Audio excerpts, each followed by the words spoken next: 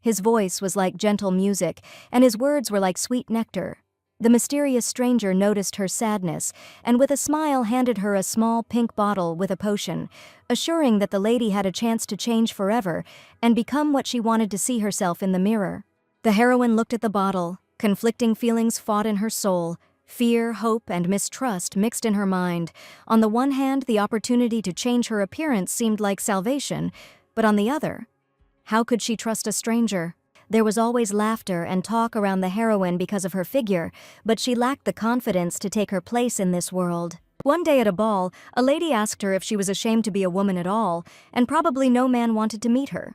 Every morning she woke up with the hope that this time she would see someone different in the mirror, someone slim and confident. She regretted that she could not be like the aristocrats who easily attracted the attention of men and enjoyed life.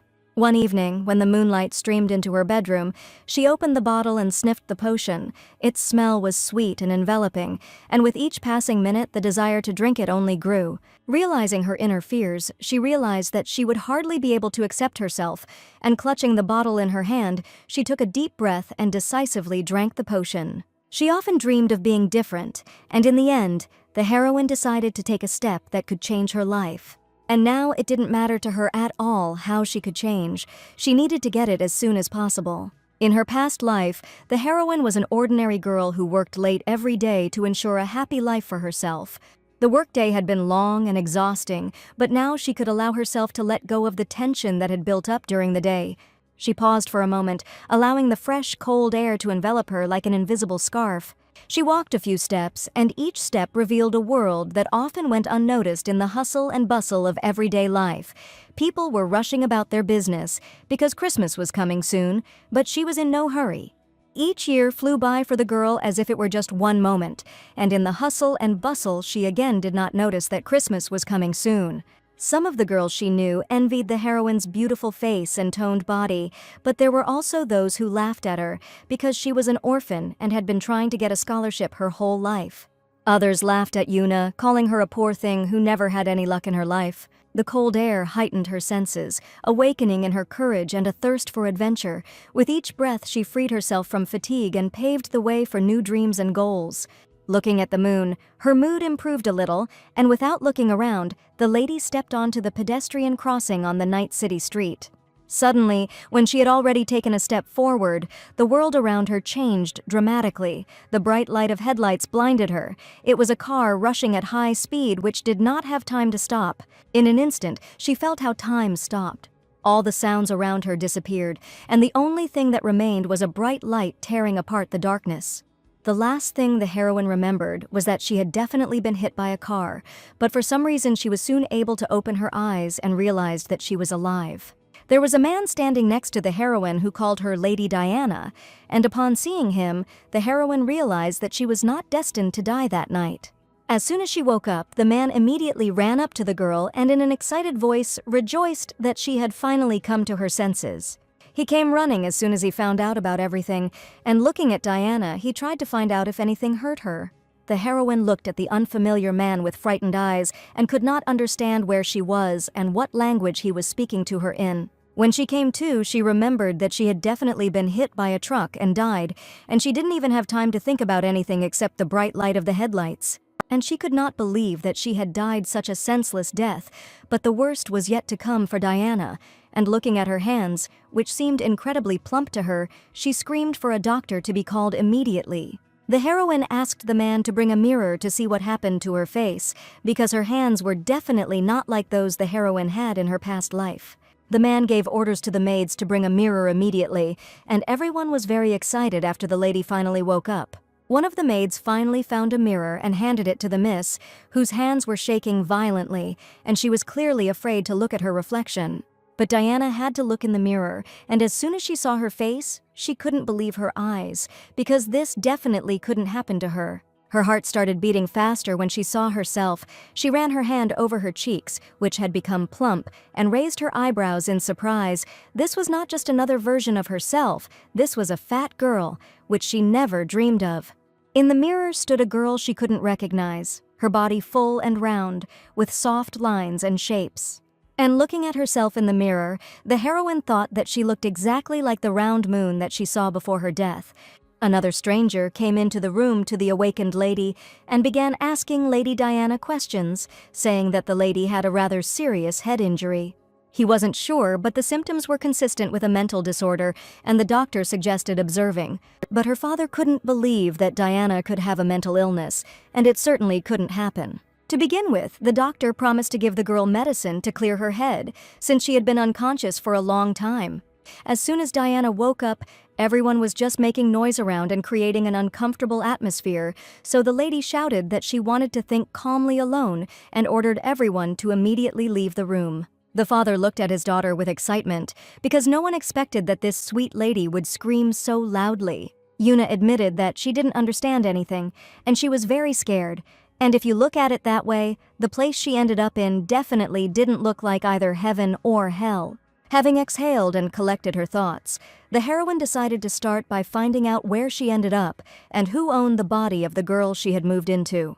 Having looked around the large room, the heroine still did not find any mirrors, but she really wanted to get a better look at how she had changed. But instead of a mirror, she found a diary with gilded letters in one of the desk drawers and realized that it belonged to Lady Diana herself. Opening the first page, she realized that instead of a diary, she was holding an ordinary recipe book in her hands. The heroine did not find any clues in the room, and there was absolutely nothing here in that strange language that she understood by ear and could read. The heroine had not managed to find anything the whole day, and completely exhausted, an interesting thought finally came to her. If there is nothing in this room, then there must definitely be something in other rooms, and it is definitely worth looking there. Looking behind the door, the heroine made sure that it was quiet outside and there was no one in the corridor, and she could calmly go about her business. There was indeed no one behind the door, and the lady, looking around, walked along the corridor, making sure that there was no one else here. She was very surprised by the size of the huge room in which she woke up, and the house itself was not that big.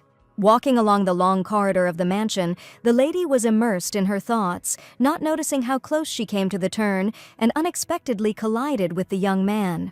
The seconds froze. She felt herself losing her balance, and the next moment the heroine found herself on the floor. The lady quickly raised her head and met the gaze of the young man, who seemed to be as surprised as she was. A nice young man asked Diana what she had forgotten in the hallway that evening, since she should definitely be in her room. She didn't come up with anything and admitted that she went out to find something, but the young man didn't believe her because she was sitting on the floor in just a nightgown and completely barefoot. He came closer and, taking the lady by the arms, lifted her off the floor, claiming that the girl was behaving very strangely.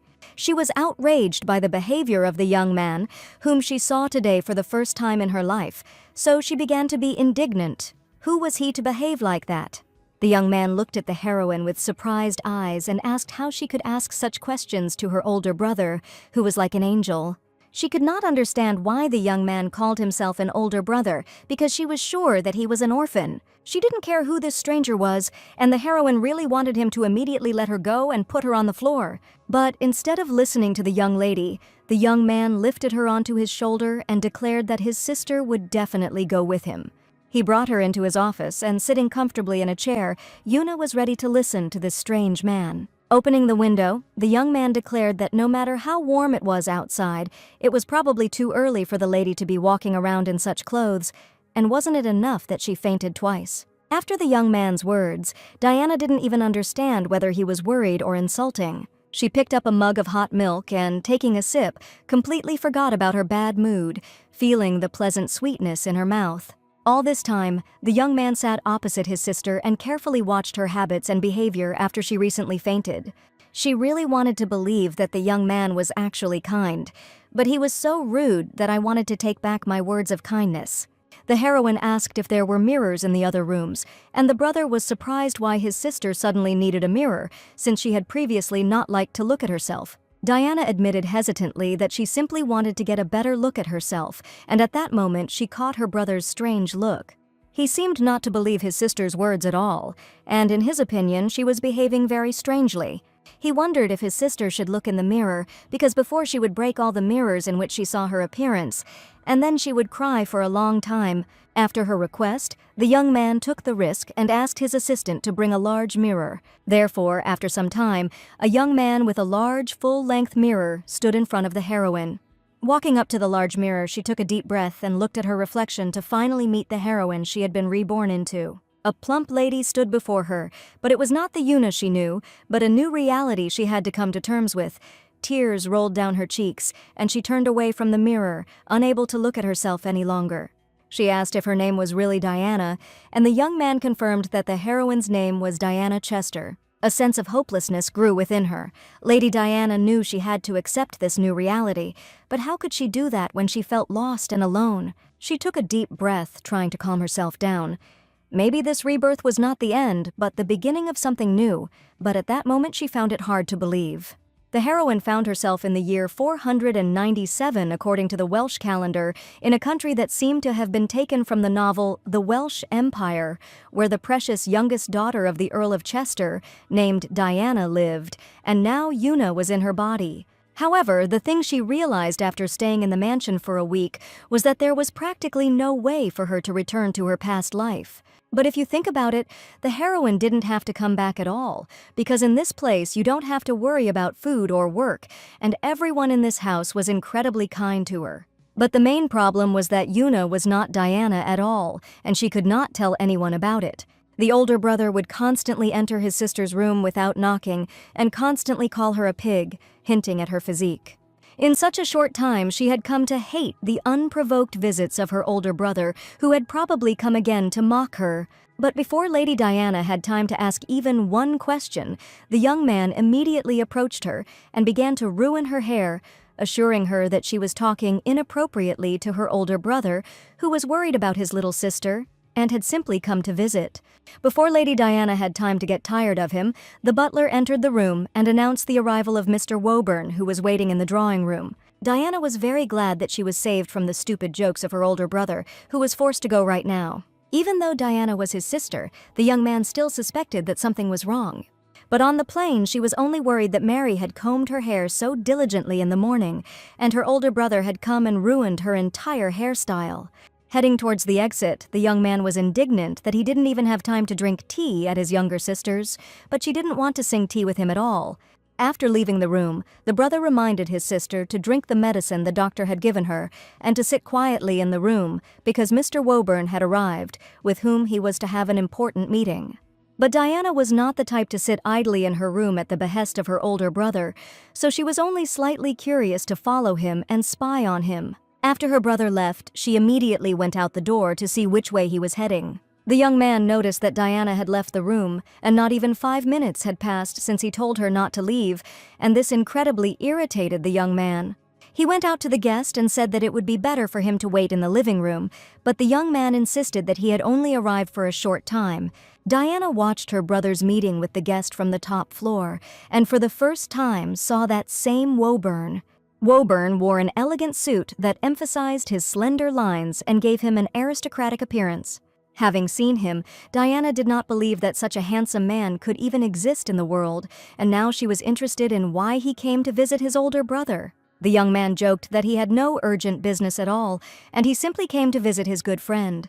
But it was just a joke, and he handed the letter personally to Diana's brother, and apparently it was something particularly secret.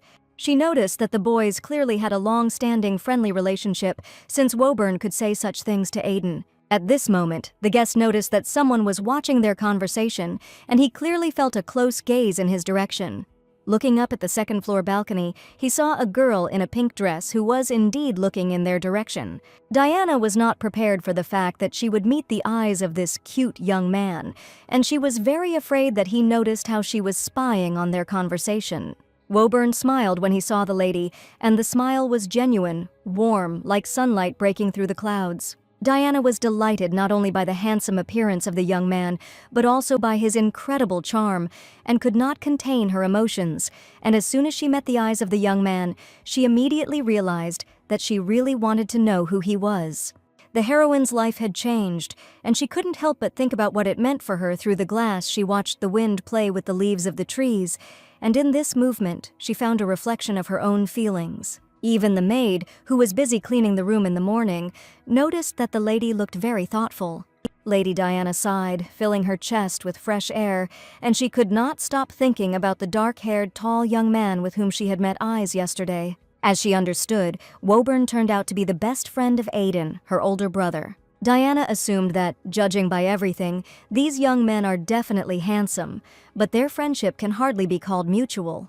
Diana's thoughts were so confused in her head that she really wanted to forget all of this and think about how to live in this world under the name of another girl. The thought that she would have to forget everything somehow influenced Diana, and she was sure that this idea would definitely work. She enthusiastically asked the mayor to gather everyone in the house right then and there, and considered herself an incredible genius for coming up with such an original idea. Soon, everyone was gathered in the hall of the mansion, and none of those present understood why they were there. Diana politely addressed the residents of the mansion and thanked everyone for coming despite their business. She was getting ready to make an important announcement, and the first step in her plan was to tell it that she had supposedly suffered amnesia and had completely forgotten who she was. So Diana used an excuse so that no one would guess that she was a different person. And now, if she didn't know something, she could just say that she had lost her memory. The next morning, Diana could not wake up for a long time, and the maid came to her room and warned that the lady needed to get up and have breakfast. Looking at Mary, she was horrified because there were huge bruises under the girl's eyes and the maid's face was very pale. She said that because of the news that Diana had reported yesterday, the servants of the house had a meeting until late at night. The residents of the estate were worried about the lady, and none of them knew how best to behave because the lady had lost her memory and did not remember who she was. It was the first time Diana had heard such pleasant words, and she did not expect that they would all be so worried. Mary said that in their conversation they came to the conclusion that it would be good if Lady Diana began to communicate with them more. Mary was sure that if they talked often, it would be easier for the mistress to remember their faces, and perhaps her memory would return again, but the heroine knew that this would definitely not happen. So the maid bowed and said her name so that Diana would know that she was serving and helping her. Mary knew the lady better than anyone, and was very proud of the fact that they were close, so she warned Diana that she could always have a heart-to-heart talk with her. The lady immediately had a question for the maid, and she was happy to find out the answers to some questions. The first thing Diana asked was whether she had always been so fat, and this was the most important thing that worried the lady. Diana wanted to know what could have caused her to suddenly start gaining weight. But after hearing these words, the maid tried to leave the room as quickly as possible, saying that she needed to do something very urgently. Things ended badly with Mary, and the maid simply ran out of the room to her mistress without answering the question that was troubling her. However, after this, Diana found it easier to communicate with people in the mansion, and every morning she greeted each of them sincerely. Where she calmly came out of her room and talked, and one fine morning her father was waiting for her in the blooming garden. He was very worried about his daughter and immediately asked how she was feeling, and Diana thanked the man for his concern.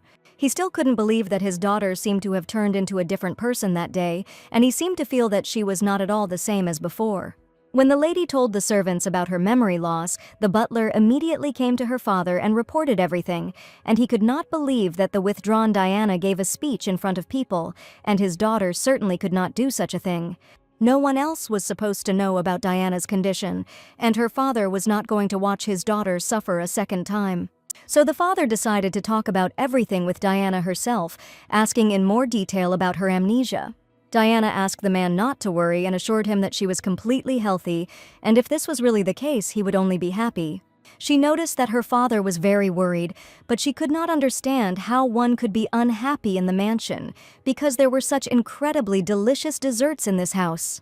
The father met with Diana to talk and said that he would have to leave his daughter in such a state. He needed to go to the imperial palace, and he was very worried that Diana would be left alone in the mansion. She asked her father not to worry, Mary and other servants would be in the mansion, but in reality, Diana couldn't wait for her father to leave the house so she could finally check the other rooms. As soon as her father left, Diana immediately went outside and was glad that she could finally go out for a walk in peace, and this was her first normal walk since she remained Diana Chester. Taking a deep breath, the heroine felt incredibly fresh air, but suddenly heard a voice behind her. Diana really wanted to be alone, but even now she was unable to do so, and there really was someone standing behind the girl. It was Mary who insisted that the lady must not strain herself, and wherever she went, she was obliged to go with her. She must also be accompanied by a guard, Evan, who promised that he would not interfere with the mistress's walk under any circumstances, but would always be nearby. Diana happily thanked him, because what girl wouldn't want to be accompanied by such a sunny guy? This was the heroine's first walk in her new body, and she was very impatient to see the new world. Going for a walk, she was sure that a very cool day awaited her, and believed that it would bring a lot of joy. When the carriage approached the small town, the heroine did not yet know what she would encounter, and how this walk would change her second life. On the street, she was met by an aristocratic acquaintance who turned to Miss Chester and stated that the girl could not behave like a worthy lady.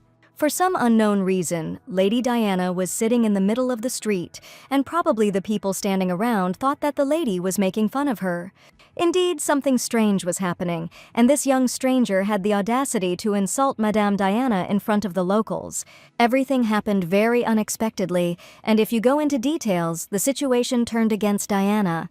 To understand how this happened, we need to go back a few hours, when Lady Diana became ill on the way from being very sick in the carriage. In Yuna's body, the heroine never suffered from motion sickness. Now she wondered if in Tiana's body the task was only the soul. Yuna and her servant stopped in the forest, and she went out to get some fresh air, but was soon ready to continue on her way again.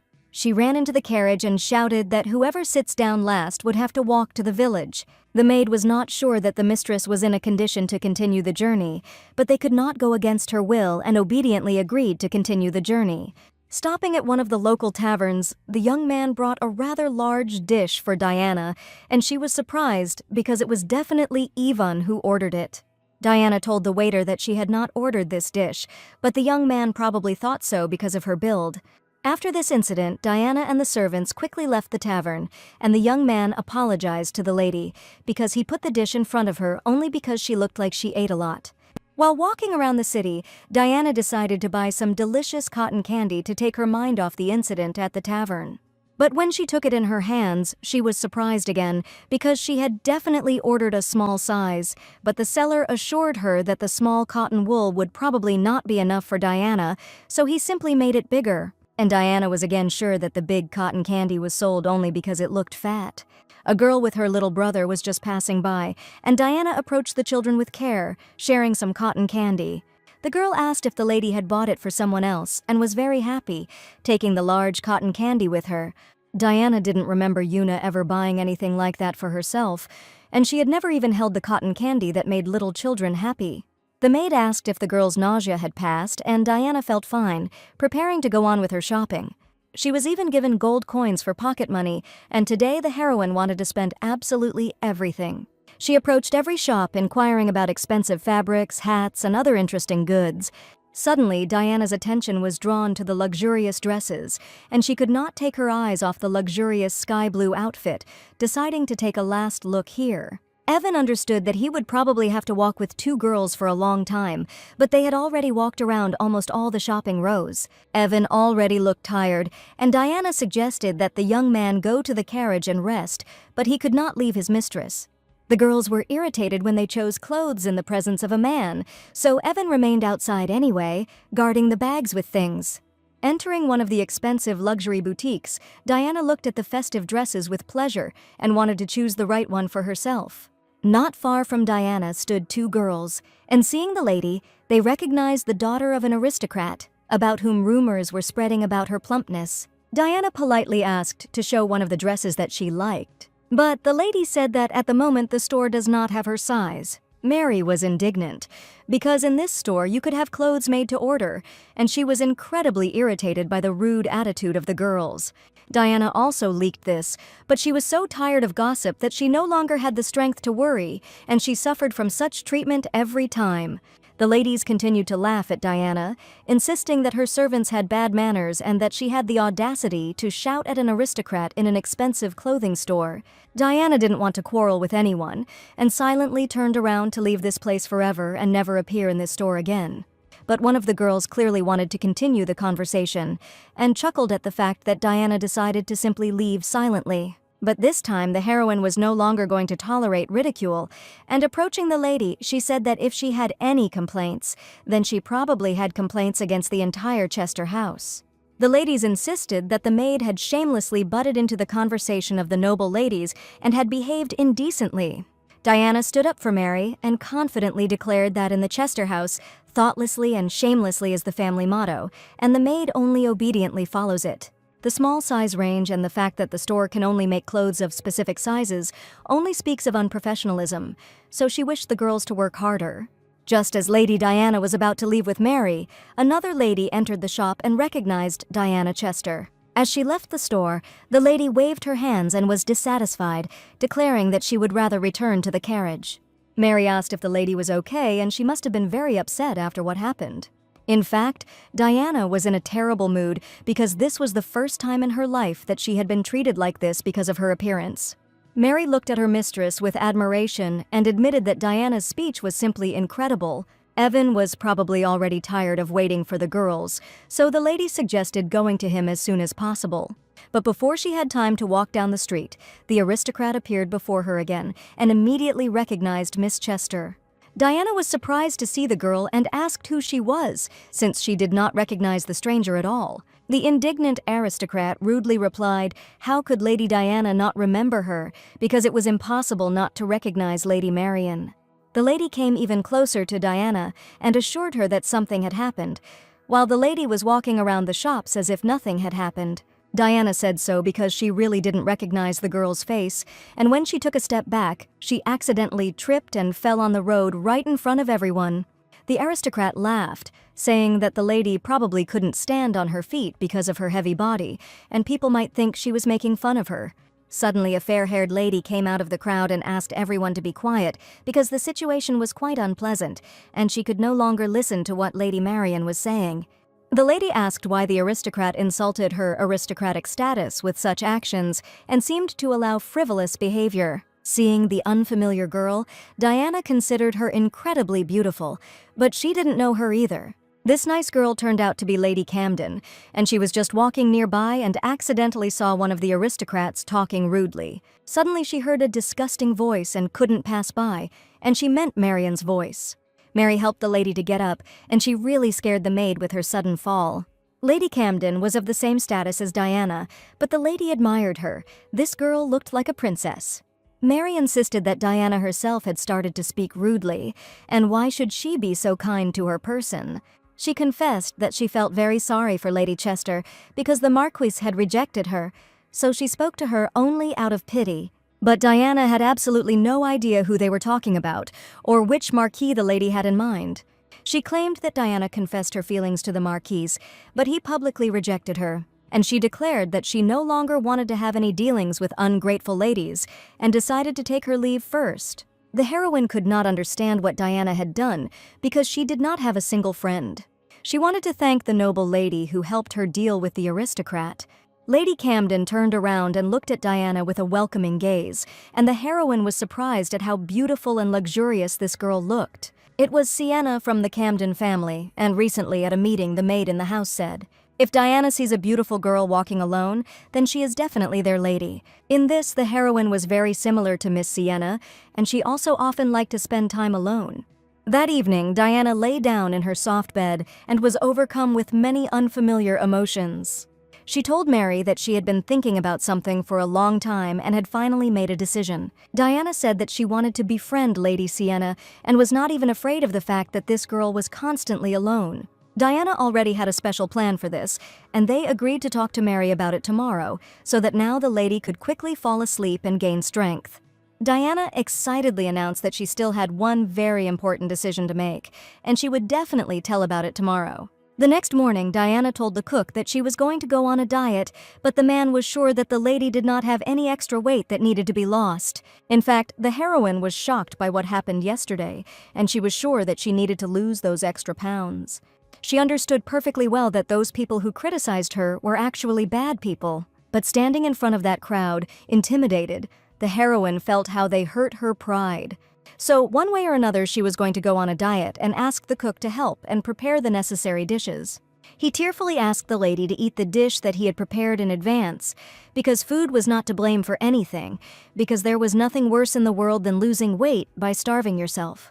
Diana failed to overcome Uncle Paul, whose main joy in life is feeding the lady something tasty. After talking with the cook, she realized that there really was nothing she could do, and she would have to come up with another way. She asked the butler to find some medicine for weight loss. The young man confidently replied that such a medicine does not exist, and the young lady will definitely not be able to lose weight simply by taking pills. He insisted that the lady was the one who should put her health first, because they had not yet returned the lady's memory, and she was already going to go on a diet. With each passing day, Diana became more and more upset, because her plans failed every time and she had only one way out: to take up sports. Diets required some understanding, but Diana knew absolutely nothing about them. So she decided to start doing regular exercise, which was much better than just sitting around doing nothing. After dinner, Diana came to her brother and said that she wanted to borrow Evan for a while, but the young man considered this complete nonsense. In fact, Mary suggested turning to Evan, but for some reason Evan was subordinate to the heroine's older brother. She admitted that she decided to go on a diet and needed someone to help her exercise, and the young man was sure that his sister was free to do whatever she wanted, but he did not understand why she decided to go on a diet. And he was ready to talk not only after she said that the older brother was the best and that he was very far from it. Diana understood that her older brother was making fun of her again, and the young man assured her that in that case she definitely didn't need an assistant. She shouted the phrase loudly, clearly repeating every word that her older brother wanted to hear. He was very glad that she obediently fulfilled his request, but then he stated that he was not going to give Evan to her. And everything he said was just words, and his sister definitely won't be able to get his knight. The young man really couldn't give up his knight, because he occupied an important place in his squad. Diana's brother was about to leave for the north with the family's nightly company soon, and warned that they would be gone for some time. Having failed to get help from her brother, Diana decided to ask for help from another person. She had one person in mind whom she wanted to meet as soon as possible to resolve an important issue.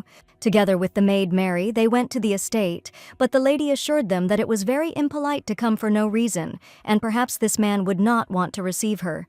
But Diana had already sent a message in advance, and now she stood in front of the gates of the mansion, holding a box with a red bow in her hands. She was sure that this lady had absolutely no choice but to chat pleasantly, because she brought a tempting gift. The guards let Diana into the mansion, and she politely gave her name to the butler. But the young man insisted that they had not received any news that the ladies were going to visit them, and that there must have been some mistake. Here, the heroine herself made a mistake, sending the letter just 2 hours before the official arrival. The basics of noble manners dictate that if you are from an out-of-town family, you should obtain permission to visit in advance by exchanging letters a month before the meeting. The butler has already sent a man and promised that the lady will come down soon. However, since this is a sudden visit, it may take some time. Diana asked not to pay attention to her, because she understood perfectly well that she had arrived almost without warning. Spending the tedious time waiting, the heroine was surprised at how people occupy themselves in times without smartphones, and she just wanted to fall asleep. So Diana couldn't resist and lay down on the sofa in the living room because she had been waiting for many hours. Finally, a familiar female voice was heard in the living room, and the lady apologized for the long wait. Diana immediately jumped up from the sofa, insisting that she had not been sleeping at all, but the lady asked her to first get rid of the marks on her cheeks and then talk. She asked to get to the main point, and she was interested in the reason for Lady Chester's unexpected visit. After all, no one could do that, and everyone knew the rules of communication with aristocrats, but Diana managed to distinguish herself. She was sure it would be too burdensome if she told him that she had come here only to make friends with the noble lady. So Diana put the box with the red bow on the table and moved it closer to the lady. She asked her to take a look and then start talking. She was sure that there would not be a person in the world who would not like this present. Sienna smiled, clearly enjoying the attention that Ms. Chester was giving her. She assumed the gift might be a precious stone, but the surprised Diana knew that the box contained something completely different. She stated that even if it wasn't a gem or a statue, Diana was still doing something stupid. The lady decided to open the box and show what was inside, and the gift turned out to be ordinary sweet puddings. This vanilla pudding was made by the chef, and Diana thought it was very tasty, so she brought it to Sienna. She did not expect at all that the gift would be a dessert, because she was sure that the aristocrat had to bribe her with jewelry. Sienna asked if Diana was trying to show herself off by giving such a gift, but the lady insisted that she had not known that it was necessary to give jewelry. Surprised, Sienna walked up to Ms. Diana and loudly asked if she really wanted to please her so much, and that was why she had unexpectedly arrived at her house. Diana replied that Sienna also had no friends, and she would really like them to become friends. And she wasn't at all sure that Sienna should agree, because she was seeing this girl for the second time in her life. Sienna admitted that she deliberately didn't make friends and that they were like annoying flies to her. Diana smiled and replied, "People who don't have friends usually walk alone," and after these words she caught the lady's puzzled look. Sienna admitted that Ms. Diana had changed a lot since their last meeting, and the heroine was surprised because they had met before. As it turns out, Sienna had seen Diana earlier in the swamp there last year, and then the heroine looked completely different. Diana said that she had recently lost her memory, and that was why she did not remember their last meeting. She asked if the ladies had been friends before, since she had absolutely no memory of what their relationship had been like. After a long conversation, Sienna entered her room, slamming the doors loudly, and the lady seemed to be in a bad mood. The maid noticed that the lady stayed with the guest longer than usual, and probably this was a special meeting. Sienna didn't know what to tell the nanny, because this meeting was unexpected for her as well. She said that Lady Chester had come to visit and asked her to become her friend. Sienna declined and found it strange that Diana wanted to be friends so suddenly. But then the girls had a completely different conversation, and Sienna couldn't stop thinking about it. Immediately after meeting the aristocrat, Diana decided to go to a jewelry store to buy some jewelry. She was greeted by a friendly lady, who assured her that the lady had arrived at the finest jewelry shop in the Welsh Empire. Diana had no idea that Sienna loved jewelry more than sweet pudding, and if she wanted to be friends, she needed to find some gems. She asked to find a precious stone as a gift for a friend with whom she would like to become friends. Diana's attention was drawn to a green gemstone in the display case, which shimmered mesmerizingly in the light. Diana didn't choose anything else because she really liked this stone, and she was sure that Sienna would definitely like it. She hoped that her gift would certainly be to the taste of the aristocrat, and as she walked among the crowd of people, she did not notice how she felt something strange. A young man from the crowd with short blonde hair and incredible sky-blue eyes looked at Diana. For some reason, he turned specifically to Diana, and among a large number of people, he paid attention to her. She thought that the young man was clearly mistaken, but he insisted that he wanted to ask the stranger something. He asked the lady to spare him a little time and was clearly about to ask him something. The young man assured that the conversation would not take much time, and he was simply attracted by an unusual girl from the crowd. His face was shining with kindness, and his smile was so sincere that it could melt any heart. He made his way through the crowd, and every step of his was full of confidence and lightness. He approached her, and at that moment everything around seemed to freeze. The young man stopped in front of her, and his gaze was full of warmth and interest. He introduced himself and called himself a Knight of the Order of St. Eliot, and was just busy with an investigation, so he wanted to check with the lady whether she had accidentally bought precious stones in one of the nearby shops. Diana wondered what this young man could be investigating, and she had indeed just left a jewelry store. She stated that she had never bought gemstones and was probably afraid that she might face some kind of punishment. She had no intention of telling the stranger about her purchase, and he thanked the lady for her help, deciding to move on. Diana watched the departing silhouette for some time, and this meeting seemed to have made an impression on her. She had just lied to the Imperial Knight, and there was absolutely nothing she could do about the situation when she met the young man. He left with the thought that the lady would regret what she had done, because he could clearly see the paper bag with precious stones in her hands. Back at the mansion, Diana looked closely at the gem and asked Mary if there was a law that would put someone in jail for buying stones. There was no such law in the Empire, and Mary asked the lady why she had decided to lie at all, and was now suffering. Diana was afraid that it might be some kind of trap, but Mary asked the lady not to worry too much, and to go to bed so that she could get up with new strength tomorrow. The young gentleman had to go on a nightly expedition, and Diana had to be left alone for a while. She remembered the words of her older brother who spoke about the campaign, and realized that she was left alone in the mansion, and in fact, she had long forgotten about this news. The next day, Diana said goodbye to her older brother and wished him success on his expedition. Diana had absolutely no idea what to say goodbye to, and could only wish that her older brother would not get into trouble in the forest. The young man found his sister's concern incredibly sweet and even smiled in response. But since he was too confident in himself, he patted his little sister on the cheeks and warned her not to wander around just anywhere and to better guard the house. Just recently, an urgent message came in that strange signals were coming from the forest in the Northern Territory, and that is why Aiden went to investigate. Diana asked her father how dangerous it was, since it could probably have negative consequences. The father assured that monsters might appear, and he could not say for sure that it was safe, but it was true that everything would be fine with his son. He also warned Diana that he might also soon leave on land matters and would also be absent from the mansion. Since his daughter was getting better, he decided that he could go and finish the work and that Diana should stay and look after the house.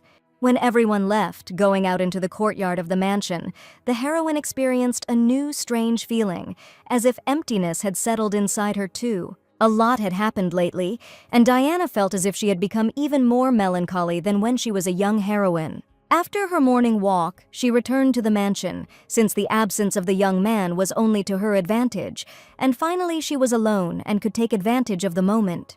A few hours later, she returned to Lady Sienna with a new gift and handed Lara a small box containing a green gemstone.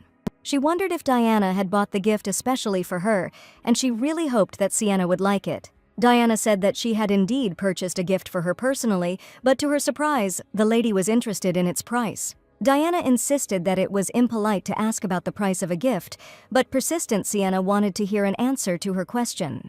She decided to answer since the lady was so interested, and told him that she had given 2 whole gold coins for it.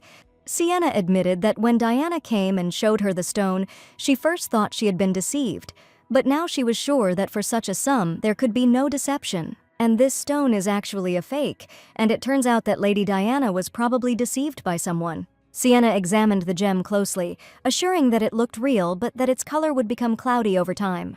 The gemstone Diana bought at a jewelry store turned out to be fake, and at that moment, the lady just remembered the man she had run into because he had just been asking about that jewelry store and probably knew that she had bought a fake and had started talking to her for that very reason. Only now did Diana realize what had happened, and if she had told the truth, then she could have brought him back. Sienna insisted that this purchase was still profitable because this stone could have cost 5 coins, and probably the lady was even given a stage. Diana didn't care about other issues at all because she just wanted to please, and the gift turned out to be a fake, and it was a complete failure for her. Sienna was surprised to hear these words and asked what Diana was going to do next after gaining her favor. And all this time Diana endured, but now her patience came to an end, and Sienna began to seem like a completely different person. Diana bought this fake, emptied all her pockets, and decided to end it there. She was sure that she was already trying too hard, but for some reason the lady continued to communicate with her strangely. And suddenly Sienna declared that this was not the way to solve things, and Diana had something interesting to hear. Sienna admitted that, as she had said last time, she was not going to stop being a friend, but offered to become a mentor in prudence. Sienna also promised to teach Diana how to distinguish precious stones from fakes. Surprised by such an offer, the heroine did not believe that the aristocrat offered her to become a mentor in prudence, and she really wanted a teacher for herself, but in fact she needed a mentor in losing weight. Oddly enough, Sienna looked so inspired that Diana couldn't bring herself to refuse her. Diana replied that she had spent her entire fortune on a fake stone and had no money at all to pay for her education. But Sienna admitted that a lady must bring something far better than jewels, and Lady Camden had a completely different tuition fee. To Diana's great surprise, the tuition fees turned out to be something she had never thought of, and it was indeed the same sweet pudding that she had first presented to Sienna as a gift. From now on, as payment for lessons, the lady warned that she would only accept Putin, and in fact, she was not as greedy for money as Diana had thought. But the lady herself said that she needed something more valuable than precious stones. But the chef turned out to be so talented that the crown prince himself wanted to get him. Sienna asked when Diana would be ready to start lessons and suggested that they start the first lesson today. She had heard that Diana was learning etiquette at home, so she decided to start with the rules of common sense that the girl needed to be taught. But Diana raised her hand and said that she had a different topic for the first lesson. She asked to tell about the diet, but the surprised Sienna admitted that she does not do sports and does not like to move at all, so she did not go on any diets. Diana didn't believe her words, because this definitely couldn't happen. and she began to worry that no one was on diets at all, and other people didn't know anything about them either. I asked why the lady suddenly started talking about a diet, and in addition to that, she was going to do sports. Diana knew absolutely nothing about diets, so she was sure that she needed to learn about it. Sienna thought and replied that Diana needed to go to the nightly detachment of the Imperial Palace, and upon hearing this, the heroine was very surprised. She needed a person who trained every day, and knights were those people. In the knight squad, she could easily meet them, and most knights are the children of aristocrats. Diana believed the girl's words and soon came to the Imperial Palace, but did not fill out an official application for a tour of the curriculum. Therefore, she could not see the training up close, but the heroine already really wanted to repeat the exercises, but she did not understand at all how they were done. She tried to repeat after the knights and really wanted to discover her talent for sports, but suddenly the girl heard the voice of a young man behind her. Diana turned around and screamed in surprise because there really was someone standing in front of her. She was worried that he had seen her practicing with the knights, but the young man apologized for frightening the girl. He said that if she needed an escort, she needed to talk to the commander and offered to take her to his residence. In fact, Diana did not want to meet with the management at all, but now she had no way back. Diana was waiting for the commander. The knights had finally finished training, but she was very afraid of meeting a stranger and wanted to say that she was mistaken and just leave his office. But the desire to become thin still stopped Diana, and she gathered her strength and was ready to meet with the commander of the nightly detachment. The young man entered the office and warned the knights that if they continued to train in the same spirit, they should learn faster. Seeing the young man, Diana could not believe her eyes that it was really the commander, because they had already seen each other before. She clearly remembered that she had seen this man's face somewhere before, and it seemed incredibly familiar to her. The fair-haired young man looked at Diana with sky-blue eyes, and she remembered seeing him near the jewelry store. And this was exactly the man she encountered when she was buying precious stones. The young man had not yet seen what kind of guest was waiting for him, and he only heard a female voice behind him. The world was incredibly interesting, and the heroine could not imagine that she would meet a stranger here. As she did last time, the heroine decided to pretend that she simply didn't recognize him. But the commander himself followed the young man, and the fair-haired guy turned out to be just his assistant. And Diana was even more surprised to see a tall, stately young man whom she was also familiar with. The young man immediately recognized Aiden's sister, and he had recently seen her in the mansion when he came to her brother with an important letter. The last time Diana and the stranger met eyes, the lady could not forget his sweet smile for a long time. Without expecting it, she said that she saw a beautiful face again, and the girl felt embarrassed that she said these words out loud. She reproached herself for suddenly confessing her sympathy to the young man and was ready to fall through the ground, but she was not the only one who heard these words, and the assistant commander, who was standing nearby, also grinned and noted the handsome face of the young man. After this, he received a reprimand from the commander and turned to Diana, intending to treat her to some delicious tea. The young man wanted to know why the lady had paid him an unexpected visit, and specifically had turned to the nightly squad. He noticed that Diana was very nervous, and she was afraid to even tell why she really came. But in reality, she wasn't nervous. She was just afraid of saying something wrong, because there was an incredibly handsome man sitting in front of her. The young man asked her to feel comfortable because her older brother was not here, and she needed to tell the reason for her appearance. Embarrassed, Diana began her speech and tried to watch her words so as not to say anything unnecessary. She admitted that she came to find a weight loss mentor, and these words were incredibly difficult for her to say. Hearing the lady's words, the young man thought she was joking, but Diana was determined. Probably Diana expressed herself too bluntly and didn't explain much, but the girl needed someone who could help, but she understood that the commander could easily refuse her. Diana had absolutely no idea who could help her with the issue of losing weight, and she believed that the commander could help her. The young man promised to find the girl a weight loss mentor, and she was very grateful to him. He smiled and replied that he knew the perfect teacher who would definitely help Diana lose weight, and this person would definitely teach her without any pity. Diana was sinking into the sweet embrace of sleep when suddenly her world was filled with an anxious feeling. She had a bright and colorful dream in which she was in her favorite room, full of exquisite desserts. Even in her sleep, she was afraid to take a bite because she was afraid of gaining weight, but she knew that Paul had put a lot of effort into making the cakes, so she really wanted to try them. But suddenly, as if by magic, everything around began to change. The cakes, which had just looked delicious and tempting, began to slowly transform. Her heart sank with bitterness and disappointment. All those sweets that brought her joy now became a symbol of loss. Diana watched in horror as her favorite sweets lost their shape and turned into heavy gray lumps. Diana rushed around the room, trying to find at least one treat that would remain the same, but everything around was just lifeless stone forms. Hearing the screams, the maid tried to wake up her mistress because Diana was screaming too loudly in her sleep. She was shouting something about cakes and pastries, and Mary didn't understand anything at all and couldn't make out a single word. At that moment, Diana woke up and realized with relief that it was all just a dream. She took a deep breath, and although her heart was still fluttering from what she had experienced, Diana woke up in a state of distress, but the maid warned her that it was not the time for that, and that Mr. Woburn was waiting downstairs to see her. It was early morning outside, and running out in just her nightgown, Diana was frightened as to why the young man had come to visit her. But the young man was already cheerful and happy, and holding the newspaper in his hands, he wished the lady a good morning. She asked what business he had in coming with such an early and unexpected visit. In fact, the young man arrived so early to help the heroine lose weight, which she herself asked for. She wanted to have a real mentor, and the young man asked for a summer to change clothes and go downstairs. She pleaded that it was too early and she didn't know that classes would start today, but if she had known, she would have refused yesterday. A month ago, Diana tried to find out who the teacher was that Woburn recommended. And that day, the young man happily declared that he wanted to become Diana's mentor to help the girl feel more beautiful. Diana did not understand then why the commander agreed to this role, but the young man insisted that he simply had free time.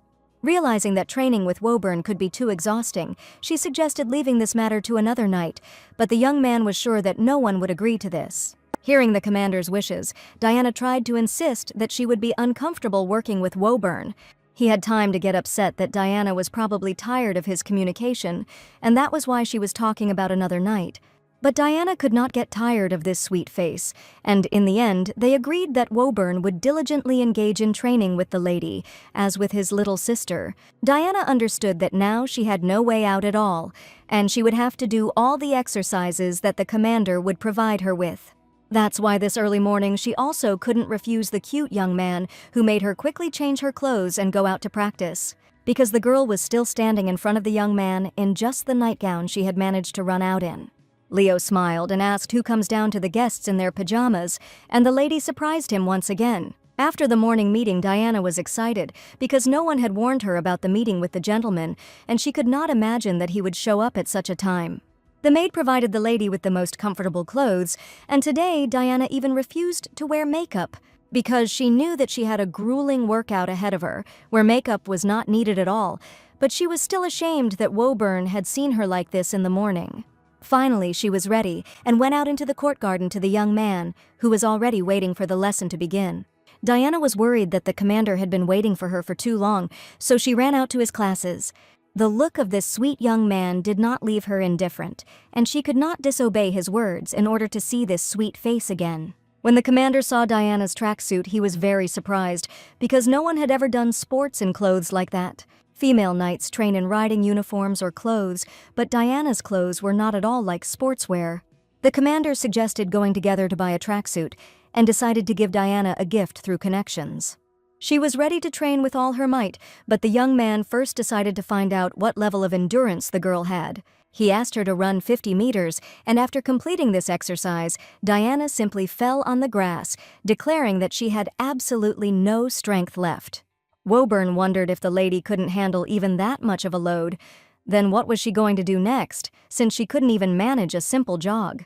To begin with, she needed to increase her endurance, and suggested that the young men start walking every morning for 2 hours. Diana was glad that she had to do such an exercise. After all, she could walk with pleasure and decided that losing weight was even too easy. But after training, she saw her lunch, and now she also needed to control her nutrition. Woburn smiled and asked if the lady had not expected to see such a dish on her table. Diana was actually a little shocked because her plate only contained vegetables and lettuce leaves. Life had certainly not prepared her for this, and Diana even asked for a little time to adjust to the new diet, since now she had to eat only greens and salads for some time. Today was only the first day of losing weight. The ideal was already difficult to complete the tasks that the commander assured to carry out. He now controlled Diana's entire menu, breakfasts, lunches, and dinners, and the food was entirely under the direction of the commander. He eliminated cakes, bacon, French toast from the menu, and left only steamed vegetables. Diana had no idea what she should eat now so as not to die of hunger, but the commander insisted that the lady listen to the new menu. She couldn't imagine how it was possible to eat only vegetables all the time, but Leo asked her not to exaggerate. After all, Diana herself had to make a firm decision to take the first step towards losing weight, and this was only the beginning. The next morning, Diana got up early and went to training at the appointed time. The lady admitted that she had hardly slept for half the night because she was hungry and could not sleep. This meant that Diana had indeed only eaten salad for dinner, as she had promised, and the commander praised her for her achievement. Diana couldn't stay angry at this sweet young man for long, so she asked him to start training as soon as possible. The young man happily agreed, and looking at him, Diana suddenly had a question. Is the commander really allowed to spend every day with her, since he probably has other things to do? Woburn didn't understand what the ladies meant, and she talked about how they walked for 2 hours every morning, and it probably looked like a date from the outside. Diana was so engrossed in her conversation with the young man that she didn't even notice how she walked behind him and bumped into his back. The young man stopped and said that he had never imagined that a morning walk would be like a date. Even if it wasn't true, people who might see them together would probably think that they spend every morning in yours, and gossip might start. Hearing about the gossip about the young couple, Woburn looked at the lady and admitted that why not let it happen, since he was not against their joint gossip. And this answer was completely unexpected for Diana, because it meant that the commander felt sympathy for her. She suspected that something was wrong when the young man easily agreed to weight loss training. Diana asked if the commander's feelings were complicating the situation, but the young man did not understand what she was talking about. But Diana had just heard him say that he wouldn't mind gossip, so she thought the young man had fallen in love with her. But he looked at her with surprised eyes, and Diana understood that she had made a big mistake and was talking nonsense again. The young man suddenly laughed, insisting that the girl was behaving strangely, but Diana was sure that she was being mocked again. She was very upset because she thought something completely different from what Woburn said and blindly believed her own words. The young man confessed that he said so because he had a certain situation. The thing was that there were already some ridiculous rumors circulating about Leo, which he had only recently learned about. Since he constantly saw her older brother, many began to say that there was a close friendship between the young men. And as soon as Diana heard that such stupid rumors were circulating, she was so surprised that she couldn't even find what to answer and simply stood there dumbfounded. Woburn smiled and replied that it was because of the 3 brothers he was the only one still unmarried. A man who is of age to marry does not have a partner, and they are constantly together, and the reasons for gossip are quite obvious. But Diana herself recently thought that the friendship between the young men was too unexpected, and admitted this to the commander. In any case, if I gossip, then the young man it would only be to his advantage, because the first rumors would fade into the background. The heroine didn't want to become part of stupid rumors, but she really wanted to lose weight and train with the commander. He smiled and asked how Lady Chester's appointment this morning had gone, if that was what it could now be called. But unexpectedly, during the conversation, Diana covered her face with her hands, and the perplexed young man looked at the lady and remained silent. He asked what was happening to the girl, but Diana continued to stand with her eyes closed and asked the young man to stop. She begged him to stop using her face as a weapon of seduction, but he smiled because Diana was waving her hands too cutely. He assured her that he had never tried to seduce her and asked Diana to open her eyes and promised not to do it again. But as soon as she opened her eyes, he looked at her carefully, as if he was closely observing her very soul. And Diana shouted at her even more so that Woburn would not make that face again, and especially not come so close. But she reacted very funny, and Woburn wanted to tease her even more. The young man laughed and asked if Diana would still continue training if rumors spread. She pushed Woburn away to get him to move away and admitted that she had a couple of conditions. She was going to have a serious talk with the young man so that he would no longer dare to behave like a stupid boy. Where she admitted that she likes handsome men, so the commander should be careful in the future. If she falls under the commander's spell and confesses her love, then he will have to do something after that. After the threatening words, The young man only laughed loudly, and it was incredibly sweet for him to watch everything that was happening.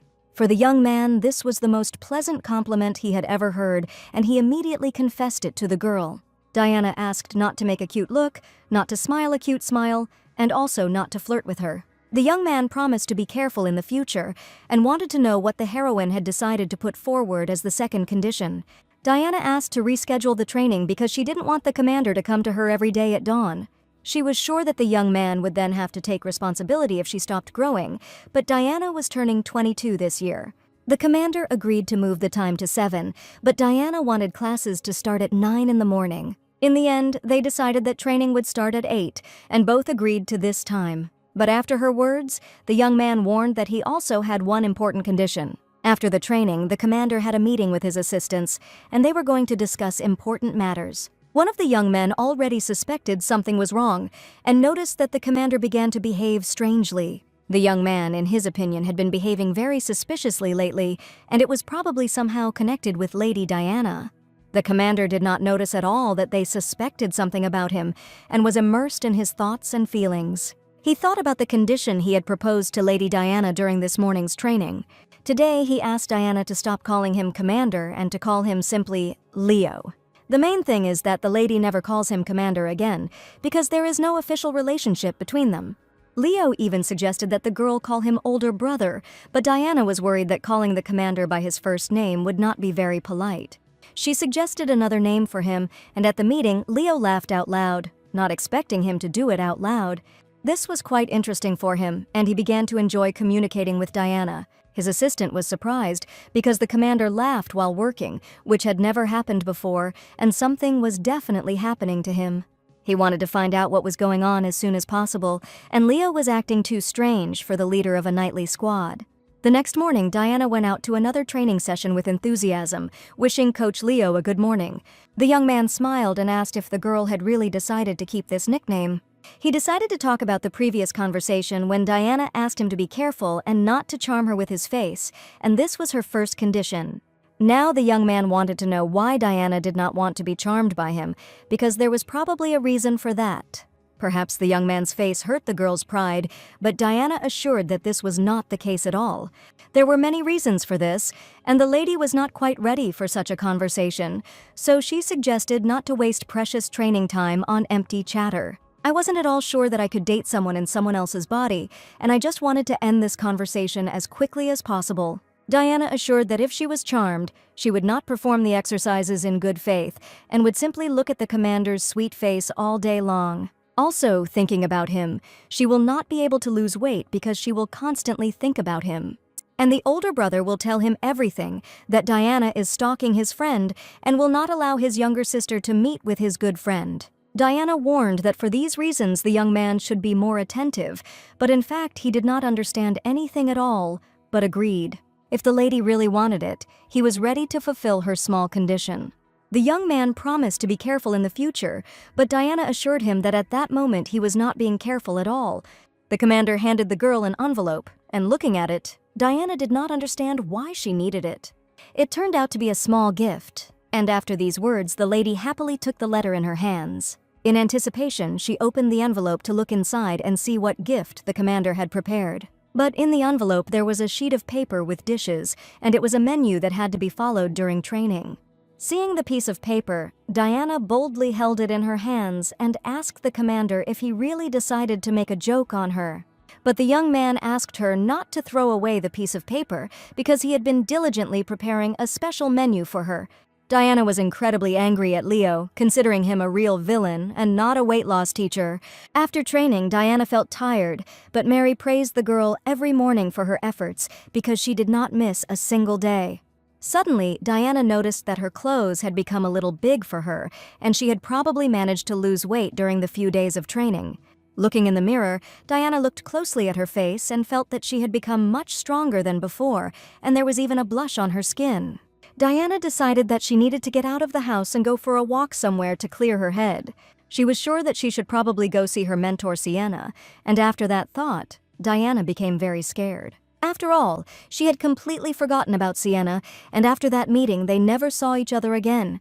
That day, she asked her about her diet, but Sienna didn't answer, and Diana didn't write her any more letters. As soon as she thought about it, she immediately realized that Sienna would probably be upset and think that the girl was simply using her. She asked Mary to send an urgent message to Sienna so that she could visit Mrs. Camden tomorrow. After a while, Mary ran into the room and said that Lady Sienna had arrived to visit Diana in person and was waiting for her in the drawing room. Diana was sure that the lady had come here because too much time had passed since the meeting. She promised to fulfill all of Sienna's conditions since she offered to become her teacher out of prudence. Diana was very worried, and with trembling hands she went out to the guests to finally see her. She felt like a little rabbit in front of the evil wolf, and noticing Sienna's gaze, she couldn't move at all. Seeing Diana's agitation, Sienna offered to talk since she and the lady had not seen each other for a very long time. The heroine was very worried that she had big problems, and she promised to keep in touch with Lady Sienna. Diana was so busy with other things that she didn't even notice how much time passed, and she simply stopped communicating with Miss. She asked for the time being what specific business Lady Sienna had come for, since she probably had come for a reason. The lady apologized for such a sudden visit, but in fact she had sent the letter 3 days ago. Diana knew nothing about this at all, and it seemed to be the butler's fault, but the letter still said that Sienna was coming to visit in about 3 weeks.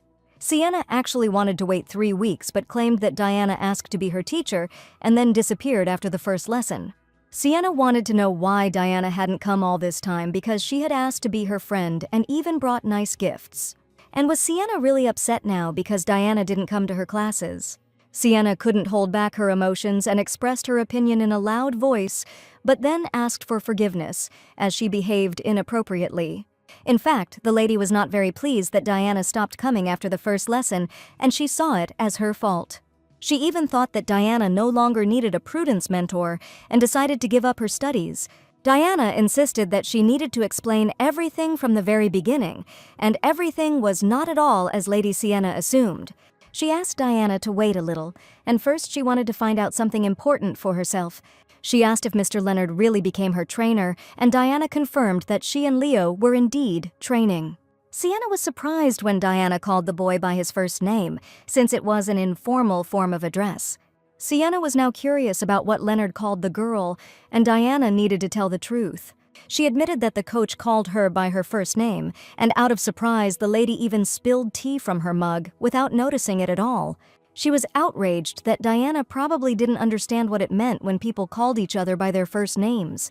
Sienna said the girl needed a second lesson and it needed to be done today. The most important thing for an aristocratic family, where wealth and power are passed down from generation to generation, is the preservation of the family name.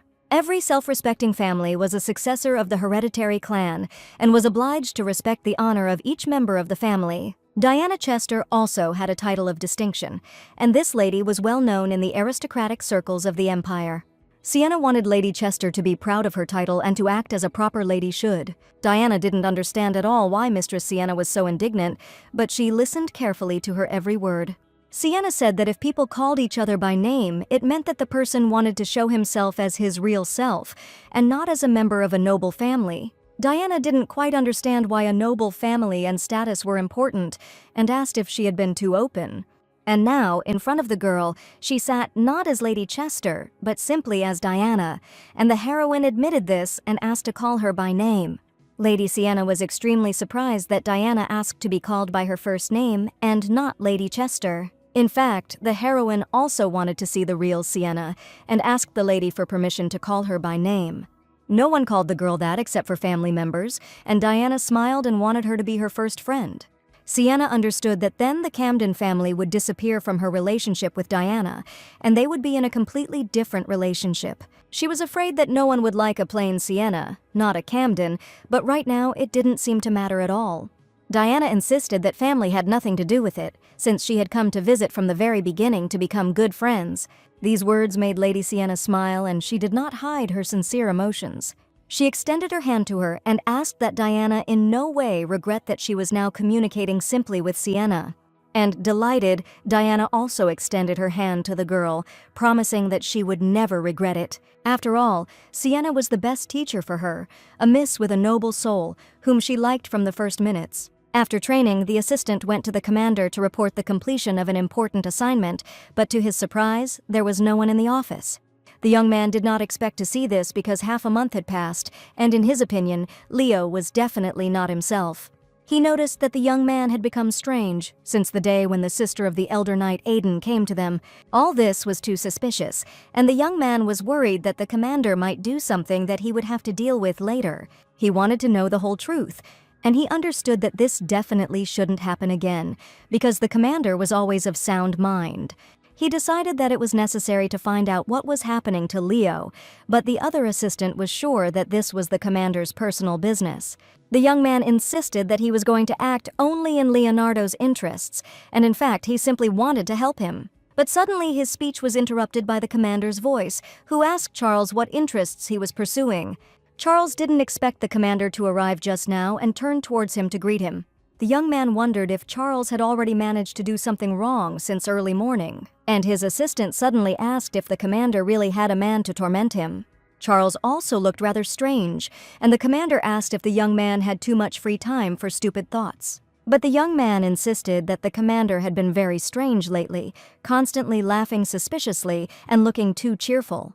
He also noted that it all started when that girl came here, and he was not going to hide his opinion from the commander. Assuming that the person the young man is tormenting is definitely Aiden's older sister. And now Woburn learned that ridiculous rumors had started circulating about him and Diana. That evening, the commander felt very tired and did not notice how he fell asleep on the sofa, forgetting about the morning meeting. His assistant was sure that there was no need to suffer so much, and that they could simply reschedule the meeting without holding it in the morning. The commander usually liked to sleep until lunch, and early rises made him incredibly nervous.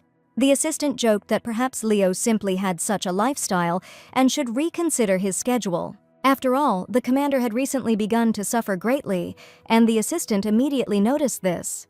Leo didn't like it when the young man started to pry into his personal affairs, so out of anger he threw a pillow at him. Leo asked him to shut up, but the young man couldn't stop talking about the commander's girlfriend, and he even suggested postponing the meeting because Leo looked very tired. The young man insisted that in any case the meetings could not be postponed, even despite extreme fatigue. Today Leo was also going to go to the Chesters and was probably tired because of the morning training. He said that Diana was complaining about being fed only grass, and the lady was seriously unhappy. Every day Diana fought her desire to eat something sweet, but she was only allowed to eat greens and vegetables. The cook couldn't believe his eyes that the lady who always talked about sweets as the only joy in life was now eating salads every morning. Paul had been preparing only desserts for the lady for over 10 years and was ready to sacrifice himself for her. Since the lady started her diet, she has not eaten a single dessert and has been responsible for her health. So Uncle Paul asked the coach to reward people for such efforts and allow Diana to at least taste something tasty today.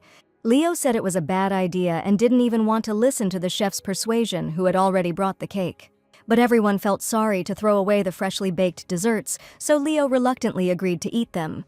Diana saw how eagerly the young man ate the sweets and suddenly felt a strange sense of déjà vu, as if she had already seen this scene. And indeed, these cakes were already in her past life, and it was called mukbang. Diana even got up from her chair and asked the coach to eat more than 10 cakes, and shouted this word loudly. But unfortunately, Leo did not understand at all what she was saying, and the heroine began to realize that in this world, such a word does not exist at all. Leo ate the delicious profiteroles instead of Diana, but she seemed to feel the sweet taste in her mouth, while the young man was exhausted from the sweetness. After a few pieces of the left one, he admitted that he could no longer eat the cake and that he didn't like them at all.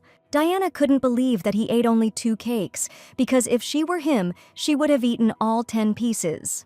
In ancient times, mukbang was considered to be eating tasteless grass, and while eating, people would also say out loud how fresh the vegetables were and how delicious the sauce was.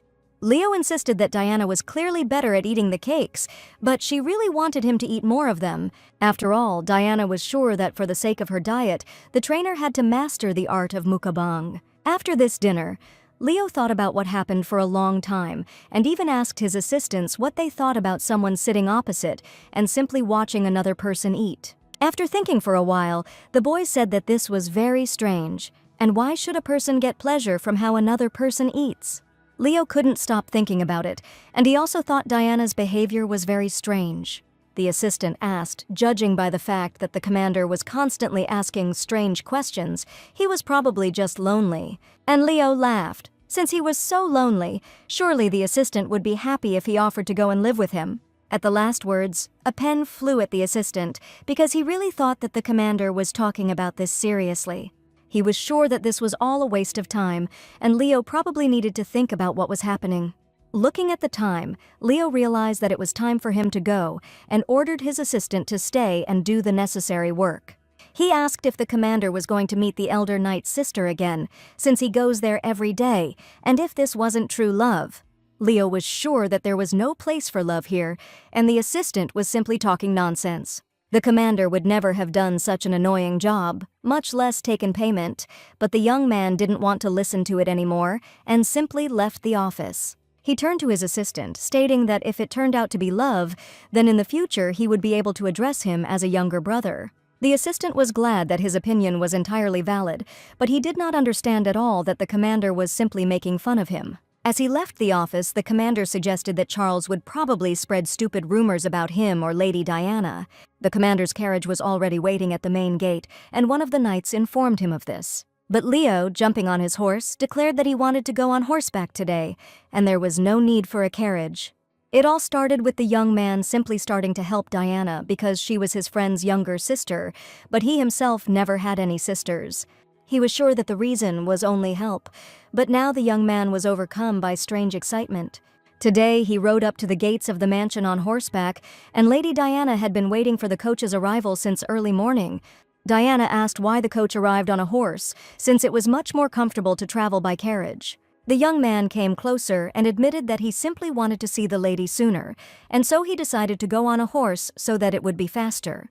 Leo wished Diana good morning, and his voice was incredibly gentle today. Diana felt a little awkward and embarrassed because she didn't expect Leo to say nice words to her. That he arrived somewhere early only because he really wanted to meet Lady Diana as soon as possible. Diana was indignant. Was the young man really making fun of her again and deigning to make jokes right from early morning? She stepped forward and sternly declared that she would no longer fall for his tricks, suggesting that they should go to training faster. The young man smiled, but in fact he was not joking at all, and he really enjoyed communicating with Diana. Diana was indignant that Leo dared to worry her in vain, and she smiled a sweet smile on purpose. After the training, Mary praised Diana for her diligence, and today it was necessary to attend a lesson in prudence at Lady Sienna's house. The maid asked how the classes were going, and Diana found them a little boring, but at the same time she understood that they were very useful. The most important thing was that she had finally become friends with Sienna after that situation, and now the ladies were communicating well with each other. She arrived at her home early in the morning for classes, and Sienna immediately provided Diana with books to study with. Sienna insisted that there was a lot of reading to do, and that her studies were no match for her sports activities. Sienna stated that last time she listened to Diana and made a decision, but the lady seemed not to understand what was being discussed. Sienna stated that she was going to train Diana better than Master Leonard, and it was her responsibility. Diana didn't understand why they couldn't just be friends, and Sienna asked the girl to open the book to the first page. Because she wanted to become better than Leo, and she was going to become the best teacher for Diana at any cost. It seemed things were getting serious, and Diana would really have to take lessons. After regular exercise, Diana became much more resilient and felt that she was getting tired much less. Leo was sure that Diana was very lucky to have a coach who was not at all modest. Diana said that she had a friend who was eager to compete with him, and the young man was excited to find out who she was. When he heard about Sienna, he didn't even understand who they were talking about because it was the first time he heard her last name.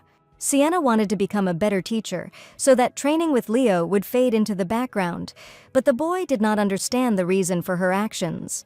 He didn't understand why he was trying to do something impossible, because he was sure that it was impossible to become better than him. And Lady Sienna would hardly have been able to develop Diana's endurance, and the young man was more confident than ever. Diana admitted that it wouldn't really be difficult for her to develop endurance, but she would be fine with simple walks. The young man insisted that the fragile lady could not cope with what he was doing, and that few people could cope with his workload. The commander wanted to gradually move on to another activity, since Diana had been making progress recently, but now he realized that it would be unlikely to be possible to move on gradually. Leo warned that they would teach the girl more than just exercises that anyone could learn. After all, a coach is the person who is always nearby, and he must teach her something that she definitely couldn't handle. He asked Diana to prepare for tomorrow, and Diana did not understand that she had gotten herself into this whole thing for nothing. Leo supposed that Lady Sienna must have liked Lady Diana so much that she had even entered into a senseless rivalry with him, where she was sure that Sienna didn't want to become friends, but they seemed to have a pleasant conversation. Leo was sure that if he ever got the chance, he would personally show Sienna what a real teacher was. He considered himself a great coach, and now Diana clearly realized that there was a struggle between these two people, and there was no way they could meet. Until, at the end of the training, Diana admitted that, compared to the lessons in prudence, this was much more important. Diana enthusiastically admitted that she was very hungry and also wanted to try some delicious salads as soon as possible. In fact, Diana just wanted to spend more time with Leo because she enjoyed talking to him. But suddenly an agitated maid approached her, and Diana realized that something must have happened. She said that a guest was waiting for her, and the lady had no idea who could come to see her at such an early hour. To the great surprise of many, Mary said that the Earl of Camden's daughter, Lady Sienna, had arrived. Leo laughed and said that they had a lot to discuss and could have lunch together, but Diana prayed that Sienna would just leave. Diana wanted to enjoy her dinner so much, but now, sitting at the table with Sienna and Leo, who had already become rivals, the girl felt completely awkward. She tried to diffuse the situation and turned to Sienna, asking why she had decided to visit her. The lady exercised every day, so Sienna decided that prudence classes should also be held every day. But Leo was against it, and wasn't sure that this subject was so important that it should be taught every day. Diana knew that if the two ever met, there would be no avoiding a fight between them, but she didn't want to be the cause of it all. Sienna insisted that if the young man really wanted what was best for Miss Diana, he needed to give her this knowledge so she could apply it in life. Leo did not understand how it was possible to have such a lack of faith in his student, because a teacher should be happy to watch his student grow, and with these words he deliberately provoked the guest. And the heroine had absolutely no idea how to calm these two down so that they could communicate calmly with each other. Diana smiled and said loudly that if the guests were finished with dinner, then they should probably start on desserts, but in reality she just wanted them to stop arguing. But it turned out that the guests did not want to calm down, and looked angrily at Diana when she asked them to calm down. They asked her to choose what was more important, sports or a lesson in prudence, but Diana didn't want to choose at all. Having risen from the table, the guests insisted that Diana finally make a choice, because it was important for them to know which lesson was more necessary. Leo didn't understand how lessons in prudence could be more important than sports, because your health depends on your physical fitness. But Sienna didn't think so, and was sure that lessons in prudence would help the lady achieve greater heights in life than ordinary sports. That's why these two still demanded that Diana choose what comes first for her. Diana knew she needed to say something, but she also didn't want to choose between Leo and Sienna. So she dragged out the time for a long time and tried to think of something to finally put an end to this quarrel.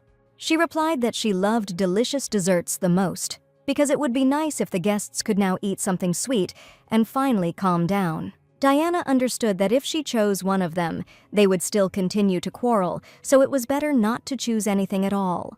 And if the lady decided so, then there was nothing they could do, and the guests could only come to terms with Lady Diana's choice. Sienna asked. Perhaps Leo didn't know, but the Chester chef had extraordinary skills in making desserts. But the young man replied that he could not help but know this, since he ate desserts every day. He also told about the sweet profiteroles that the chef had recently prepared, but Sienna had probably never even tried anything like that. But the lady insisted that the chef's crown dessert was pudding, and it was surprising that the coach had not tried it yet, visiting the Chester's house every day. Uncle Paul waited until the guests finished talking, and with their permission, asked permission to place the desserts on the table. But today's dessert was completely unusual, and it was definitely not profiteroles or pudding. These were the crispy macaroons that Lady Diana was incredibly fond of. Diana found this very touching, but assumed that the cook should be monitoring the mistress's menu, but he decided to cook something that she really liked. Leo turned to Lady Sienna with the question first, and probably wanted to try to establish communication. He picked up one of the cakes and asked how much Lady Sienna knew about mukbang, because as an aristocrat she obviously should know about it. The girl was surprised because she heard this word for the first time, and did not know at all that one could observe how I am a person and get pleasure. Leo stated that Lady Diana had been crazy about mukbang lately, and was planning to eat one of the sweet, delicious cakes. Sienna was sure that it was not difficult at all, because the main thing was to eat with pleasure and not through force. Sienna picked up one of the cakes and was about to eat it, but Diana quickly turned to her. The lady was outraged that it was indecent to attract people's attention while eating desserts. The heroine was completely fed up with the communication between these two people, and she screamed at how one could be so insincere about a mukbang. Diana asked the coach to lift the ban on eating desserts and wanted to show the most high-class mukbang, and Leo even thought about this proposal. Diana assumed that if the coach liked it, he would probably let her eat a few more, and that way she could eat even more cakes. Taking a chocolate cake in her hands, Diana began to talk in a pleasant voice about the taste of salted caramel. She told how the sticky filling combines with the sweetness of the caramel, and this dessert can be eaten endlessly, and you definitely won't get tired of it. Where she ate one cake, and the guests, looking at her with surprised eyes, saw a real mukbang for the first time. She wanted to scold the lady for not observing etiquette, but she couldn't even get angry, because Diana really did eat very appetizingly. Suddenly, Leo hit the table and said that he would soon go crazy, and it seemed that the young man's emotions could not stand it. He admitted with admiration that Diana really showed high-class food eating, and he saw such a show for the first time. Sienna didn't even believe that Leonardo was capable of smiling like that, because previously this man had always been modest and serious. Diana was glad that the coach liked it. And then she reached for the next cake, but Leo stopped her hand. After eating just 2 cakes, the lady realized that it was not enough for her, and she was not allowed to eat desserts at all anyway. The trainer patted the lady on the head, claiming that all this was being done only for her to lose weight. Diana herself understood perfectly well that she shouldn't eat a lot of sweets now, but she knew that Leo was probably making fun of her again. He asked her to promise that Diana would not eat the cakes elsewhere, and in that case he would be happy to consider changes to the menu. The young man allowed the girl to eat one more cake, and Diana decided to stop there today because she was worried about her figure. All this time, Lady Sienna was watching Diana and Leo's sweet conversation, and it seemed to her that there was something more between these people than just a connection due to joint training. After lunch, the coach finally left, and Diana was left alone with Lady Sienna. She suggested going into the living room to chat a little, and she was very eager to talk to the girl. But for some reason, Sienna looked very tense and angry, while Diana smiled kindly and tried to talk to her. Sienna had been acting rather strange after dinner, and Diana assumed she was angry. But even when she and Leo were arguing, she hadn't seemed that angry. And is she still under the impression from her mukbang, and in fact where she just hasn't eaten desserts for a long time, so she couldn't resist? But since Sienna's people had taught her prudence, her mood could well have worsened. Settling comfortably in the living room, Diana offered to give a lesson or talk about Sienna's favorite gemstone. But the lady refused to talk calmly, claiming that the stones were far from the most important thing now. Diana was worried that she had just broken the rules of etiquette and apologized that she had simply not eaten sweet desserts for a long time.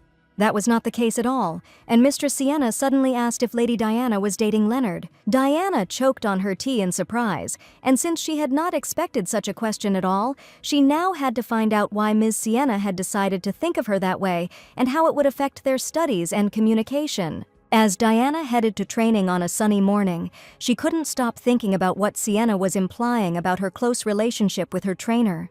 The heroine called the coach as soon as she saw him, and she was already eager to start training. Diana was sure that they simply had a very good relationship as a student and teacher, and they were comfortable being with each other.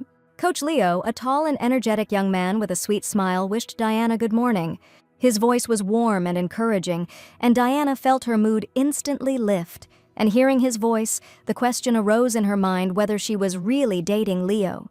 Looking at him, she couldn't believe that such rumors had actually started, and only now did Diana wonder if she felt sympathy for him. A day ago, when Sienna asked that unexpected question about Diana and Leo's relationship, she convinced the girl that everything was not like that at all. But Sienna was sure that Diana and the coach were having an affair, and it was definitely not one-sided courtship and sympathy.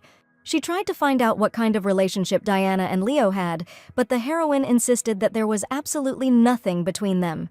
She probably thought so because of the morning meeting, but Diana insisted that morning walks were weight loss exercises. Sienna was very indignant because her question did not arise at all because of morning walks, and she was trying to get the truth.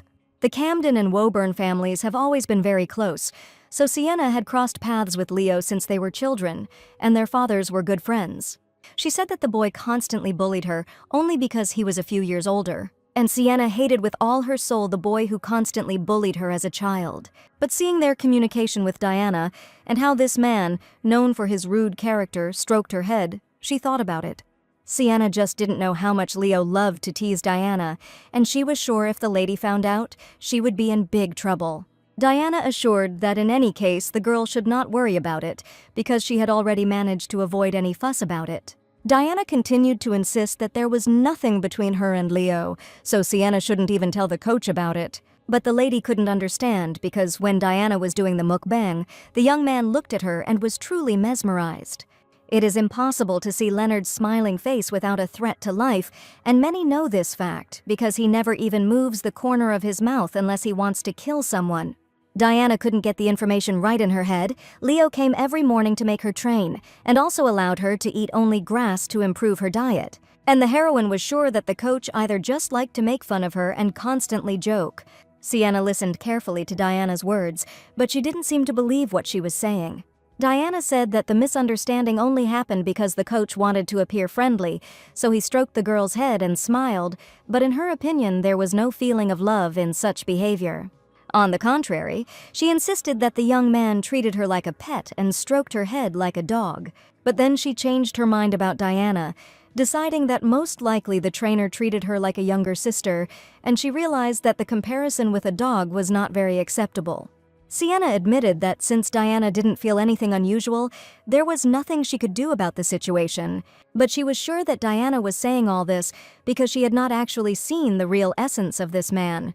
She had seen everything up to that dirty room in the barracks, and she did not understand what other real essence this young man could hide. Sienna believed that Diana was too good for the left and asked the girl not to follow the lead of a man with an evil heart and a bad character. She was sure that if she looked, she could find a good man, and asked Diana what type she was interested in. Diana enthusiastically responded that the most important thing in a man for her is a cute and handsome face, and honestly, judging by appearance, Leo's trainer was perfect for her. Sienna was starting to get really angry because she had just explained to Diana that she shouldn't get involved with this man. And she declared menacingly that the topic of today's lesson on prudence would be relevant, and she wanted to tell Mrs. Chester about the dangers of men with pretty faces. The lesson lasted until sunset, and after the lesson, Diana got the impression that Sienna was not a teacher, but a real tormentor. She sternly warned Diana that Leo was not the kind of man who would smile sweetly at everyone. But every morning the heroine saw Leo's warm and sweet smile, with which he greeted her before training. Diana was incredibly excited that the coach would only smile at her, and it was completely unclear why he felt that way. The heroine assumed that Leo might have feelings of sympathy for her, but on the other hand, she was sure that such a prominent man definitely did not need her. She could not know what was on the man's mind, and could only rely on his actions and deeds towards her. The next day, the coach arrived first and waited for his student in the garden from early morning. To her great surprise, she saw Leo standing with her older brother, and they were having a tense conversation about something. Aiden wondered if the coach was really smiling at his sister, since he had already heard strange rumors. She couldn't understand why Aiden was here when he had managed to return, and why he was standing next to the coach since early morning. The young man was sure that everything was not like that at all, and that Diana was just a student for him, whom he was helping to lose weight. But the elder brother suddenly asked if he really liked Diana much more than he did.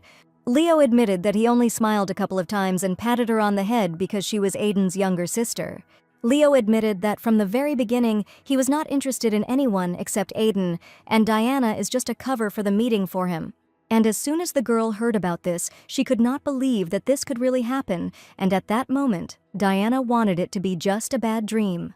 Diana woke up with great fear and anxiety, And indeed, she had just dreamed of Leo confessing his love to her older brother.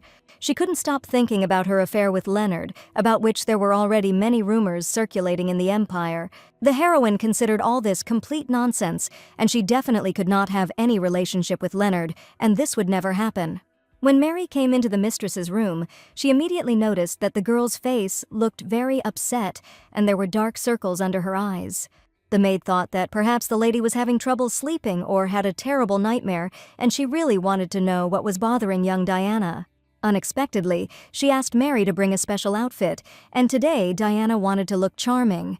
Mary gave the lady a beautiful hairdo, and looking in the mirror, Diana even considered herself very cute.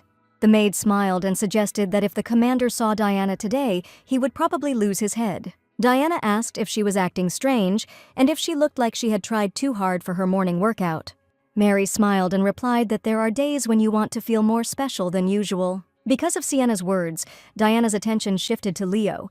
The girl's heart had been beating wildly since the morning, and she was very afraid that even Leo would be able to hear this loud knock. When Diana entered the training ground, her confident stride and shining smile immediately attracted attention. Coach Leo, who was already preparing for the class, couldn't contain his admiration when he saw her. Diana blushed slightly from the compliment, but sparks of joy played in her eyes. But even despite her festive appearance, Leo confidently declared that today she would have to sweat at training. Today Diana seemed not at all ready for physical activity, and thought that Leo would arrange a light workout. But for some reason, on this very day, he decided that it was time for Diana to move on to more serious exercises. The training was hard, and Diana pleaded that she was very tired, but the young man assured her that instead of talking, she should lift her knees properly.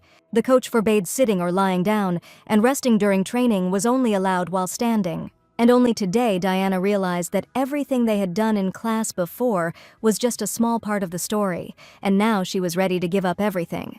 Next, Leo suggested moving on to push-ups, and since the heroine was doing this exercise for the first time, he allowed her to do push-ups from her knees. Push-ups turned out to be real torture for the heroine, but that was not all, and the next exercise was abdominal training. Diana looked at the trainer and asked him to be human and at least hold her ankles while she did crunches. The coach said it was inappropriate to touch a girl's body like that, but Diana insisted that he never treated her like a girl. He asked her to try doing the exercise herself first, and Diana lay down on the soft green grass. Putting her hands behind her head, she tried to lift herself up, but the heroine couldn't do anything at all, and after this exercise, she begged us that she really couldn't do anything herself. Leo agreed to hold the girl's ankles, and it really did make it easier for her to do the exercises. The coach asked Diana to concentrate, because if she didn't try hard enough, she would have to do the exercise 10 more times. Looking at Leo, Diana was sure that Sienna was completely wrong, and there was definitely no love between them. At the end of the training, Leo brought a bottle of cold water for Diana and admitted that she was still alive, even after such exercises, although she doubted her strength. Leo praised the girl, and she even did much better than he expected, and despite the grumbling exclamations, she did everything as the coach ordered. The heroine was pleased to hear praise in her direction, and she was very glad that she asked Leo and agreed to the training. He devoted his time to her every day, and Diana understood that for this, she had to try every day. Leo liked the girl's statement and felt that she was truly grateful. He admitted that he was very pleased, so he was ready to forget that Diana called him the devil during training, but the girl herself did not even remember this and apparently simply forgot. At the end of the training, the left one suggested walking a little, and Diana was happy to do the last exercise. They walked slowly through the garden, and Leo decided to ask Diana one question that interested him. The young man had been thinking about this for a long time, and now he dared to ask why Diana decided to lose weight. She realized that she hadn't told the coach anything, and he didn't even know the heroine's true intentions. Diana didn't consider it a secret, but the young man also didn't insist if she didn't want to name the real reason. After some thought, she decided that she wanted to be honest with Leonard and tell him the truth. The heroine admitted that the whole thing was that she had recently lost her memory, and Coach Leo had heard about it.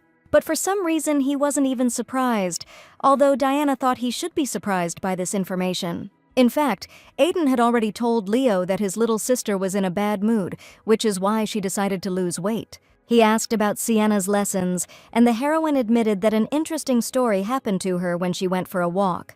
She noticed the looks people gave her as she passed by, and the aristocrats were quite rude to her, and the girl found it quite unpleasant.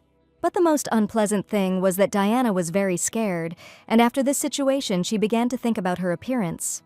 So she wanted to lose weight to be confident and never again hear the ridicule of others or see the contemptuous looks. She asked if Leo had agreed to help her and didn't think she needed to lose weight. But in fact, Leo offered to help the girl simply because she really wanted it, and he has all the opportunities and knowledge that can help her. And the commander had no other reasons to agree to become the girl's personal trainer and sacrifice his time. Leo's support gave her strength, and she was sure that he also thought she was fat, and that was why he agreed to help. Diana was very surprised because she did not expect to hear that Leo decided to help her for this very reason. He asked the comma if any other reason was needed, since he simply wanted to help a good girl. And even if Diana refuses the lesson, Leo will not be against it, because it is her choice, and nothing can be done. He asked Diana not to pay attention to what others said and how they looked at her, because she could do whatever she wanted. The older brother also said something similar to his sister, only when she became Diana. When she talked to her brother about her memory loss, she admitted that she didn't remember her name and didn't know anything about herself. But the young man insisted that his sister hadn't known anything before, but after she fainted, everything probably became different. But this couldn't affect their relationship in any way, and he definitely couldn't leave Diana. She was a full-fledged member of the family, Diana Chester, and no one could take the title away from the heroine. Aiden once admitted that his sister always worried so much about what others thought, and if someone ever said she was crazy, he advised her to put that person in their place. Whatever Diana did, the Chester family had enough resources to take care of it, so the brother was sure that the lady had no reason to pay attention to others and should act only as she wanted. Then the girl thought, it's not surprising that her brother is friends with Leo, because on this matter their opinions definitely coincided. Diana was determined to continue losing weight and thanked Leo for his diligence. The training was over for today, so Leo suggested that Diana go back and smiled an attractive smile. She really wanted to know why Leo treated her differently, and surely the reasons for this were her older brother and their good relationship. But as soon as Diana asked this question, she saw excitement on Leo's face, and he even seemed embarrassed. He probably didn't expect to hear it, and was very afraid to confess sincerely. And even after several minutes, the young man was still unable to answer anything, and Diana then said goodbye and left, because she thought that Leo considered it unnecessary to answer this question.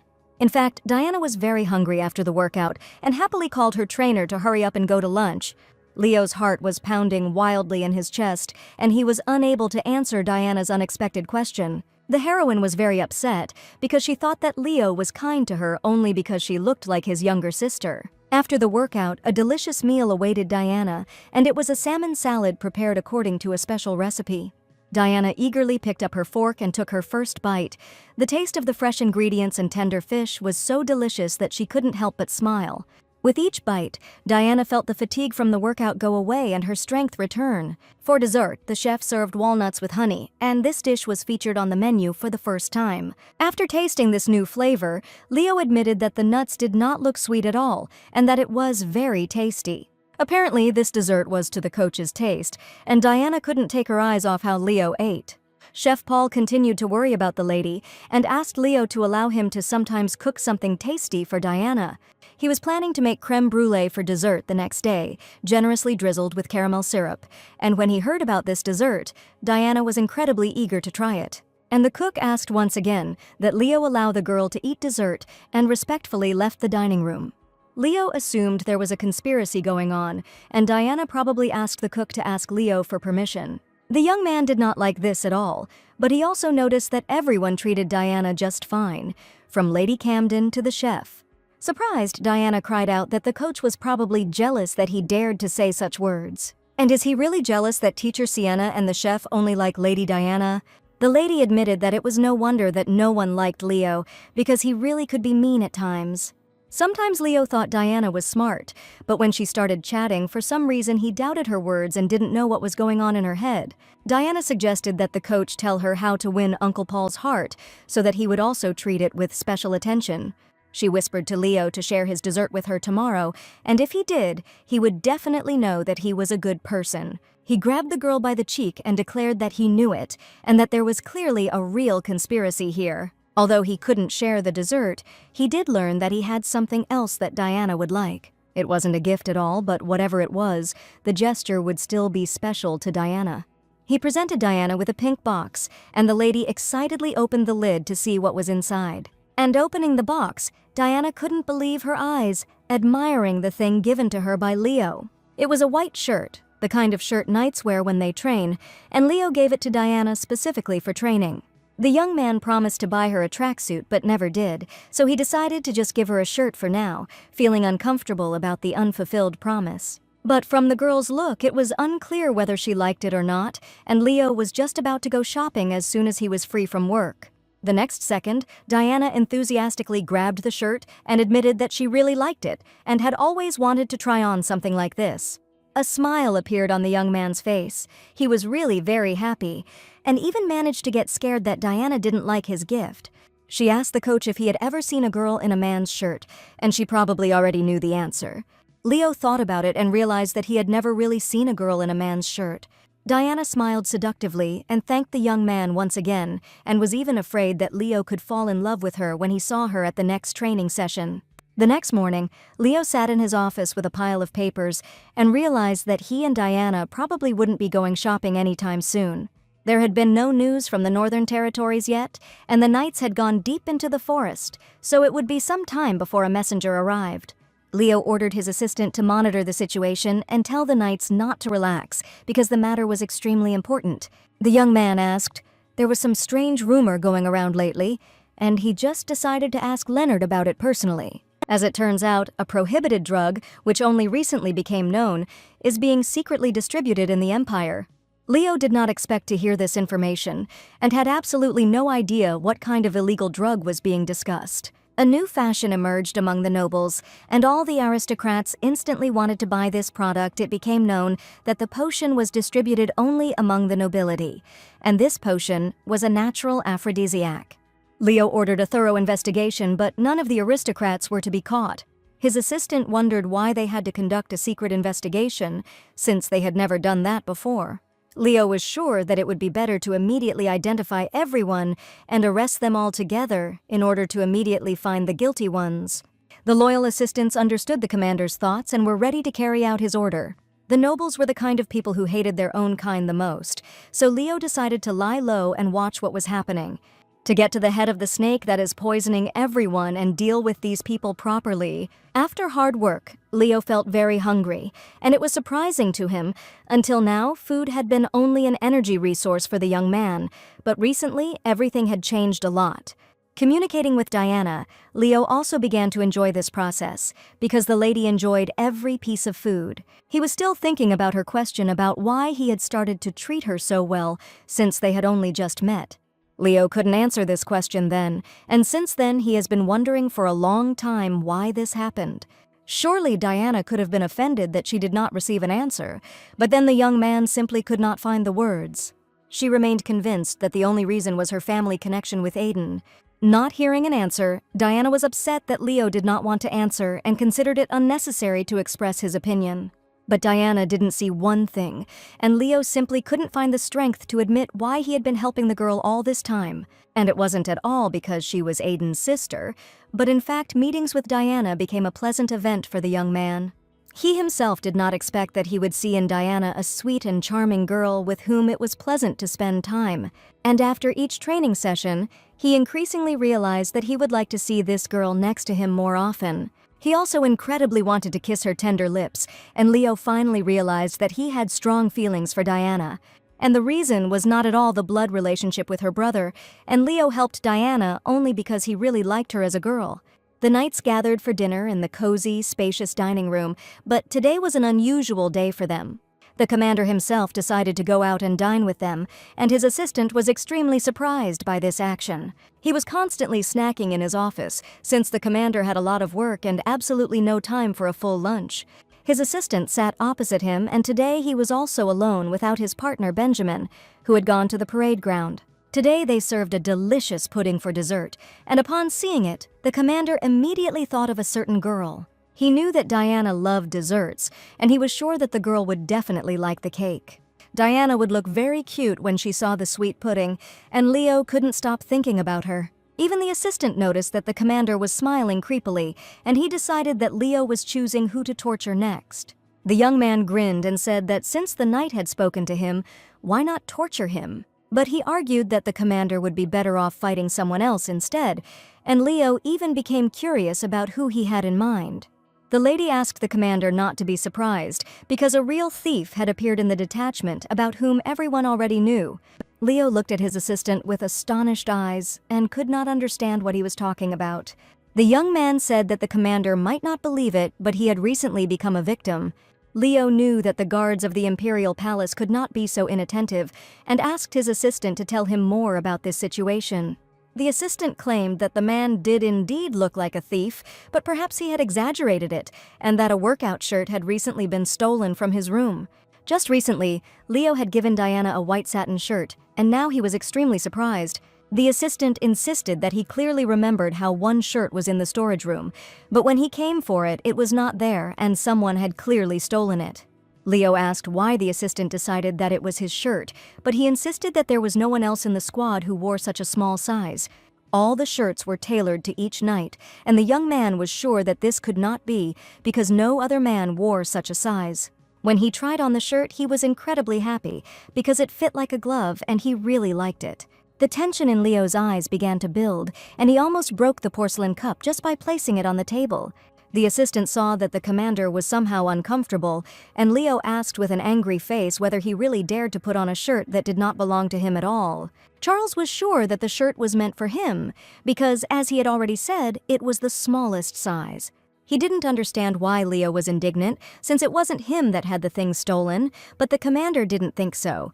The young man could not understand what he was guilty of, and the commander grabbed him by the hair and went to the parade ground, declaring that the young man was finished today. The assistant knew perfectly well that he was touching someone else's thing, and when he tried on the shirt, he didn't even know who it was for. And the coach was indignant that something happens every day, and not a day goes by without incidents. The last training session was so grueling that the next day Diana woke up in tears and admitted that her whole body ached. Mary was worried that her mistress was not feeling well, and Diana refused to get out of bed. The heroine still had weak muscles, so it was natural for Diana to experience muscle pain. Diana wanted to postpone today's training, but the butler assured her that if Diana did not want this to happen again, then the training should not be postponed. Resting is also absolutely out of the question, and Diana needs to stretch, and it's all about the process of building muscle. The lady did not want to get out of bed at all, but she understood that she had to do it, even though it was now impossible. Mary helped the girl to stand up, and after walking a few steps, Diana began to complain of severe pain. She was going to prepare the shirt that she had received as a gift from the commander, and Diana knew that today she would have the same hard training. Mary asked if the lady was excited about wearing the gift shirt, and she felt that there was clearly something between the coach and Diana. Diana insisted that she was happy for a different reason today, and Leonard had nothing to do with it. She had been training hard for a long time and believed that the results would be noticeable in the near future. So she really wanted to put on the shirt so that everyone would notice that working out really does help you lose weight. When Mary saw the lady in a new shirt, she could not contain her emotions and admired how beautiful the lady looked. Diana really did look absolutely gorgeous, and the shirt fit her very well. Leonard probably got the size right, and Lady Chester liked the gift. She couldn't understand how the young man had fit her measurements exactly, since Diana hadn't told her size. Mary reported that the commander had already arrived, and Diana needed to go to training. The girl's body ached incredibly with every step, and she could hardly move her legs or arms due to severe muscle pain. It was hard for her to even walk, so Diana wasn't even sure she would be able to train. Seeing the coach, she immediately felt the tense atmosphere and turned to Leonard, who was standing with his back to her. Diana quietly approached Leo and poked him in the back, asking what happened to him. But the young man didn't even turn his head and looked very strange today, but Diana didn't understand what was happening. Leo continued to stand with his back to her and did not turn around, and the girl tried to ask what was going on. Suddenly, he quietly asked if the girl was wearing the shirt he had recently given her today. Diana didn't expect to hear such a question from the man who gave her this shirt. The girl, of course, put on the shirt that was given to her and said that she was very happy with the gift from the coach. But for some reason, Leo was not happy at all, and when he heard that Diana put on a shirt, he became even more angry. She couldn't understand at all what was happening, but she felt a lot of tension from the coach. Finally, Leo turned to the girl and declared that the shirt would have to be taken off immediately, and there were good reasons for this. Mary and Diana, who were standing nearby, opened their mouths in surprise because the young man had just suggested that the lady take off her shirt. Leo couldn't explain everything that was happening, but now he really wanted Diana to take off the shirt that his knight had accidentally worn recently. The lady could not understand why she had to undress and decided that the coach had gone completely crazy. Leo threw his corduroy jacket over the lady and simply couldn't look at that shirt. He admitted that he lost his temper as soon as he saw the shirt on the girl and asked the lady to go to her room and change her clothes anyway. Leo was incredibly excited and even offered to throw the shirt away, but then agreed to take it back to throw it away himself. Diana didn't understand what was going on, and Leo had no choice but to come up with a story about a cursed shirt that couldn't be worn all day long to avoid trouble. The lady asked if Leo really thought she would believe that, since he was talking absolute nonsense. The trainer smiled and said that in that case he would add 10 push-ups to the exercises, and the girl would still have to take his word for it. 10 squats seemed like incredible torture to the girl, so the trainer suggested that she think carefully. If this continues, then exercises will be added. They went out into the yard, and the first thing Leo did was burn the hated shirt, which had caused him great indignation. Looking at the fire, Leo thought of the person he wanted to burn, and at that moment the fire seemed to intensify a little. Diana was surprised that the young man had a desire to burn someone, and probably someone was very guilty before him. Since that was the case, Diana asked to buy the uniform that Leo had promised so that it would not compare in any way to that white shirt. Diana wanted not just an expensive and good one, but an incredibly expensive and beautiful one with precious stones, and she specifically asked Leo for such a gift and decided to check whether he could handle it or not. Diana also warned that she didn't need fake stones at all, but was only interested in precious ones. Diana smiled and asked if the coach could buy a uniform studded with real gems, and she was very interested in what the coach would answer. The young man did not answer, but only smiled mysteriously, looking tenderly at the girl. He promised that if Diana really wanted this, he would take her words into account and try to find such a suit. In fact, Diana said this only as a joke, but Leo's coach promised to buy him a tracksuit. But Diana warned again that she didn't want fake stones, and the coach asked if anyone really bought them. She didn't say that she had accidentally bought fake stones, and Leo didn't need to know that now. The young man took the girl's words seriously and promised again that if Diana really wanted it, he would definitely buy her a uniform with precious stones. The heroine did not expect that Leo would take her words seriously because she just wanted to joke. She admitted that it would be great if Leo bought a sports uniform as soon as possible, and this move was also part of her plan. Leo asked with interest when she wanted to see her uniform and wanted to buy it as soon as possible. Diana asked if it would be possible to do it today, and she was sure that the coach clearly did not expect that she would ask to buy a uniform on that very day. But the young man actually agreed, despite being very busy and having a huge amount of work to do. He said that if Diana wanted to get her sports uniform today, he needed to find time to go to the store by any means necessary. The young man probably felt very guilty for taking the shirt and wanted to make amends as soon as possible. He understood that they didn't have much time, so he suggested that they start training as soon as possible. After a hard workout, the lady came to have lunch as usual, a healthy salad with greens and vegetables. Even while sitting on a chair, the girl felt severe pain in her muscles because the training became more intense. Leo asked the girl to have a good dinner, and he himself went to see how things were going in the order, promising to return for Diana. Diana wondered if the commander was really that busy, whether it was necessary to make him go shopping, and returning to the mansion to her must be a burden. So, over lunch, Diana decided that she would pick up the coach herself so that he wouldn't waste too much time. Mary helped the lady quickly get ready, and after a while she arrived at the mansion, introducing herself as the daughter of the Duke of Chester. The guards immediately let Diana through, and the coach must have warned her that a special lady was about to arrive. Diana walked through the grounds of the mansion, and something rather strange caught her attention. She saw a tree on which a fair-haired young man was hanging tied with ropes, and seeing this picture, Diana became very scared. After all, she had never seen a person hanging from a tree, especially with his hands and feet tied. She screamed so loudly that the hanging young man heard her and asked him to scream more quietly. The young man hanging from the tree turned out to be alive and well, and he menacingly asked the girl who she called a lifeless body. Diana realized that there was a living and healthy person hanging from the tree, and the young man asked her to be quieter so that the commander would not hear her screams. This young man had seen Diana before, and last time he did his best to pretend that he didn't know her at all. As it turned out, the commander tied up and hung Charles's assistant from a tree to punish him for his misdeed. Diana decided that if the young man deserved punishment, then let him get it, and she herself went to meet the commander. But suddenly the young man asked the lady not to leave and to stay to talk a little. Diana insisted that they had never even met before to talk, and she did not know this man at all. The young man introduced himself as Charles, and he turned out to be a knight of the Imperial Palace and assistant to Commander Leonard. Charles recognized the younger sister of the senior knight Aiden and admitted that they had already met once in the commander's office. Diana did not remember this meeting, but Charles's face seemed familiar to her, and she tried to remember. The heroine actually remembered that she had already seen Charles earlier when she talked to Leo in his office. Charles asked if Diana was the reason why the commander was always absent in the mornings. Charles had heard that Leo was helping the girl with her training, but he didn't understand why the commander was so generous. Diana insisted that the commander was helping only because she was the sister of his close friend, but apparently Charles wanted to hear a more specific answer. But Diana had no intention of telling him anything, and she was sure that Charles did not need to know what was really going on. Charles looked at the girl and said that this would not do, and that it had to be true love. Diana didn't want to discuss anything else, but Charles insisted that he hadn't gotten to the most important thing yet, and really wanted to talk. He asked menacingly if the girl really didn't want to make the commander fall in love with her, because this question worried him very much. The girl's eyes widened at the unexpected question, and she didn't understand what she needed to answer. This was the very question about love that I wanted to ask the young man, and Diana now understood what we were talking about.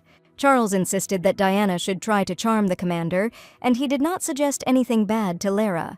Leo was the youngest swordmaster and came from a noble family, and his abilities were ideal in Charles's opinion. But the young man insisted that the commander had too bad a character, and Diana listened carefully to Charles's words.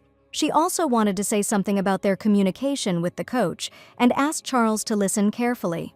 She asked why she should seduce the commander, but the young man was sure that Diana herself would soon want it. But the lady became even more angry and said that her answer was negative, and that she had no intention of seducing anyone at all. Charles supposed it was probably because of the boy's character, but he continued to praise his virtues. Diana asked why he had approached her in particular, and Charles replied that whether the lady would charm the commander or not would determine whether his younger brother would appear. He promised that he would help the girl make the commander fall in love with her, but Diana was interested in which brother he was talking about. She replied that no matter whether Charles helped her or not, she still had no intention of fulfilling his whims. Diana found out that Charles was the same age as her, and that was why he communicated with the girl in such a way, although he knew nothing about her. Charles revealed that Diana Chester is the older knight's younger sister, and the same age as him, and that she began training with the commander, and had lost a little weight compared to her previous appearance. Diana was surprised that Charles had some information about her, and she could see that he was ready to get down on his knees right now if she asked, despite the fact that he was acting damn impudent. One way or another, Diana heard Charles insult her and wished him to somehow achieve his goal himself, but everyone understood that this was unrealistic. Charles admitted that if he had spoiled the mood by speaking impolitely, Diana could also speak to him in the same way, and he even suggested addressing the lady formally. The heroine had never met such a type of person before in her life, but this impudent fellow continued to insist that Diana needed to communicate more closely with the commander. Suddenly Diana heard a familiar voice, and a coach was looking at her from a second-floor window and asking what the girl was doing there. Leo felt his heart beat faster. There was a spark of interest and infatuation in her eyes, and he couldn't take his eyes off her. Diana, hearing him, turned around and met his gaze. A smile played on her face, and she even became slightly embarrassed. Leo felt his spirits lift at the sight of Diana, and he always appreciated her sincerity. He laughed and asked Diana not to talk to Charles, but rather to go upstairs and wait. Looking out the window, Leo felt irritated to see Charles and Diana together like this. Diana pointed to the window and informed Charles that he had clearly heard the commander's words, and that she needed to go upstairs to meet him in person. So the lady happily declared that she would not be able to fulfill Charles's request, and all this time he had only been trying in vain, but the young man was sure that he had a chance. But Diana seemed not to take his words in, and the young man remained hanging tied up on the tree, realizing that he had hardly achieved anything with this conversation. Diana went into Leo's office, and the first thing he asked about was her conversations with Charles, but the young man didn't say anything special. He just said hello and admitted that he knew her. Hearing these words, the commander was perplexed because Charles pretended to know Diana. He didn't like the assistant's brazen behavior at all, and Leo decided that he would have to be taught a lesson as soon as Lady Diana left the mansion. Now the heroine was lucky that Leo didn't ask for details, and she was incredibly happy about that because she didn't want Leo to be angry at all. He asked Diana what her opinion was after talking to Charles, since she probably had something to say about him now. Charles seemed a little odd to the lady, and she had never in her life met a man of the same type as his assistant. She admitted that she was sure that she was the only one in this world who had no manners, but as it turned out, there was someone worse, because Charles did not know how to communicate politely at all. He just smirked in response, but in reality, he was very glad that Diana didn't like his assistant at all, who didn't communicate very politely. The coach finished his important business and apologized to Diana for keeping her waiting, and then stood up from the table and politely extended his hand to the girl, asking her to come with him. Looking at the coach's handsome face, Diana could not help but accept his apology, and happily extended her fragile hand to him. Leo smiled back, and even though they were at a distance, at that moment it seemed like there were no barriers between them. They went to a place that specialized in making uniforms and training clothes for the Knights of the Imperial Palace. Diana asked if she could visit this place, since she was not a knight at all, but since Leo was the commander, he promised that there would be no problems. It was precisely for such moments that power was intended, and the young man was confident in himself, because many residents of the Empire and all the secular nobility knew him. Viscount Hans and the Viscountess came out to meet the gentleman and lady, and greeted the very important guests with respect. The Viscountess was delighted, because today such a wonderful lady was with the gentleman, and everyone was eager to find out who this girl was, because the commander always came alone. Diana bowed politely and smiled, wishing him good day and introducing herself as the daughter of the Earl of Chester. After a pleasant acquaintance, the commander asked to select comfortable clothes for Lecco, in which she could move freely, and the Viscountess happily turned to the lady. Diana immediately noticed that the reception here was completely different, not like in the place where she and Mary had gone together back then. The Viscountess admitted that it was the first time she had seen such a gentle expression on Mr. Leo's face, especially since Diana turned out to be Mr. Aiden's sister, and she admitted that the girl had melted the hearts of the two most cold-blooded men in the Empire.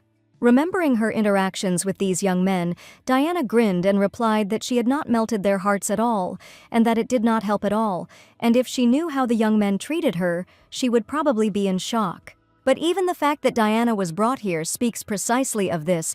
If this becomes known, many people of the Empire will certainly cry tears of blood, because what lady would choose a tracksuit for herself if this is the business of knights? The heroine smiled sweetly and understood that it was probably because she was the only lady in the Empire who needed sports and had a different figure than the aristocrats. The Viscountess thoughtfully offered to take the girl's measurements so that the suit could be tailored exactly to her measurements. She took the measuring tape in her hands and applied it to the girl's waist, and Diana felt the happiest at that moment. She was worried because this was the first time she had been measured since she started losing weight, and the heroine was also impatient to find out her new measurements. The Viscountess noticed that the girl had only recently started doing sports and promised that if she continued in the same spirit, her muscles would quickly become toned. Diana had very soft and tender muscles, so the Viscountess was sure that the girl would be able to lose weight quickly, and her figure would soon change beyond recognition. She spoke from experience, because the Viscountess has been working with knights for 20 years in a row, and she knows perfectly well what she is talking about. After taking all the measurements, Diana went out into the living room, where Leo was waiting for her, comfortably settled on the sofa and reading the latest issue of the newspaper. The trainer had been waiting for a long time and asked why the ladies were taking so long to get measured, and Diana told him how pleasantly they had talked with the Viscountess. The clothes are made to order, so it will take some time, and Diana asked if they were returning to the mansion after their measurements were taken. Leo admitted that they needed to go somewhere else, and Diana asked in surprise where they were going next. The young man looked at the girl intrigued and asked her to think carefully because she had clearly forgotten something important, which she herself had recently asked for. She didn't know where they were going, and in complete uncertainty she trusted Coach Leo, who politely offered her his hand to help her down from the carriage. Opening the door of the building they arrived in, Leo recalled the expensive, high-quality suit strewn with precious stones. Diana remembered her desires very well, and with particular zeal decided today to empty the jewelry store, which she did not visit so often. The jeweler greeted the guests politely and said that he had selected in advance only the most suitable for the beautiful lady, and the commander had long ago informed him of his visit. He opened the box, which contained a precious stone, jeremivite, which would perfectly match the magnificent blonde hair, and its subtle blue color would make it even more dazzling. The jeweler also admitted that it is impossible to pass by a diamond because it is like a hardened drop of water, sparkling in the sun with all the colors of the rainbow. The young man turned to Diana. Since she was a girl, she would certainly know how much these precious stones would cost, but Lady Chester had no idea how much they were worth. She admitted to the coach that she didn't understand stones at all and suggested that he choose one to his taste, but Leo was surprised because she wanted to cover the entire uniform with precious stones. In that case, she suggested buying more, and Leo was probably ready to leave a tidy sum in the jewelry store. Leo confidently told the jeweler that he was buying all the stones he had just shown, and even the young man had not expected that. He wondered if these stones would be enough for a sports uniform, and Diana asked in surprise if the commander really had that much money. The young man grinned and replied that his pockets were not empty at all, and was Diana really so surprised by this, considering his high status? She was amazed and asked if the young man was just showing off in front of her, but in reality he would later go broke buying precious stones. As soon as Diana and her coach were about to leave the store, the young man heard a strange sound, and Diana became very scared and screamed. The commander asked the jeweler if there was a room in the store where he could spend some time, and the young man kindly offered to go into one of the rooms. Leo came closer to Diana and asked her to wait until he came back for her, and the heroine did not understand at all what was happening and why the coach decided to run away. He stroked the girl's head and tenderly admitted that he would be back very soon, and the lady had nothing to worry about at all. The heroine asked him to come back faster, because surely Leo couldn't run away like that, promising her a bunch of precious stones. She asked the coach to be careful, and the young man promised that he would return very quickly, and Diana would not even have time to miss him. Watching the coach leave, Diana really wanted to believe that everything would be in perfect order, but she was still worried about him. Leo, stepping outside, distinctly smelled the fresh scent of blood, which meant that something terrible must have happened somewhere nearby, since he and Diana had heard a loud explosion in the store. And the sound of the explosion was quite loud, but Leo did not feel the vibration of the ground and approached the people who were already crowded near the scene of the incident. The bomb had been detonated in the busiest place, and Leo assumed it was connected with the Count Baron or Marquis, but now it didn't matter at all who did it. Leo was incredibly angry and promised to deal with it, who dared to ruin their meeting with Diana, and it was probably done on purpose. One of the knights was already at the scene, and the commander asked him to report what had happened here and what was the cause of the loud explosion. The only fatality was Lilia O'Brien, the Baron's second daughter, who was Baron Bruno's fiancée, and the explosion killed her instantly, but the type of bomb and the cause of the incident are still being investigated. The young man could not understand how a 17-year-old girl could cross someone's path and have a bomb thrown at her in a crowded, busy place. The owner of the store across the street witnessed the incident, but he is now unconscious and could not tell what happened. However, he admitted that before he lost consciousness, he was talking nonsense and no one could make out the meaning of his words. It was very important for the commander to find out what this man, who saw everything that happened with his own eyes, could tell. While Diana was in a jewelry store, her attention was drawn to a large burgundy gemstone, and she asked how much such beauty cost. It was a red emerald, which is not easy to obtain, but the jewelry store was lucky enough to get hold of this rare stone. It cost 900 gold coins, and Diana remembered the fake she had bought Sienna for only 2 gold coins. The pink diamond was also incredibly beautiful. It was the most perfect stone in the world, and it was definitely born to fall into the hands of a respectable lady. Diana tried to calculate how many gold coins would have to be paid for such stones, and she was shocked at how much the coach was going to spend today. And did the young man really have so much money that he would throw it away like that, or was he just a good bluffer? There was a knock at the door. The jeweler hurried to open it for the new guests. A lady in an emerald dress and a young man accompanying her entered the hall. It was Lady Marian, who was also a frequent visitor to the jewelry shop, and the young man greeted the lady with respect. The venerable lady admitted that she had come for her pink diamond, which she had been planning to buy for a long time. But the jeweler apologized and said that this diamond already had another buyer, but the lady insisted that she had asked him to put it aside, and no one would have dared to just go and buy it. The guest's indignation knew no bounds as soon as she found out that some Lady Chester was going to buy her precious stone, and she definitely did not want to allow this to happen. It had been a long time since Lady Marian had ordered the diamond, and the jeweler had warned the lady that he could only wait 2 weeks. All this time, Diana stood nearby and saw how the lady was swearing about the stone, and she did not understand why she ran into her. The lady turned to Diana and said that it would be even better this way, asking how much time had passed since their last meeting. The lady was indignant that Diana was again pretending that they did not know each other, but the girl replied that she really did not know the lady and tried not to remember all sorts of nonsense. Mrs. Marian shouted Diana's name loudly, and this time the lady was not going to remain silent and decided to defend her opinion to the last. She asked to behave more quietly because she even had to leave because of the noise that the guests made here, although the lady was resting peacefully in another room.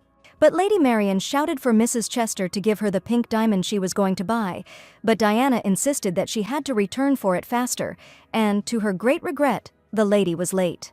The enraged lady asked her not to buy the gem and shouted that it belonged to her, and at that moment the heroine realized that it was completely impossible to talk to Marian. Even the young man who came with her asked the lady to calm down, because Lady Marian was really crossing all acceptable boundaries now. The young man offered to sell the stone and end the dispute, and whatever the price, he promised to give twice as much, if only they would have the diamond. He turned to Lady Chester and asked if she could pay double or if they would be willing to give her the stone. Naturally, the heroine could have paid twice as much, and was extremely stunned by what was now happening in the jewelry store. The young man chuckled and said that the lady definitely didn't have that much money, and she shouldn't have been looking at Lady Marian's stone in the first place. The jeweler apologized to the guests, assuring them that he could only give the stone back if he was honest, since it was a gift to Miss from the third son of the Earl of Woburn. Mrs. Marian opened her mouth in surprise when she heard from the third son of the Count, because she understood that they were talking about Leonard, who was the commander of the Knightly Order of the Imperial Palace.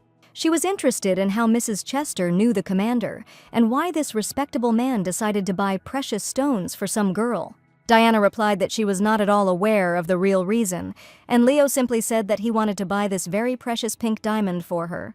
She also warned that the venerable commander said that he would buy all the stones in the box, but no matter how much she told him, he still insisted on his own.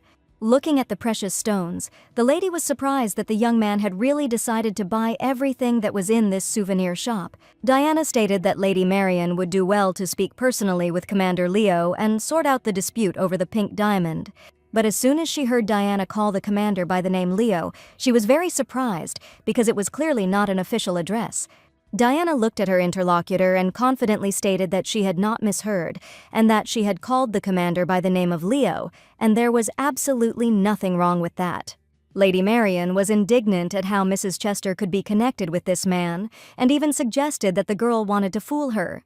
She didn't believe that Diana really came to the jewelry store with Leonard, and she was sure that it was absolutely not funny, and this man was buying a stone for her. She called him by name. Diana listened attentively to Lady Marian's rude speech, and she was very anxious to hear a speedy answer. She didn't hesitate to point her finger at the girl and ask what kind of relationship she had with the commander, because there was clearly a reason for everything here. Just at that moment, the commander came into the jewelry store, smiled at Lady Marian, and admitted that he and Diana just walked together in the mornings, and they also had breakfast together. Leo had no intention of hiding anything and told it like it really was, because Lady Marian had just wanted to know the truth about their relationship. He apologized for being very late, and was completely unaware that Lady Diana and Mrs. Marian were having a tense conversation in the jewelry store. After listening to the commander's words, the lady could not believe that a respectable young man could lie so brazenly right to her face. He asked why the lady thought he was lying, since he had just confessed, and answered her question about his relationship with Diana. The commander also admitted that he was courting Diana, and in front of everyone he stroked the girl's face to prove the truth of his words. The young man confidently declared that Lady Marian had no idea how hard he was trying to win the heart of Mrs. Chester.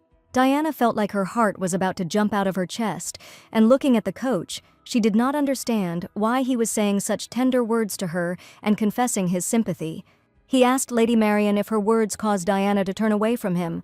Was she ready to take responsibility for her actions and words? After this question, the lady felt very awkward because the commander himself was higher in status than her, and she had just dared to be rude to the girl he came with.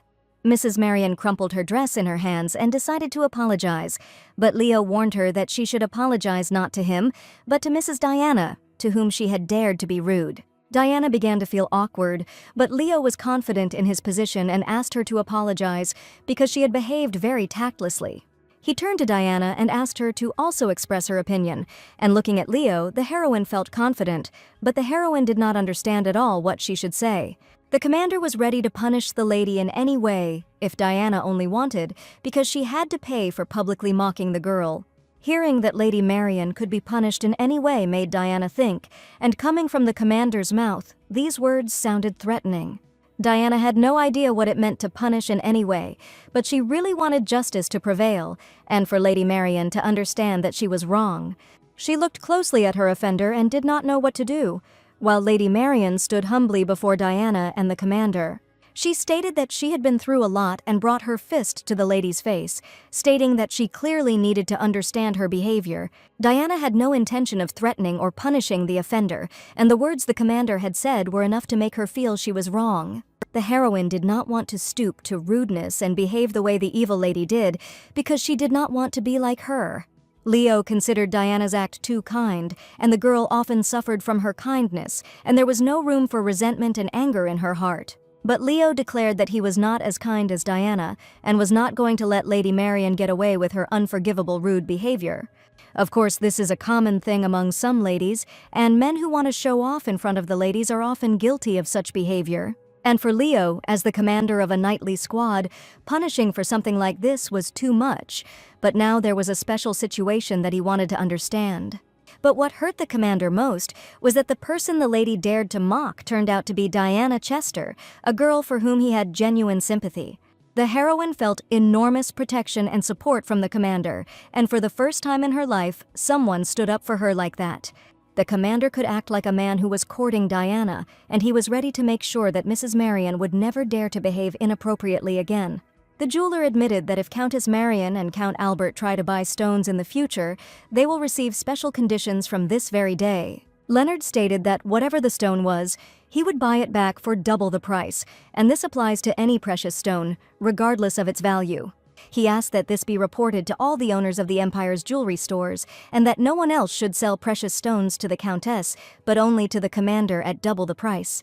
This meant that the two would never be able to buy jewelry again, and Diana was quite happy with this punishment. Everyone knew what it meant when noble people could not buy jewelry, and realizing her plight, the Countess pleaded with Lady Chester. She tearfully begged the lady for the last time to have mercy, because she did not understand at all that the situation could turn out this way. The commander was about to leave, but Mrs. Marian was sitting on the floor in front of Diana, and probably wanted to hear at least some words from her. Leo took the girl by the hand and they headed towards the exit, and turning around, Diana saw the lady still sobbing on the floor, and she didn't know if they could just leave like that. The point was that Mrs. Marian was the one who started behaving rudely, and she was indeed the main culprit in the situation. Mrs. Marian could not believe that now she would not be able to buy jewelry in jewelry stores, and trembling all over, she wished that this was a terrible dream.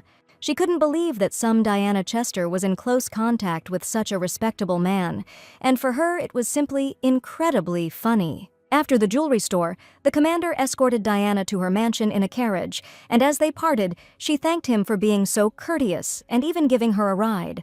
She admitted that Leo probably had too much to do, so she asked him to leave quickly, since their meeting had already taken too much time. It was time to say goodbye, but for some reason the commander continued to look at Diana and seemed not to be going to leave. He continued to look at her, feeling the warmth growing in his heart, and he realized that such moments somehow became the joy of his life. Diana covered the boy's eyes with her hands and asked the coach not to shoot her eyes, because she felt very awkward when he started doing it on purpose.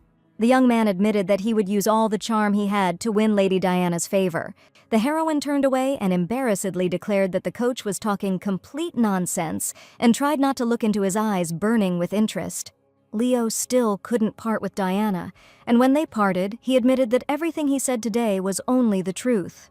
At that moment, Diana felt a warm feeling of sympathy flare up in her chest, her thoughts filled with memories of how he always supported her when she doubted her abilities, and how his faith in her helped her overcome difficulties.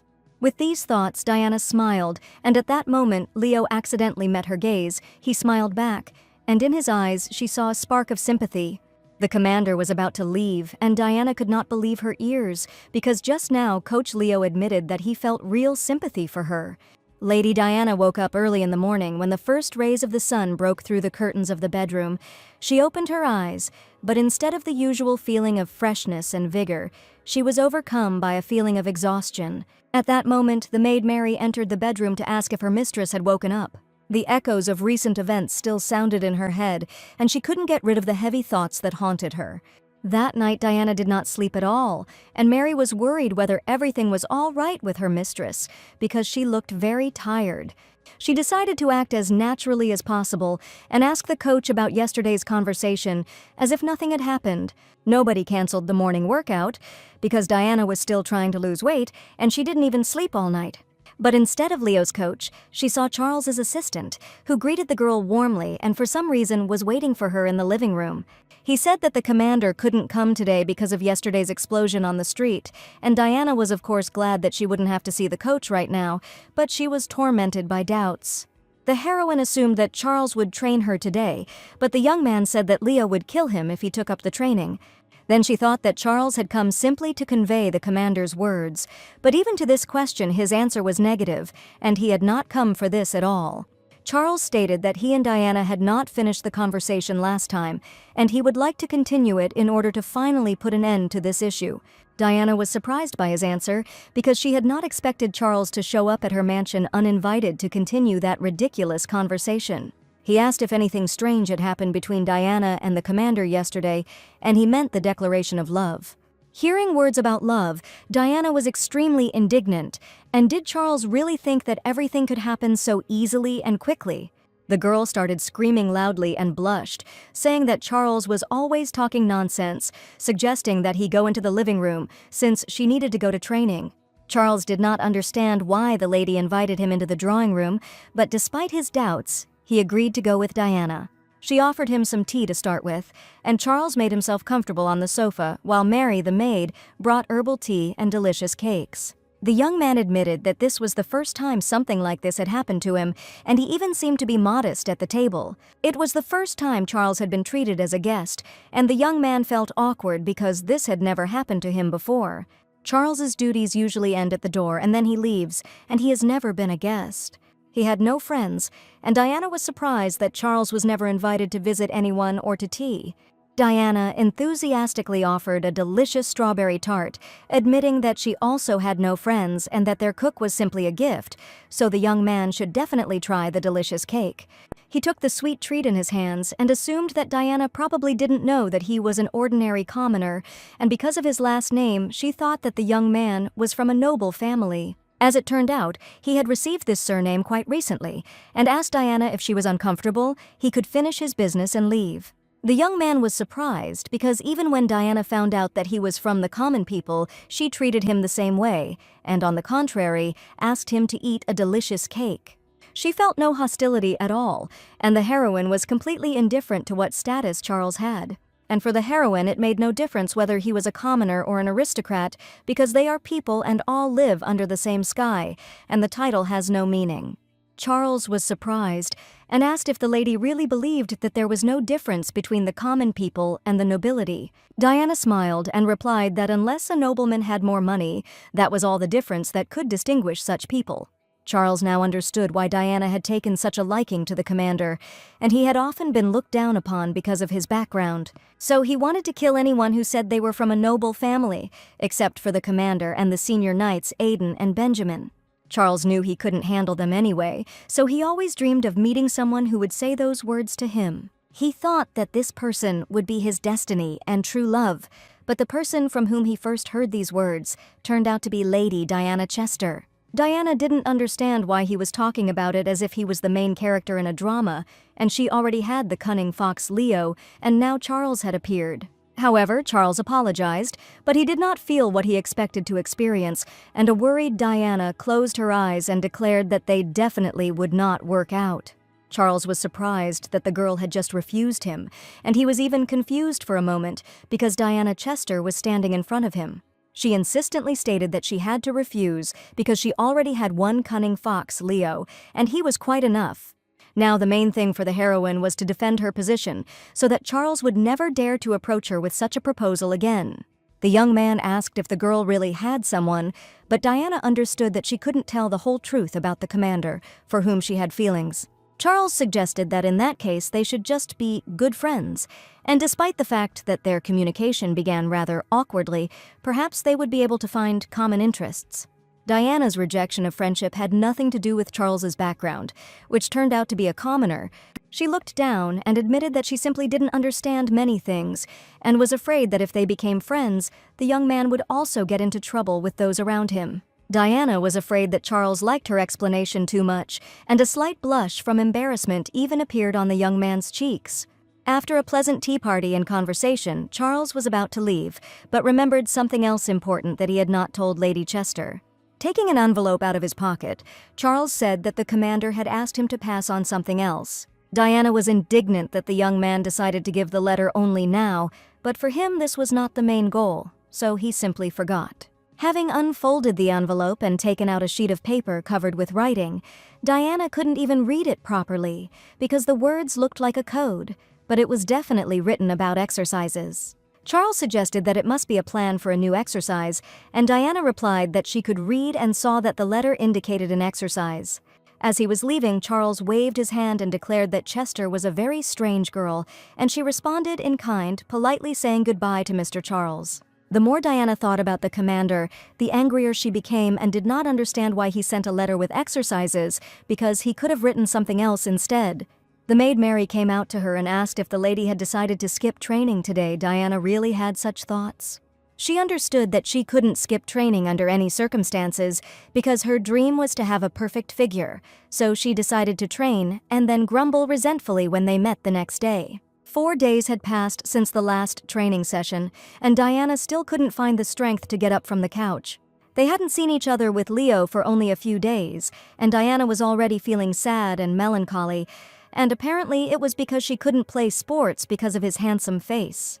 She even thought that Leo had disappeared forever, and decided that if he didn't come tomorrow, she would have to make serious conclusions about this man. The butler Filbert knocked on the door, and Madame Diana allowed him to enter. He brought an invitation to tea from the family of the Marquis of Devon, and Diana wondered if the invitation had come to her personally, and whether this was some kind of mistake. They were asking if Diana would be able to attend the tea party that was to take place the next few days, and the butler was to give them an answer as soon as possible. Diana assumed that she had definitely been called because of the rumors about her relationship with Leo, and that was definitely the real reason.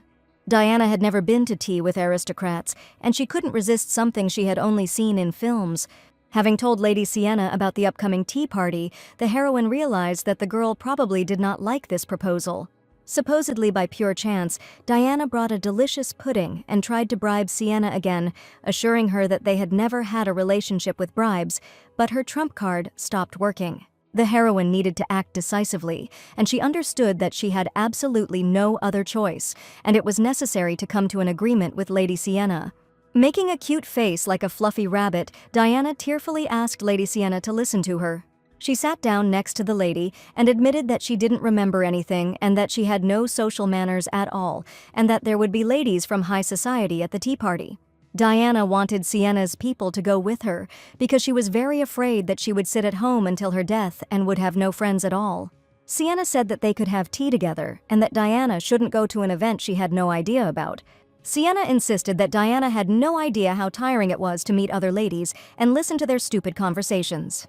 But Diana had always wanted to be part of the psychological duel that the aristocrats had, and Sienna was beginning to understand her. After some persuasion, she finally agreed to go to tea with Diana, but warned that she would only do it once. She wondered if the lady had received the invitation because of gossip, since there were rumors circulating throughout the empire that Mrs. Chester was probably already aware of. Everyone was talking about Leonard spending every morning with Lady Diana, and even Sienna had heard it more than once from other ladies. Diana didn't understand how Sienna knew this information, since she had no friends at all, and it was unlikely that anyone could tell her about it. But the lady insisted that being a loner meant knowing more than others, so she decided to talk directly to Diana about it. The heroine wondered if it wouldn't be quicker to make friends with someone than to gather information alone, and it would probably be very tiring. The next day, Ms. Chester decided to go out to practice, and this time she was determined. Charles met her again and wished the girl a good morning. He smiled sweetly and waved to the lady with whom they had a pleasant conversation last time. He brought the letter again, but this time Diana completely refused to take it and said that she did not want to read the letter from the commander. Charles was very surprised because the lady refused to take the envelope, although she had a rather warm relationship with the commander. She announced that she was not going to study today, nor would she eat the salad, and asked Charles to pass her words on to the busy commander who had not shown up for several days. She turned around and didn't even intend to look at the letter because its contents were no secret to her, and she was sure that the letter basically described the exercise. Diana already had 6 letters accumulated, and she decided that if she did not accept this letter, then the coach would surely realize the seriousness of the situation. She had really hoped that he would come today, but Leo did not show up again, and an enraged Diana once again insistently asked the hour to convey her angry words. Charles remained with his hand outstretched, holding the envelope, and seeing Diana leaving, he asked her to stop. He insisted that she take and read the letter sent to her personally by the commander. That same day, the heroine and Lady Sienna went to a tea party to which Mrs. Chester was invited. The lady looked incredibly cute, and Sienna noted that it was simply impossible not to fall in love with Diana. The heroine noticed that the girl had lost weight thanks to training, and gave her a pleasant compliment, and even all the dresses became too big for the lady. It was because of this that the maids spent 3 whole nights urgently hemming her outfits so that they would fit her. Mary even accidentally cut her finger with a needle because she wanted to help the lady as quickly as possible, since the outfit had not yet been chosen. Lady Sienna was serious about this meeting and asked Diana to be fully prepared. The lady completely trusted her mentor, and clenching her little fists, confidently declared that she was ready to conquer high society. Sienna warned Diana not to show her weaknesses to the women she met at the tea party, because any of them could take advantage of it later. Ladies who have mastered social contacts never throw words around, so Diana had to try to find out their true intentions.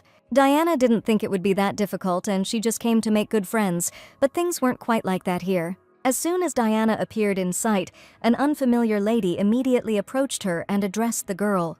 It was the lady who had invited the heroine, and she thanked her for Mrs. Chester's sudden invitation and for finding time to attend the tea party. Diana thanked the hostess for the invitation in return, and since Sienna had already managed to scare the girl, she imagined that the organizer of the tea party would look like the devil. The lady confessed that she had recently heard a very interesting story, so she sent Diana an invitation, but she had no hopes, and the lady came anyway. The hostess reminded that they had once met Lady Diana and greeted each other as they passed by, but unfortunately the heroine remembered absolutely nothing. Sienna had been paying close attention to what Diana was saying, so she quickly corrected herself and admitted that she didn't remember the lady being that beautiful. The hostess of the tea party was embarrassed by the compliment, and Diana realized that she had hit the nail on the head with these words. She decided to play along since things couldn't get any worse, and sat quietly on the bench, but no one cared about Mrs. Chester. All the ladies surrounded Lady Camden, and the ladies wanted to talk to her first, and Diana did not understand why no one was interested in the gossip that had spread about her throughout the empire. Finally, one of the girls came up to her and greeted Lady Chester, and the heroine was incredibly happy. She asked how she managed to get close to the lady and asked to reveal the secret, and it became clear to Diana that everyone just wanted to get closer to the influential lady.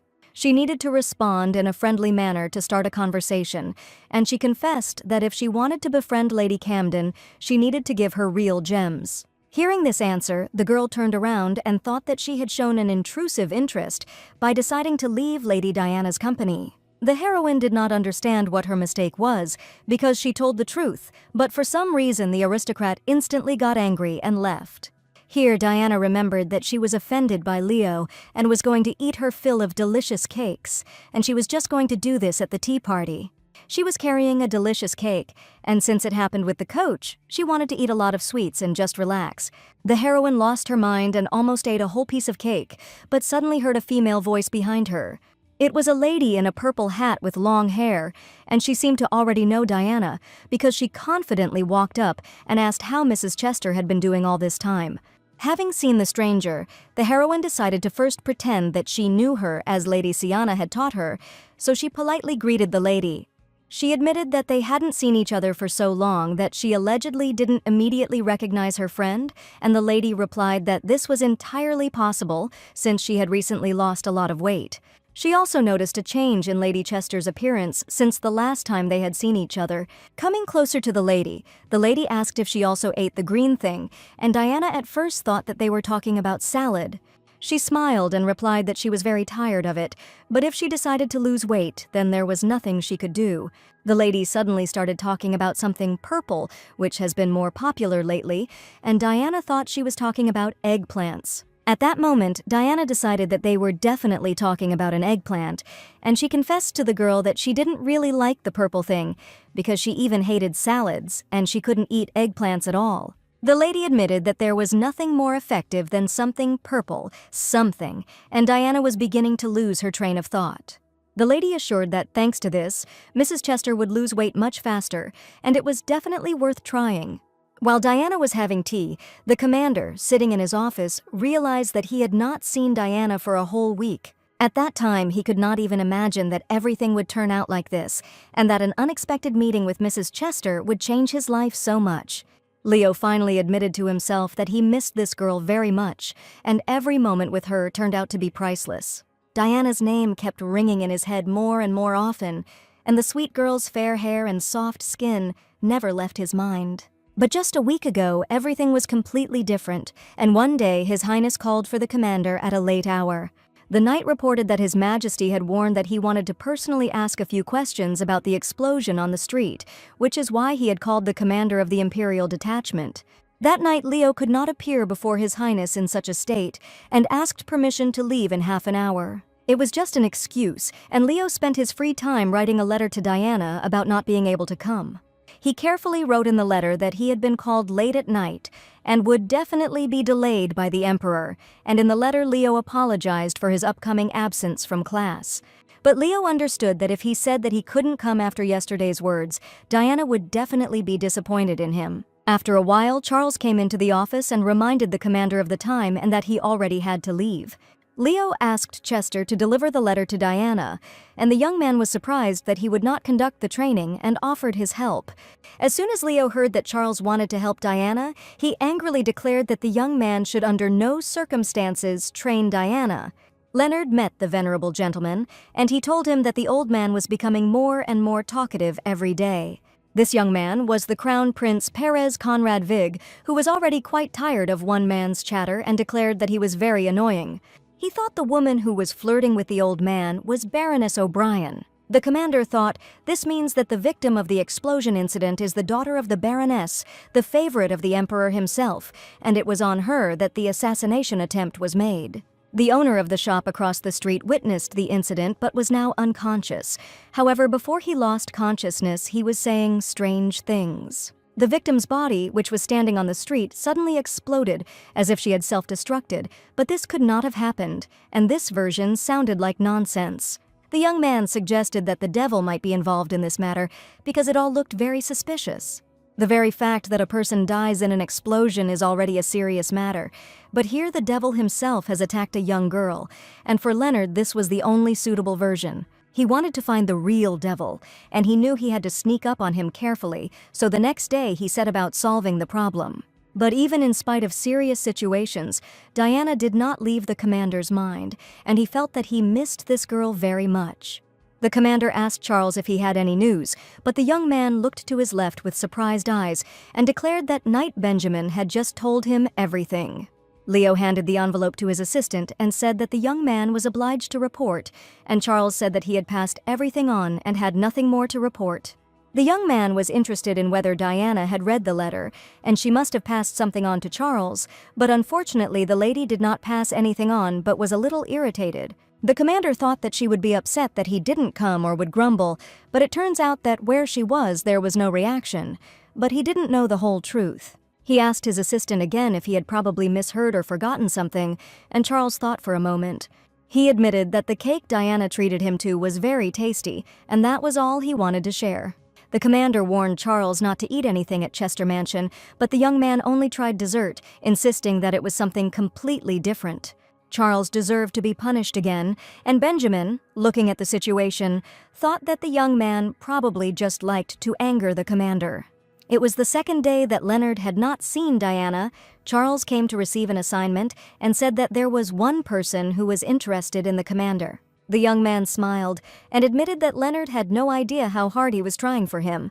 The commander really didn't want it to be Diana, and asked with interest who was interested in his identity. A pleased Charles told about a girl he had recently met, stated that he had quite a few connections, and Leonard really thought that it could be Lady Chester.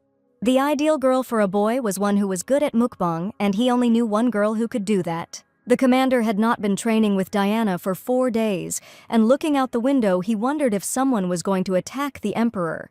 Charles was sure that if His Majesty was attacked, they would be busy catching the criminal, investigating, and so on, hinting that they did not need more work right now.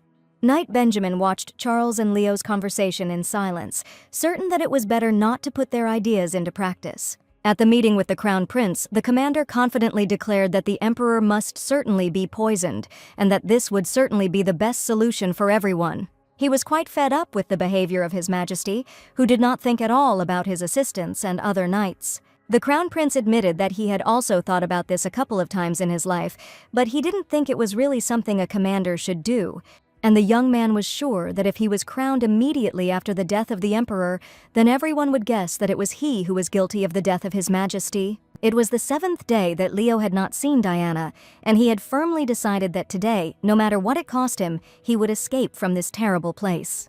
In the morning, the commander specially sorted out all the matters and really hoped that when the sun set, he would finally be free from work. Leo was looking forward to meeting Diana and really wanted to see her, because these 7 days seemed like real hell to him.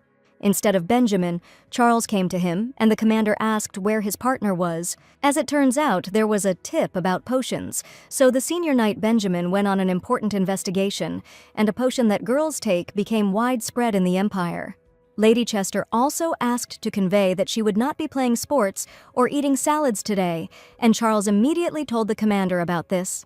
Leo was surprised to hear his words, because he was sure that the girl had been training hard all this time, but now she was giving up everything.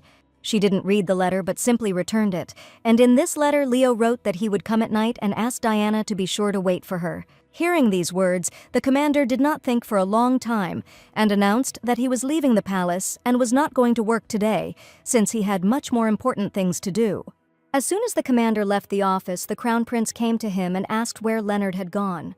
Charles remained standing in the office, and the prince wondered why he was the only one there and why the commander was nowhere to be found. He told the Crown Prince that the commander had left, said that he was no longer going to work today, and the gentleman became furious. He also asked to tell him that he would take care of everything, and that Leo chose his true desires today and not work, because of which he could not meet Diana for a long time. The tea party with the ladies continued. The ladies had lively conversations in the courtyard of the mansion, discussing new rumors with interest. The new acquaintance was sure that Diana would definitely lose weight, and it was she who suggested that the girl try something other than sports. Since it was purple, and Diana was sure it was eggplant, she decided to ask Uncle Paul to cook some delicious eggplant when she got home. Unexpectedly for Lady Chester, her new acquaintance began to fuss and took something out of the pocket of her dress. She put a bottle in the girl's hand, saying that if Diana had tried the green one, then she knew how to drink it. She suggested the girl to try, and if she was interested in the future, she could go not to the mansion, but to the Bonita salon, but so that no one knew this information. However, she admitted that the purple one was a little more expensive than the green one, and only now did she realize that it was not vegetables at all, and certainly not eggplants. After wishing Lady Chester luck in losing weight, the lady admitted that it was time for her to take her leave and leave the tea party.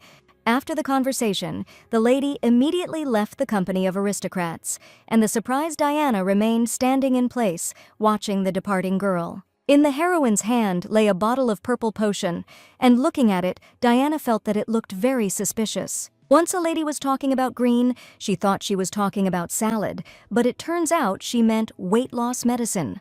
Where she heard that none of the aristocrats here exercised, and now she found out that they actually secretly took a potion like this to keep their figures in shape.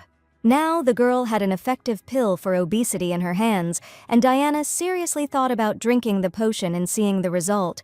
The heroine put the tempting bottle in her pocket because she didn't even really know what exactly it contained, but she also didn't dare throw it away. Previously, Dr. Chendal said that there were no weight loss drugs in the world, but now Diana had a magic potion that could probably help her. She decided to ask Lady Sienna first, and perhaps she could know something about a magic drug that helps you lose weight. Lady Sienna was still chatting with the ladies, and Diana, looking in her direction, signaled for the lady to come quickly to her. She knew Sienna must be very tired of dealing with girls, and seeing the situation firsthand, the heroine felt it again. There are many people who want to be friends with her, but no one wanted to communicate with Lady Chester, and at tea, she realized this. But the heroine had no intention of giving up, because she had already gone too far, so she couldn't just give up now, and first decided to try talking to someone. She approached the two ladies, telling them what a beautiful day it was, and hoping that they would notice her. As soon as Chester's men approached the aristocrats, they immediately pretended that they had urgent business, avoiding Diana's company. The heroine didn't even have time to say anything. The girl was quickly left without being talked to, but Diana still wasn't going to give up. She approached some more ladies, but they had the same reaction, and the aristocrats quickly moved away from the girl so as not to talk to her. Diana tried more than once to talk to at least one of the ladies present at the tea party, but everyone immediately left her. The lady did not understand why the ladies avoided communicating with her, and she just wanted to talk, but she was never able to communicate calmly with anyone. But Diana overheard the ladies talking about Leonard and the gem, and she also distinctly heard her last name. And instead of just talking to Diana in person, the ladies began to talk about her behind her back, but were never able to approach her and ask her directly. In any case, she could have answered directly so that the girls would have calmed down, and there would have been absolutely no psychological battle at tea that Sienna had spoken of. Most likely, Diana felt like she was a monkey in a cage at a zoo, while others looked at her with disdain. Since the heroine had done a lot of good, she decided to think of it as karma, and understood that everything happened not by her will. She was worried about where Yuna, who had always been great at surviving alone, had gone.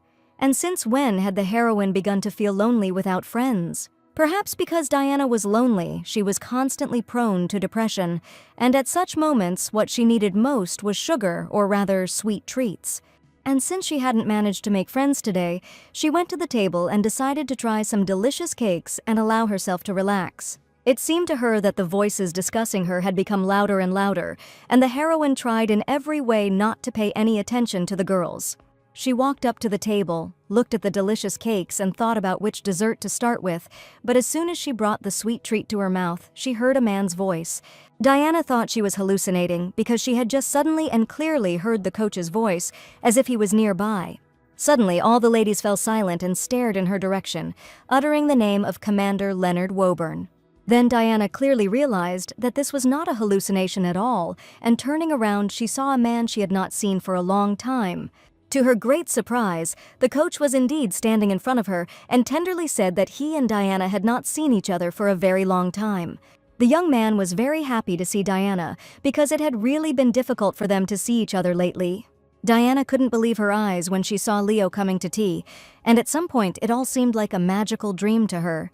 Leo extended his hand to the girl in front of all the aristocrats and asked how the lady had wished for the whole week, and he came to admit that he had missed her very much. Where she even asked again if it was really the coach himself standing in front of her, because she couldn't believe her eyes that he was really here.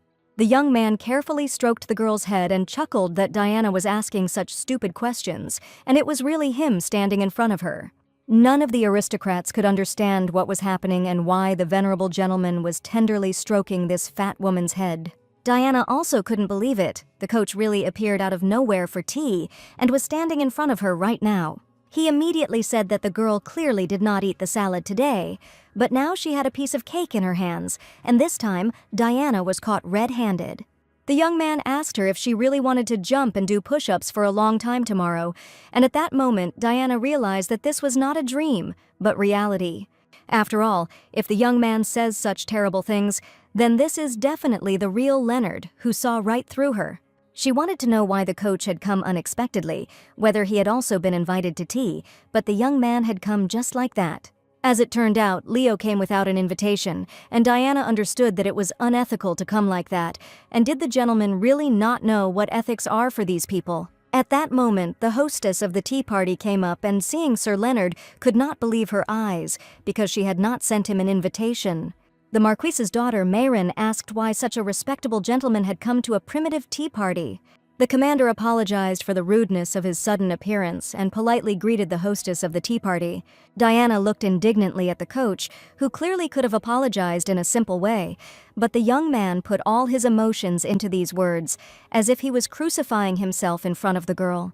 The tea party continued, and all the ladies were charmed by the appearance of Commander Leo, because the young man was incredibly handsome and elegant.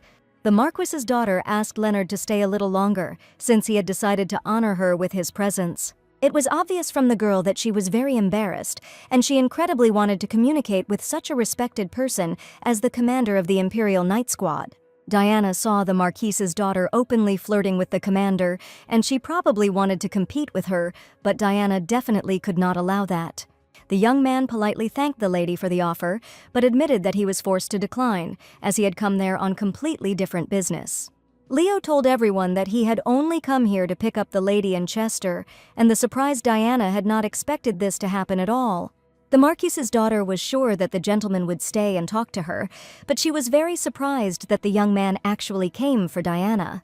Leo extended his hand to Diana, and indeed, he had come to the tea party only to take the girl home. The trainer hinted that if the girl didn't go home, she would have to do 100 squats at her next lesson. All the coach's thoughts were written on his face, and looking to the left, Diana extended her hand to him, agreeing to go home. Suddenly, Diana began to look around, and the young man became worried that something had happened to the girl. But Diana asked to wait a little. She looked for Lady Sienna with her eyes, who was nowhere to be seen, but since they had arrived together, she could not just leave without warning her. And feeling a hand on her shoulder, Diana shuddered and turned around, who had just approached her. She couldn't understand what Commander Leo was doing here, who hadn't even been invited to tea, and Sienna hinted that Sir Woburn must have no manners at all. The young man grinned and declared that he was ready to learn proper manners with Lady Diana, and his words sounded with a hint of sarcasm. These people argued again, and every time they met, there was an overly tense conversation between them. Sienna was indignant that the commander immediately find himself a teacher and called Diana her only and most beautiful student. The young man replied that he was also thinking about finding a teacher from whom he could also learn something similar together with Diana, and suggested that for now, they just have a good rest. Diana seemed to be torn apart as each side tried to get her attention. Diana felt like she was between two angry wolves and was very glad that she ate this cake, otherwise she would have definitely thrown up from the tension right now.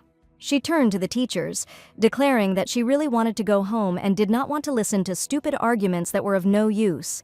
Sienna replied that if the lady was really tired, then they definitely needed to go, and the commander was outraged that the lady herself had delayed them because they were already about to leave. As everyone was about to leave, Diana saw a strange picture of Lady Sienna and Commander Leo holding out their hand to her so that she could choose who to go with. Diana felt that this was not some kind of survival game, but for some reason she was being forced to choose between these two people. To their surprise, Diana did not offer her hand to just one person, but took the hands of the commander and Lady Sienna together, each of whom was incredibly dear to her.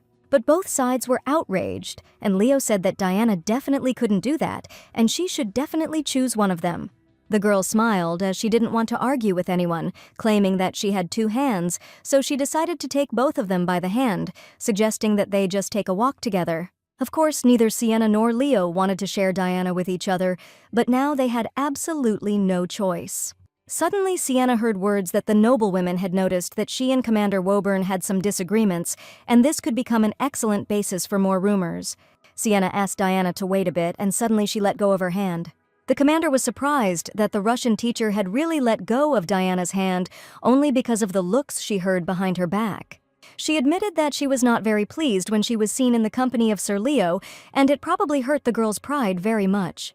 Leo smiled and happily declared that he did not want to, and was not going to let go of that little hand under any circumstances, and Diana noticed that the young man was simply glowing with happiness. Lady Sienna had her own reasons for letting go of her hand, and Mistress Chester realized that there was nothing she could do about it, and she could only help to rectify the situation. She asked the lady she had previously spoken about an urgent matter, but because of Diana, she was still forced to come to tea. Leo considered Diana to be an incredibly kind person, stating that as a teacher, Sienna should take her example. She asked if they were going to go straight to the mansion, and Diana said yes. Sienna admitted that she would have liked to stay with Mistress Chester for the rest of the day, but decided to leave their company and take her leave, wishing Diana a good journey. The commander looked at the girl with trepidation and offered to take her to the estate to accompany her on the way. The rumors turned out to be true, and the commander did everything possible to ensure that the scandal only grew more heated. They walked out the gates of the Marquise's daughter's mansion. The young man was surprised because a carriage was supposed to be waiting for Diana. But Diana came to tea with Lady Sienna, so no carriage should come for her. She asked if the coach had arrived in a carriage, and the young man looked at Diana with a mysterious look. As it turned out, he arrived at the tea party on horseback, and Diana grabbed her head because she was already 20 years old and she still did not know how to ride a horse. She didn't understand how she would be able to get home, but Leo confidently invited the girl to sit on the front of the horse. Diana had never ridden a horse before, and this news came as a surprise to her. Mrs. Chester admitted that she had never tried it, which sounded rather strange, since there were few people in the empire who could not ride horses. She recalled that after she lost her memory, she felt like she was reborn, and that is why she did not know how to ride a horse. Leo carefully warned that Diana would be sitting next to him and would definitely not be harmed, but he also offered to call a carriage if Diana was too afraid to ride a horse. Diana pulled herself together and understood that this was a great chance to try, so she happily agreed. Besides the fact that she didn't know how to ride a horse, she completely forgot that she often got carsick. Despite the anti-nausea medicine, as soon as the horse moved, Diana felt very dizzy. She was no longer the heroine named Yuna, but had become, entirely and completely, Diana Chester. And now the girl had a question: what happened to the real Diana during this time? At first, Diana was sure that she should go slower, but she felt confident next to Leo, so she easily suggested going faster, because in any case, everything inside her was turning over. Leo hugged Diana and promised to hold her tightly so that Mrs. Chester would not worry and would not be afraid of anything. But now Diana had a completely different serious problem, and fear had nothing to do with it, because for the first time she found herself too close to the commander, and she was afraid that he could hear the beating of her loving heart. The sun slowly rose above the horizon, filling the majestic mansion located in the heart of the empire with its golden light. With each passing minute, as Leo and Diana moved along the soft hills and winding paths, the heroine began to feel a slight motion sickness. At first it was barely noticeable, but soon her head began to spin, and the world around her became a little blurry. Leo thoughtfully brought a bottle of water and said that from now on the girl would only travel by carriage. Whether it was motion sickness or how hard her heart was beating, Diana thought during the ride that she would get off on her own, and after taking a sip of water, she admitted that she was fine.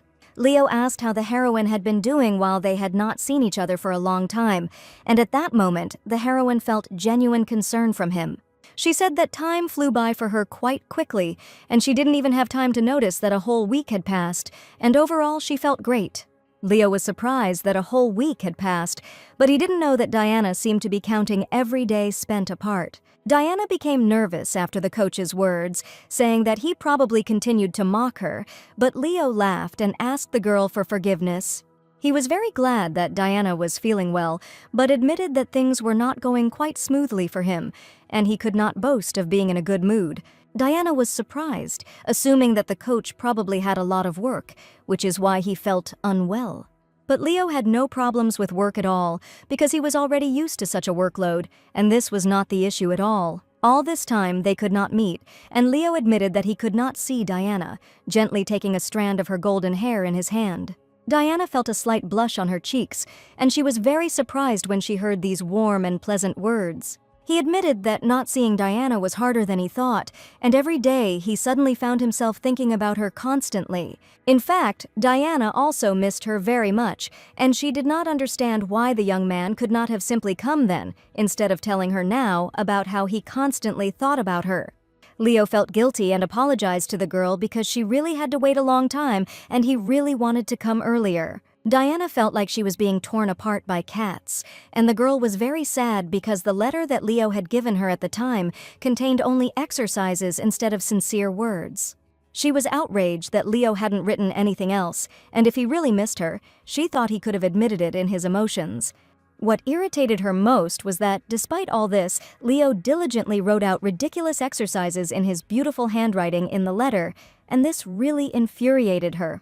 Leo apologized and was sure that the girl should feel better, but her resentment was very deep, so after these words, Diana turned away from the coach. He did not hide his feelings and to some extent was now flirting with Diana, but after his apology, she felt a little better. When the coach sent Charles, he reported that Lady Chester had asked him to tell the commander that she was not going to train and eat the hated salads. And he admitted that he was very surprised when Diana said that she would no longer exercise or eat right, despite all her efforts. It was a very obvious protest, but Leo thoughtfully asked the heroine to eat a healthy salad for dinner, and in that case, she would have time to be a good student today. But today the heroine decided to treat her as if all prohibitions had been lifted, and Leo laughed that at this rate she would get fat again, and suggested eating something tasty next time. Even at the tea party, the heroine still couldn't eat anything sweet when the coach unexpectedly arrived, although she had a great opportunity. The heroine understood perfectly well that she needed to follow a simple diet, and Leo really spoke the right words because she had been trying very hard for a long time. Leo took the girl by the hand and promised to feed her a delicious dinner next time, but Diana was still angry that the young man had said "see you tomorrow" a week ago and never came again. The coach asked what Diana would prefer tomorrow between his arrival and dessert, but now the heroine felt like the most pathetic student in the world. She admitted that she would have preferred the trainer to come and conduct a good training session, because the heroine understood that everything was being done only for her. Leo promised that instead of dessert, he would definitely come tomorrow, and this time Diana could believe his words, and he would not let her down again. Having sealed the promise with her little fingers, Diana trusted the coach, because their relationship was sincere from the first day. At dinner, Diana didn't feel like eating the salad at all, and the girl held her fork with a sad face and couldn't eat a bite. Uncle Paul asked if the lady had finished eating, and she admitted that she had no appetite at all that day. To her great surprise, the cook brought a nice dessert and told her that the commander had asked for a small cake if Diana ate her salad. Such sudden surprises made her heart beat faster, and the heroine was very happy to see a delicious cake. In the evening, Leo was in his office and his assistant came to report important information. The report stated that after an intensive search of the ladies' salon, numerous suspicious vials of liquid were found. The assistant handed the commander one of these vials, filled with an unknown green liquid, which the knights managed to extract. Taking the bottle in his hands, he was very surprised that the liquid inside was green, and absolutely nothing was known about it, and the commander had to find out where the new potion came from. The next morning, Diana woke up and immediately thought about the upcoming training, because yesterday Leo promised her that he would definitely come. The maid of the city hall diligently prepared the lady for training, and all this time Diana was thinking about the trainer, who was definitely supposed to show up today. She was very keen to know whether Commander Leo would keep his word, and early in the morning the lady set off for the upcoming training. Leo stood under a huge Russian tree waiting for Diana, and this time the young man kept his word and could not do otherwise. His confident posture and easy smile immediately lifted her spirits. She couldn't contain her joy and ran out to meet him. Diana's eyes lit up with anticipation, and she knew that classes with Leo were always not only useful, but also exciting. Leo immediately suggested starting training after a long break, and from the very first minutes, Diana felt as if her legs were about to explode. Having done 100 squats, Diana loudly declared that she could not do any more, but the trainer insisted that the girl do 20 more squats. Diana whined like a little girl, but the coach stood his ground and asked the student to definitely do the exercise. Today was much more difficult for Diana than on other days, and it was all because yesterday she still ate a small piece of cake. The coach himself allowed her to eat sweets. and Leo believed that Diana should experience for herself how poisonous sweet treats can be. He asked Diana to tell him if she wanted to eat again, and after the meal they could just practice like this again. The coach stroked the girl's head and admitted that Diana had tried hard today and given it her all during training. Diana was very hot because it was summer, and she hated hot weather because it made her feel exhausted. Since it was very hot outside, Leo unbuttoned the top button of his shirt, and where she immediately noticed it and couldn't take her eyes off him. While she was looking at the unbuttoned button and the coach's exposed neck, Leo asked if Diana was happy that he was back again, and the lady was afraid that Leo noticed her looking at the unbuttoned button. The coach has had a lot of extra work lately, and he decided to tell Diana about it. Because despite being very busy, he decided to just drop everything and come to training to spend at least some time with the girl he really likes. Leo wasn't afraid of being fired at all, and spending time with Diana was much more important to him than constantly sitting in his office and sorting through documents. The commander had plans to buy an entire jewelry store, so he had to work hard for a while. Because of the coach, Diana's heart could not calm down, and she tried to breathe deeply so as not to feel tense while sitting next to Leo. Leo noticed that Diana couldn't calm down, stating that he hadn't even started anything yet to make the girl feel excited there. Looking at the young man's sweet behavior, the heroine's heart began to beat even faster, and Diana repeated once again that he should stop attacking her with his dazzling beauty. Leo promised that he would definitely use such attacks from now on, because he knew that the girl he was interested in liked handsome guys. Since Diana was still not in love, he decided to try even harder to attract the girl's attention. In fact, the heroine was simply hanging on by the last thin thread of self-control, and every meeting with the coach made her tremble. After a short break, Leo offered his hand to help Diana get up from the grass where they had been sitting all this time and chatting pleasantly. Since Leo was very busy at work, Diana suggested that they practice with someone else for a while, since the young man even refused to have breakfast together. But Leo was sure that as long as he was alive and his vision was clear, he could not allow himself to see Diana being trained by some other young man. In this case, the girl suggested that she work out alone, since she had already learned all the exercises that needed to be done during the training. Leo thanked her for her concern, but he enjoyed training Diana, so he was sure that everything was fine and he would definitely find some free time. The recent explosion had left the commander very busy, and he couldn't understand why very strange things were happening one after another. Diana was not aware of all the events, and Leo was sure that the girl did not need to know this in order to worry less. He asked if Diana had any friends other than Lady Camden, and Diana immediately replied that she had no friends at all. Leo assumed that Diana didn't communicate with anyone else, but he still decided to ask just in case, because there was one bad thing spreading among the ladies. The heroine asked what this mysterious thing was, but the commander was sure that she didn't need to know it at all. But if Leo had told, she might have been more careful, since Diana had no friends at all who could have warned her. The investigation was not yet complete, but reliable facts were already known, and new girls gradually learned about the potion that the aristocrats used.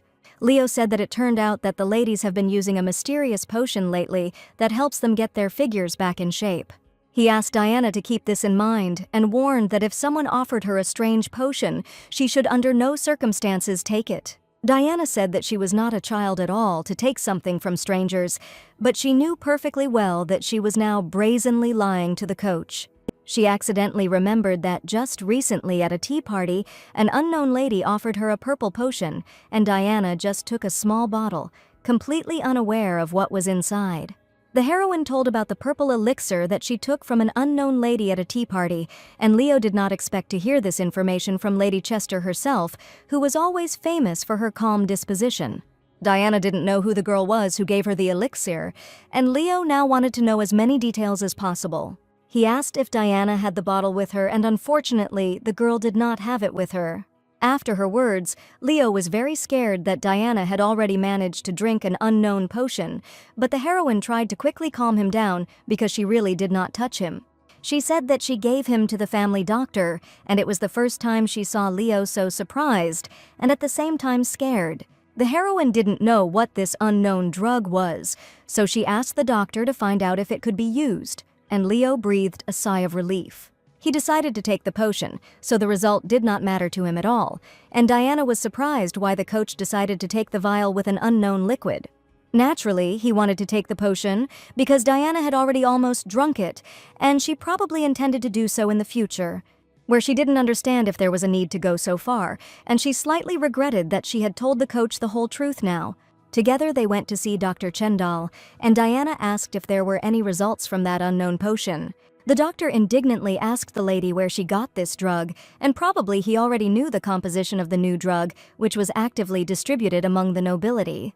The commander asked if the doctor had managed to discover any dangerous ingredients, but Chendal was extremely worried. He said that you don't even need to know the ingredients and the drug just burned up, and now Leo and Diana knew new important information. Of course, it sounded like complete nonsense, and no one could believe that such a thing was even possible. The drug that Diana brought was real green, but despite the fact that there were no problems with detecting the first ingredient, suddenly upon contact with acid, it instantly ignited and evaporated. Perhaps everything would have been fine with Diana right after the appointment, but the doctor was sure that something would definitely happen one day. Diana looked at the doctor with excitement because just recently she was going to try this drug, because the stranger then convinced her of its benefits. She told Leo that at a tea party, the drug was offered to her by an unknown lady whom she saw for the first time in her life. Diana admitted that she has problems with her memories, so she does not know who this girl was, and she absolutely cannot not say anything. But the stranger said that the green remedy was more effective, so the heroine admitted that she then thought about the salad altogether. The lady also recommended some purple stuff to her, said it had a stronger effect, and then gave her a bottle of purple liquid and left. Diana managed to find out that the unknown potion could be purchased by secretly coming to the Bonita salon, if she was interested in it in the future. It seems that Leo was very angry when he heard this information from Diana, that she really took an unknown potion from a stranger. He stated that it would be very good if they had some of the drug left, but unfortunately nothing could be done now, and the trainer asked Lady Chester to come to the Knight's Court tomorrow. He didn't want to involve Diana in this story, but since she had seen this lady, they needed to find the stranger. It turned out that the girl had called some dangerous thing a weight loss drug and given it to Lady Chester, and as someone desperate to lose weight, she couldn't just let it go. The next day, Diana was met in the commander's office by her assistant Charles, who asked with interest what Mrs. Chester was doing there. She said that she had become embroiled in a case and had come here as an important witness. Charles laughed, suggesting that Diana had done something wrong again, but she insisted that she had nothing to do with it and had just accidentally gotten herself involved in a dangerous matter. Charles even suggested that Mrs. Chester herself had secretly taken the potion, and the captain had caught her red-handed, which is why she ended up in his office, and the young man also suspected her of this. The young man confidently stated that recently all the ladies were using this potion, and it spread very quickly among the aristocrats. Leo didn't give any details, and Diana suggested that she could find out more about Charles by asking him a few questions. Sometime later, Charles revealed that they had found a lot of the green drug after Benjamin had searched the ladies' salons. Hearing this information, Diana wondered why they were talking about some green potion that she had never heard of before. And from the fact that the young man knew that after the green drug a person finds himself in a state of constant sleep and the appetite completely disappears, and this is what helps women lose weight. Diana could not believe her ears, because the potion that the stranger described as a medicine turned out to be a completely different remedy. Then the lady said that the drug was used for weight loss, but in fact this substance turned out to be very dangerous, and the woman clearly thought that Diana was addicted to such a drug. Diana was very anxious to find out what to do now that such a dangerous potion had spread so quickly, but Charles assured her that things were not so bad. This expensive unknown drug was highly addictive, but Charles was confident that it could not cause much harm, but it would still affect his mental health. Diana wondered if there was a difference between the green and purple drug, but if they both had the same effect of weight loss, the ingredients should be similar. But now it was completely incomprehensible to her why that stranger had given Mrs. Chester the purple drug. And now there was no need to solve this difficult riddle, because this girl started drinking and approached her. The reason this became a problem was because most of the people using this potion were young girls, and there were a lot of them. Diana wondered if the purple drug was not yet very common, and Charles was surprised to hear about the purple potion. The young man had never heard of it before, and he only knew about the green substance. It seems that Charles did not know about the purple bottles at all, and immediately assumed that Diana was clearly hiding something, stating that he answered all her questions, but the girl refused. But Charles didn't notice how the commander approached him, having heard that his assistant was blabbing important information. As soon as he realized that the commander had already approached and heard every word, Charles felt that a severe punishment was certainly awaiting him. Leo was also surprised that Diana was showing obvious curiosity, and at that moment, Miss Chester was afraid that Leo would still find out the truth about the purple drug that she was going to drink.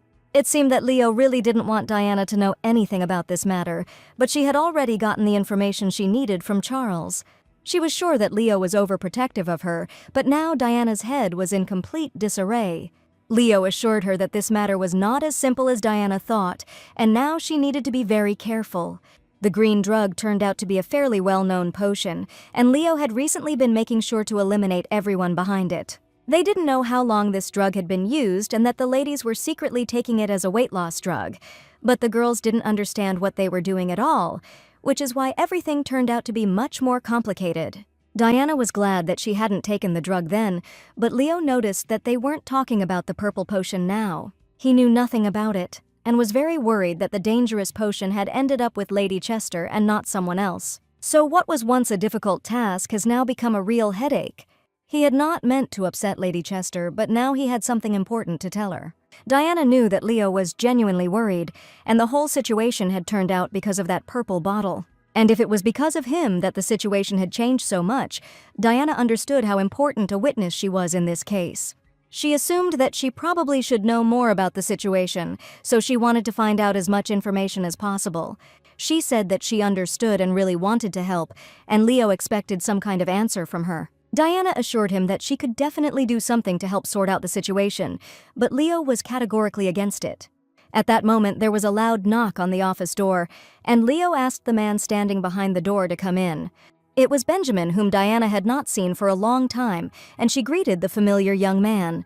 Diana really wanted to help in the current situation, but everyone seemed to be against her participation in this matter, apparently fearing for the life of Mrs. Chester. While Charles was listening to the commander, an interesting thought came into his head, which he wanted to share with Diana. He insisted that it was never the case that a commander would tell someone else not to interfere, and that this was the first time that he could remember something like this happening. Diana wondered if Charles had realized that Commander Leo liked her, and that he was trying to hint at it with those words. But suddenly, the young man declared that it seemed that Lady Chester was not to be trusted, and that is why the commander behaves in this way. The young man admitted that if the commander unconditionally refused the help that Lady Chester offered, then she would be better off simply giving up and going home.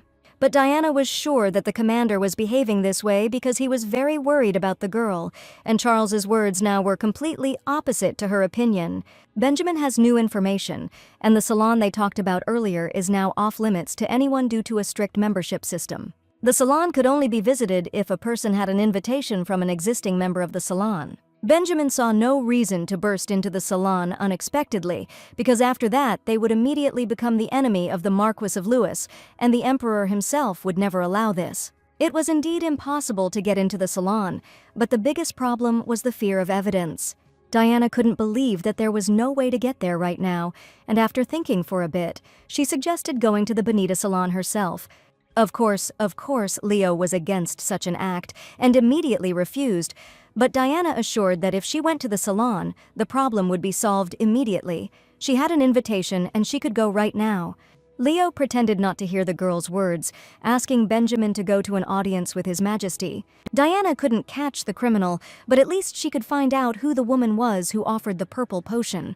Trying to insist on her own, the heroine wanted to hear an answer to her question, because she really wanted to help. The commander had no idea of sending Diana to such a dangerous place, and he wanted to find another way, even if it might take some time. Diana knew that Leo already worked very hard to make it to her in the mornings, and she just hoped that she could help solve the case a little faster. And she declared that the commander would not be able to sleep peacefully, and would only work while everything continued to happen among the aristocrats. Benjamin offered to accept Lady Chester's testimony as evidence, but Leo was sure that this could not be done in the same way. He feared that all the responsibility would fall on Diana, and they could not act without more concrete evidence than her testimony. After listening carefully to Leo and Benjamin's conversation, Diana admitted that she hated pain and scary things, so she promised not to do anything dangerous and just wanted to gather the necessary information. She remembered well the face of the woman who had given her the purple drug, and she was sure she would be able to find out something. And if it doesn't work out, she won't overdo it and just wants to help as quickly as possible. The heroine just wanted to start training comfortably with Leo and having breakfast together as soon as possible, so she really wanted to solve the dangerous case as soon as possible. With difficulty, Leo finally agreed, but did not allow the girl to go there alone. Finally, Diana heard the cherished consent and was very glad that she could finally help. She asked who she would need to go with, and Leo thought for a moment, but he already knew the specific answer. He confided in his assistant Charles, confidently stating that the young man would need to follow Mrs. Chester in order to obtain important information. 3 days later, Diana was finally ready to go to the salon, and Mary, the maid, noticed Mrs. Chester putting on a beautiful dress and probably decided to go to a luxurious place. But unfortunately, Diana couldn't tell anything even to Mary until the matter was over, so the lady didn't go into details. Today, Mrs. Chester looked simply wonderful, and the maid appreciated her magnificent appearance and wished the girl a good trip. The heroine definitely felt that her clothes had been fitting her completely differently lately, and looking in the mirror, she realized that there was still a huge benefit to hard work. On the first floor, Mrs. Chester was already awaited by a guest, about whom the maid Mary had warned the girl. She was really eager to see what Charles and Coach Leo were up to, and the heroine hurried downstairs. As soon as Diana entered the living room, she was very surprised and asked the guest who was waiting for her who he was. There was a nice lady with blonde hair sitting in the living room, and she admitted that she felt very awkward. And at that moment, Diana realized that in front of her sat assistant Charles, who was dressed as a girl. Charles tossed his long hair, declaring that he always looked great, even when dressed in women's clothes. Charles's attire was indeed very smart, and the young man declared that since they were going to do something, it was necessary to do everything wisely. Leo thought for a long time about how to make Charles go with Diana, and finally they decided that the young man would simply change into women's clothes. Then he became indignant that he did not want to change clothes and asked to find another person for this role, despite the commander's order. The young man shouted loudly that Leo was using his power in a vile way, but the young man said that if the assistant refused, they would change his clothes by force. Charles agreed only because he already had a deed to his credit when the commander helped him solve one serious problem, and he promised that if Charles still didn't agree, he would take payment from him for the store that the young man had once set on fire. After these words, Charles humbly agreed to put on women's clothes and stated that he simply wanted to show the commander his confidence and readiness to work. And that was why there was now a young man dressed in women's clothes standing in front of Mrs. Chester, and together they were trying to figure out what to call Charles. After thinking for a while, the young man asked to be called Sasha, and he was sure that this name suited him very well. Since Charles had a deep, masculine voice, they decided that the young man would not speak, and from now on he was just a beautiful girl who had temporarily lost her voice due to illness. Having discussed all the nuances, the heroine wondered whether they would be able to cope in such a composition, and for the first time she was determined to solve an important problem. The carriage was already waiting for Mrs. Chester, and when Diana went out into the street, Leo met her, noticing how beautiful the girl looked today. Diana smiled at the coach and showed her new friend Sasha, who winked sweetly at Mr. Leo. Even Leo did not immediately recognize his assistant Charles, stating that he certainly could not be compared with the beauty of Mrs. Chester.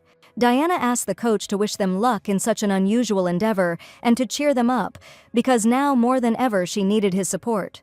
Leo didn't immediately understand what was going on, and Diana said that the coach should say some kind of encouraging words so that everything would work out for them.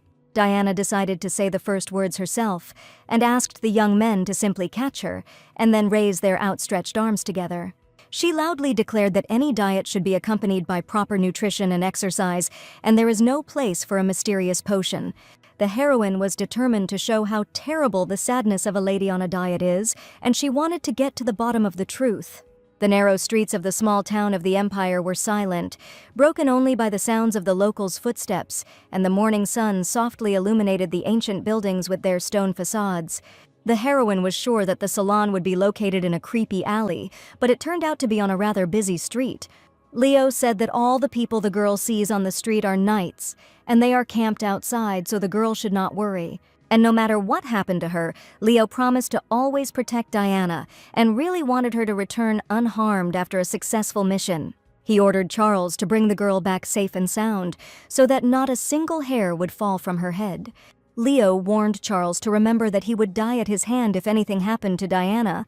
The commander strictly ordered that if something unexpected happened, no evidence or information was needed, and in such a case Diana should definitely return back. Finally, he asked her to take something, and Diana, surprised, turned towards the coach. Lady Chester was confident of Leo's support, and she knew that he was eagerly awaiting her return when the important mission was over. The fake Lady Sasha and Mrs. Chester entered the salon, since Diana had an invitation from the tea party, and they had no difficulty getting in. Once inside, Diana noticed that the salons usually had a different atmosphere, and she felt it immediately as soon as she entered. They were met by a lady who sternly declared that the girls should know that entry was by invitation only, and she wanted to know who had invited them. Diana tried to remember that girl and said that the lady in the hat had dark hair, but unfortunately she didn't even know her name.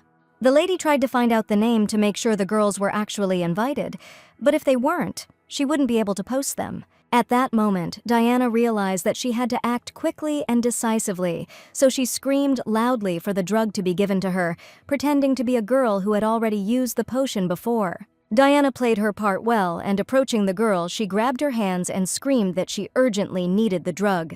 After Mrs. Chester's screams without thinking twice, the lady said that she would open the doors, and Diana could not believe her eyes because the plan really worked. Suddenly, the lady asked if Lady Chester herself had come to see her, and as it turned out, she was already expected here. She said that Lady Oldia had warned the girl in advance that sooner or later Lady Chester would pay a visit, and now Diana again, that the woman's name was Oldia. As soon as the lady learned that the guest was Diana Chester, she apologized for not recognizing the girl and asked her to come in. However, the lady had not been warned about the lady who would be accompanying Diana, and she was very eager to know with whom Mrs. Chester had decided to come to the salon. Diana said that the lady was a distant relative of the Chester family, and she took her with her as an assistant, stating that the girls always go together and are also very good friends.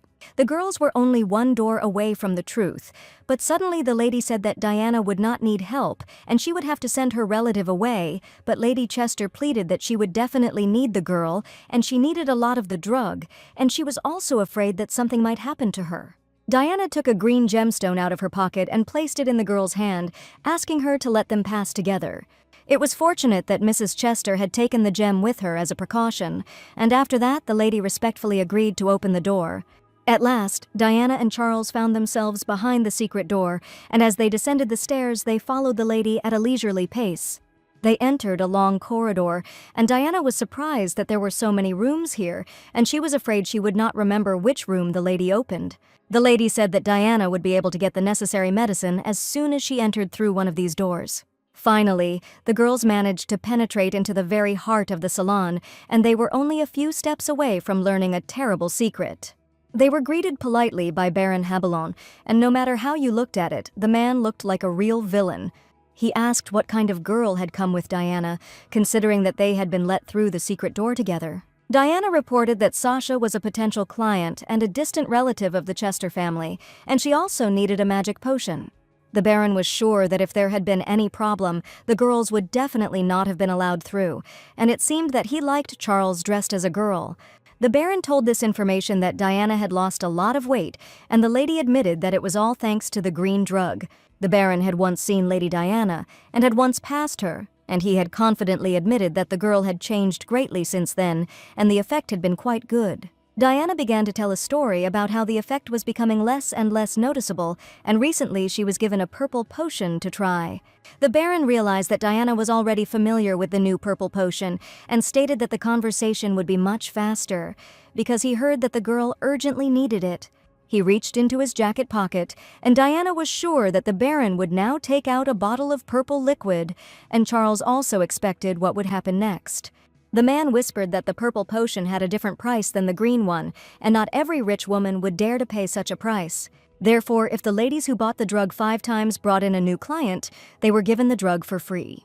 Diana realized that she was just such a new client, and the Baron fell for her tricks.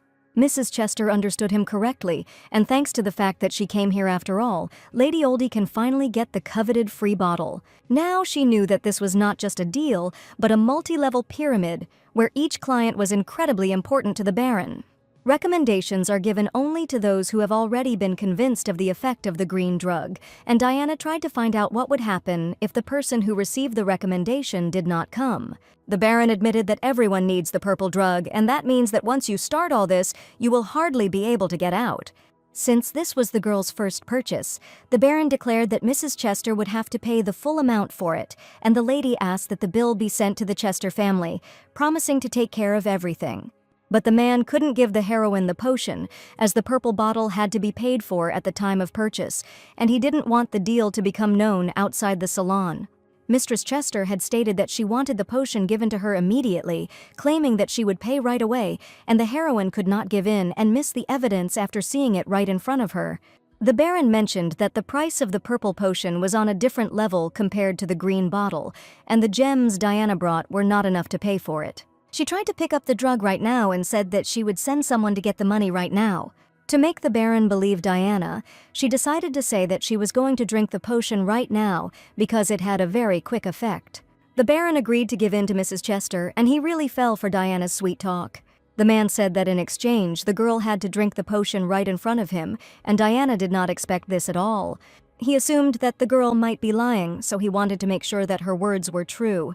Diana was only a small step away from the purple potion, and looking at the treasured bottle, she wondered how to make the Baron believe her. Charles panicked when he saw a bottle of an unknown purple liquid in Diana's hands, realizing that Diana was going to drink it. Diana had been trying very hard all this time, and now she needed to pretend that she had actually drunk the purple potion.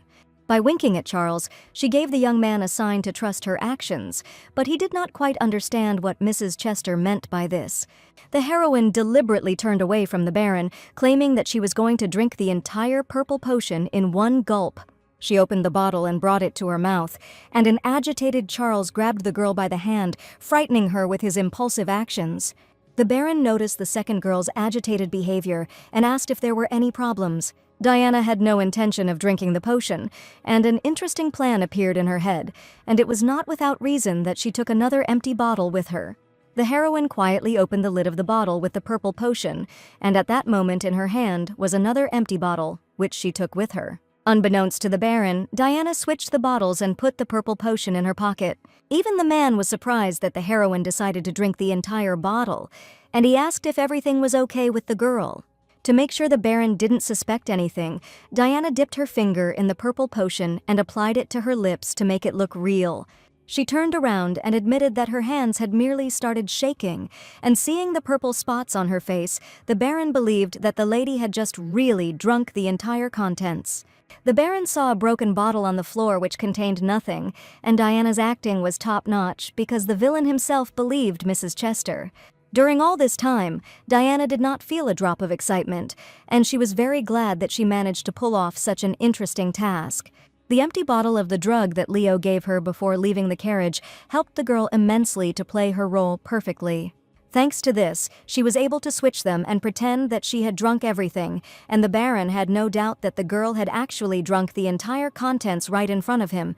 Charles also stated that he suddenly screamed and was simply jealous that people often drank everything by themselves. In any case, the heroine had to pay for the purple potion, and she promised to immediately call a man from the estate who would bring the money. As the Baron had already said, this transaction must not go beyond the salon, and he would not like the lady to ask anyone right now. He suggested that the girl who came with Mrs. Chester should bring the money immediately, and he asked Diana to stay with him so that none of the girls would dare to deceive him.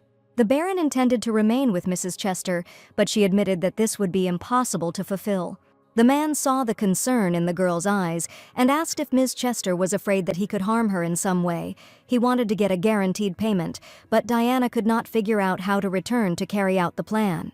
At last, it was Charles's turn, and he asked in a thin voice for Diana's permission to remain with the Baron. Charles, dressed in a woman's dress, asked the man which of them looked more reliable, and at that moment he deliberately flirted with the man.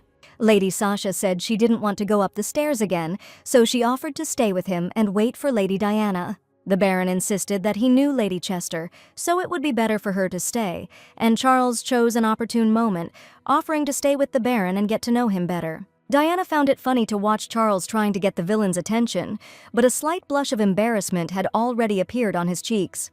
There was less time for talking, so Lady Chester said that she needed this drug, so she had no choice but to go back.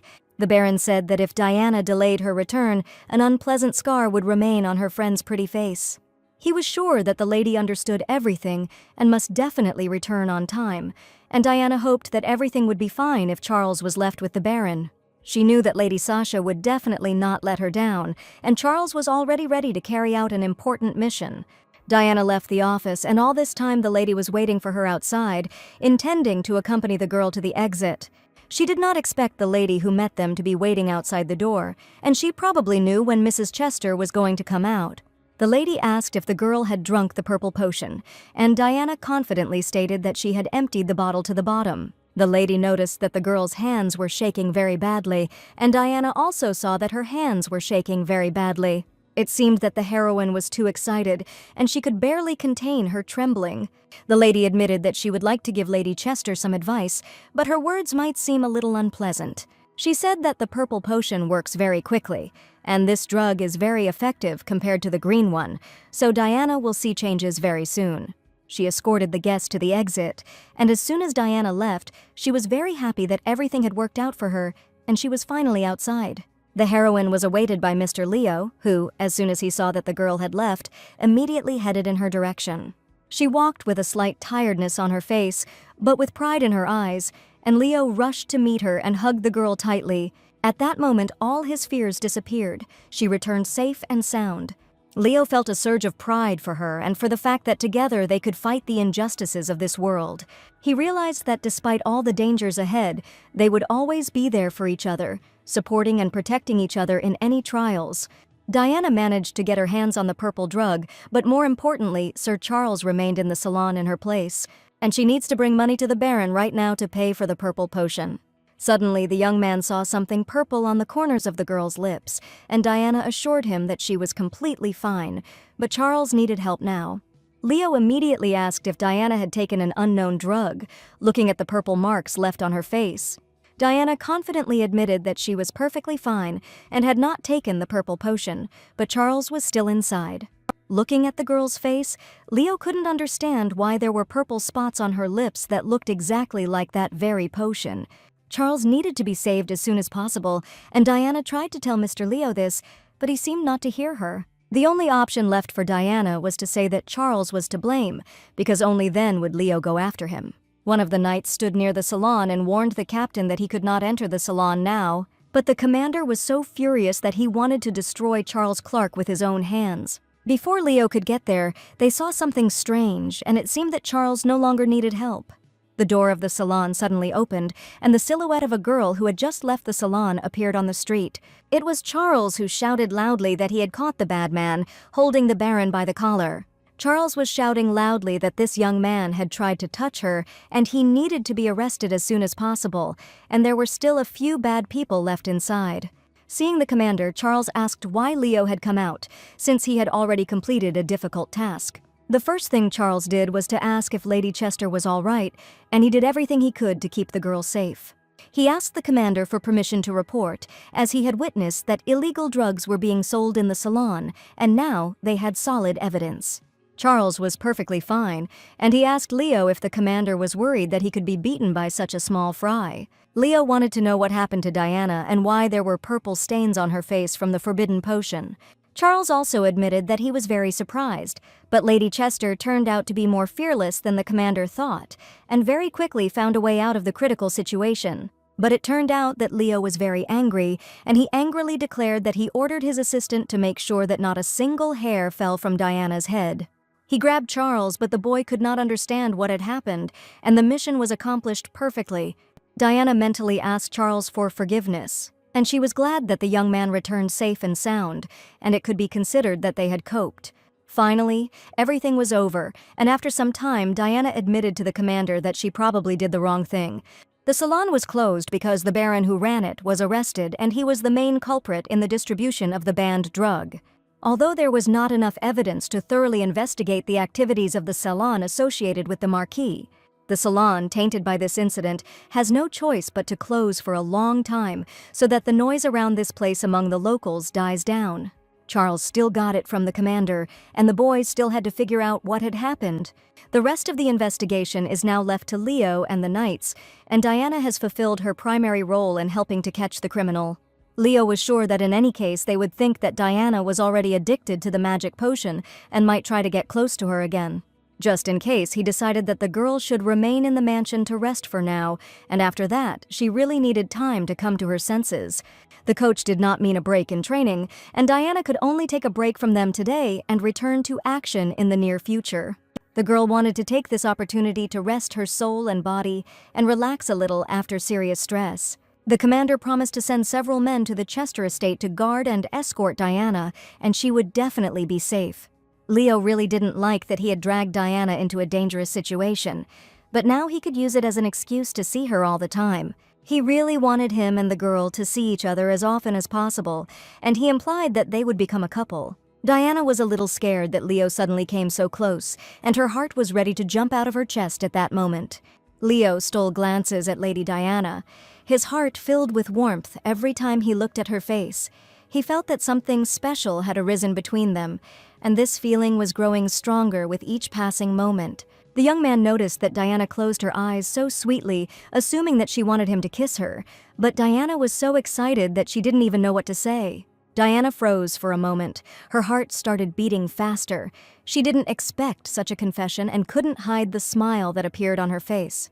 She hung her head down and couldn't even look into the eyes of the coach she liked so much, and it was hard for her to accept it right now. The young man asked if anything would change in the future, because he really wanted him and this girl to be together.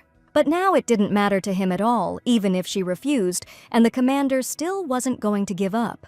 And he was sure that in the future, he would definitely make Diana Chester change her mind, and this sweet girl would definitely be by his side.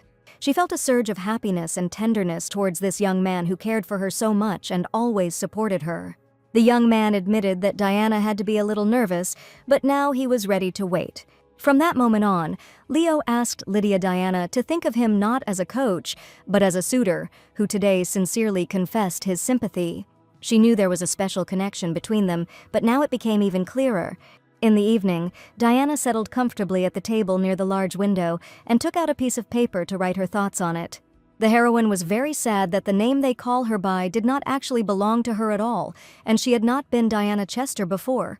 It had only been one season since she became Lady Diana, but so many people had already become dear to her heart, but they all treated the lady well only because she was Diana Chester. But Leo was completely different, and the young man always appreciated the girl for her kind soul and pure big heart. The Diana that Mr. Leo knows is only a heroine in Diana's body, and only to him was she able to reveal her true self. Diana felt that her heart belonged to Mr. Leo, and in this world, this young man became a dear person to her. The heroine sadly turned over various thoughts in her head, and with each passing minute she realized that she couldn't enter into a relationship with him now. She was hurt by the fact that she could not even become truly happy here because she was just the heroine of a novel. She knew that she was not really Diana Chester, and unfortunately she could not tell anyone the whole truth about herself and completely open her soul. Just as she was here once, at any moment she could suddenly disappear. The girl was very afraid that if Leo was left alone, his heart would be broken and the young man would suffer for a long time. It was for this reason that the heroine decided to keep her feelings under lock and key, and for now she definitely couldn't freely love Leo. The next day, Diana went to training early in the morning, and Leo was already waiting for her in the courtyard of the mansion. The young man looked especially attractive today, and he really wanted to look good in front of his future girlfriend. Diana didn't know if she could resist a young man who was so persistent in showing signs of attention, because in fact she also really wanted them to have a relationship. During training, Leo asked the girl if she remembered their first meeting, but Diana tried in every way to protect herself from the young man she really liked. Leo remembered. Then Diana looked at him and said, "He is a real handsome man," and admitted that she likes handsome men. The young man remembered well the words when Diana asked to look only at him, And after his words, the girl was very embarrassed. She looked into his eyes and realized, despite her confusion, she wanted this too. Leo joked that if Diana continued to hesitate, he would double the amount of exercises for today, because he wanted to hear that the girl also had sincere feelings for him, and he was definitely not mistaken about her sympathy, which Diana stubbornly hid. Diana thought that the knight's commander was a threat, which contradicted all the principles of humanism. The trainer chuckled and said that there was nothing he could do and asked his student to do another set. He decided to close the topic because, in any case, it was an excuse for him to increase the intensity of his exercises, but a positive answer would be much better for him. Diana was outraged that the coach could treat her so cruelly and take advantage of her feelings. After training, Leonard Woburn returned to his mansion, and as he passed by the knights, he hummed a melodious song. Each of the knights was surprised that the young man was behaving very strangely, because up until this moment he had always been extremely serious. The young men began to whisper, noticing the captain's excellent mood, but just recently he had been running and was drowning in tears from the amount of work that had fallen on him. Sitting comfortably in his work chair, Leo couldn't stop thinking about Lady Diana, who had just refused him a training session. He noticed that the girl couldn't even refuse him coldly, and her hesitant attempts were incredibly cute. But Leo couldn't understand why Diana still told him no, and he had no intention of rushing her, but he was very curious why the girl was so stubborn. Quite recently, the commander was interrogated by the Baron, who was accused of distributing a prohibited potion. Looking at the interrogation report, the young man saw nothing there except stupid explanations that had no weight. The Baron categorically refused to answer questions, and there was no talk of his repentance. But since Diana was involved in this incident, the commander was determined that he would never let him get away with it. Although Bonita's saloon was thoroughly searched, no evidence of trade could be found. However, it could not be said that nothing had happened, and while the knights were watching the saloon, they managed to catch one girl who had been there. But due to the lack of solid evidence, the commander had no choice but to release her after confirming her identity. The dangerous potion, which burns and disappears in an instant, has now become a headache for the commander because the girl he likes was involved in it. But the case when an aristocratic lady suddenly exploded on a busy street like a real bomb still remained a mystery. There was nothing in common between the two cases, but the commander was extremely worried about it, and his thoughts were tormented by strong doubts. As Leo thought, he had no choice, and it was time to call Aiden from the forest in the Northern Territory. Surely Diana's older brother might not like the commander courting her, and whether Aiden was here or not, the commander didn't think anything could change much. Leo didn't know how to do better, and while the young man was deep in his thoughts, there was a loud knock on the door of his office. They were 3 knights from the Imperial detachment, and they asked why the commander had called them at such an early hour. Leo kindly asked the knights not to stand in the doorway but to come in and sit down, and the young men were surprised that their captain was smiling sincerely. 3 young men sat in front of their commander, each of them afraid that he might find out how they ate the desserts or catch one of them skipping training. But suddenly the commander asked what the secret of success was and asked the knights to share their opinions. None of the young men understood what the commander meant, and after his words, they even looked at each other with incomprehension in their eyes. One of the brave men pretended to understand what was being discussed and was about to tell the secret that the commander had asked about. Leo's serious look showed that he was determined to find out the answer to his question. Fortunately, the number of visits to the Imperial Palace decreased while it was occupied. Baroness O'Brien had locked herself in her mansion in grief over the loss of her daughter, and the Emperor's attention quickly turned to another woman, and naturally he was distracted from the story of the explosion. This gave Leo some time, but the Emperor's attitude worried him greatly. The lady, with tears in her eyes, asked the commander to find the culprit who killed her daughter and punish him to the fullest extent. Regardless of the Emperor's interest, the culprit would definitely be caught and punished, and Leo was sure that he would definitely find him. The work was quite exhausting for the young gentleman, but every evening he tried to pull himself together and find time for himself.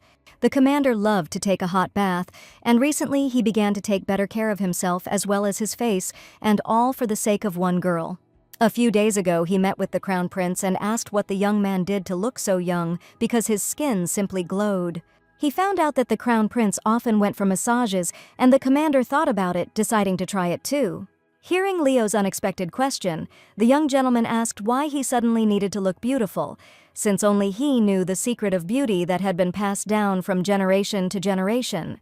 The Crown Prince insisted that he could not reveal this secret and jokingly suggested that the commander be born into the imperial family in his next life. Leo persistently asked to tell the secrets, promising to start a riot if the young man did not tell him the secret of his attractive appearance right now. The commander's angry face showed that he really wanted to know this secret, and the Crown Prince, after a short persuasion, agreed to tell him. After this meeting, Leo realized that he had been too carefree lately, but he managed to learn the secret and take care of his appearance. Diana's grueling training continued, and after yet another exercise, the heroine lay down on the grass and declared herself very tired. The girl's throat was very dry and she was very thirsty, and Leo thoughtfully handed her a glass bottle of liquid. As expected from a coach, he took care of his student again, and Diana thanked him, going to drink the contents with pleasure.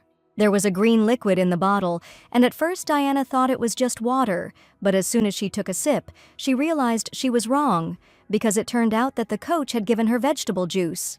The lady grabbed her head and confessed that the thirst had suddenly passed, and asked the coach not to tell her anything else. The young man saw that the girl was noticeably nervous, and as soon as she covered her ears, he agreed, realizing that she probably did not want to hear anything. Leo was in a strange mood after training, and he had been in this state ever since Diana said that she was not going to drink vegetable juice. Leo looked very sad, and at that moment the butler came up to him and said that he had brought what the commander had asked for.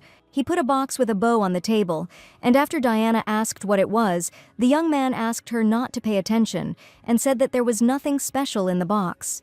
Chef Paul came to see if the master and mistress had enjoyed the meal and brought a special dessert today, a sweet berry sorbet with buttercream.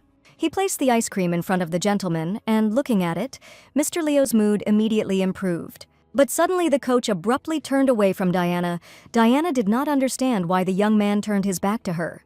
She tried to see what the coach was doing, but for some reason Leo didn't answer any of the questions Diana asked. Suddenly, he moved closer a glass with sweet ice cream balls and asked the girl to eat it. It was very suspicious, and Diana assumed that the coach was probably up to something again, because he was not the kind of person who could just suggest something like that. The box contained a vegetable sponge cake, and Leo specially ordered it for Diana, but he was very afraid that she would not like it. She was very happy to hear that the coach had specially ordered a special cake for her personally, and she really wanted to try it. Opening the box, she saw a green piece of cake inside, admitting that it looked very appetizing. The coach seemed to like the ice cream, so Diana was glad that he was going to eat it. As soon as the young man picked up the spoon, Diana saw sad disappointment on his face, and she did not understand how one could eat ice cream with such a face. After breakfast, the commander had to return to work, and Diana went to see him to the door. But Leo was in no hurry to leave, and it seemed he wanted to tell Diana one last thing. He asked if the girl was going to come to dinner in the building today, but the heroine had no plans for that. Leo admitted that there was something the girl needed to do when she arrived, so he asked her to go straight to the training ground instead of to his office. Today, Leo behaved very strangely, but Diana agreed to his proposal, and in the evening she was heading in a carriage towards his mansion. She didn't know why Mr. Leo had decided to invite her to his place, and it all seemed very strange to her. The heroine was worried that something bad might have happened, which she absolutely had to find out about tonight. All the way, she tormented herself with various thoughts that whirled around in her head and could not be stopped. She got out of the carriage. She couldn't believe her eyes, because she saw something she didn't expect to see at all. A silhouette appeared in front of her, and the girl loudly asked what this man was doing here, and what all this meant.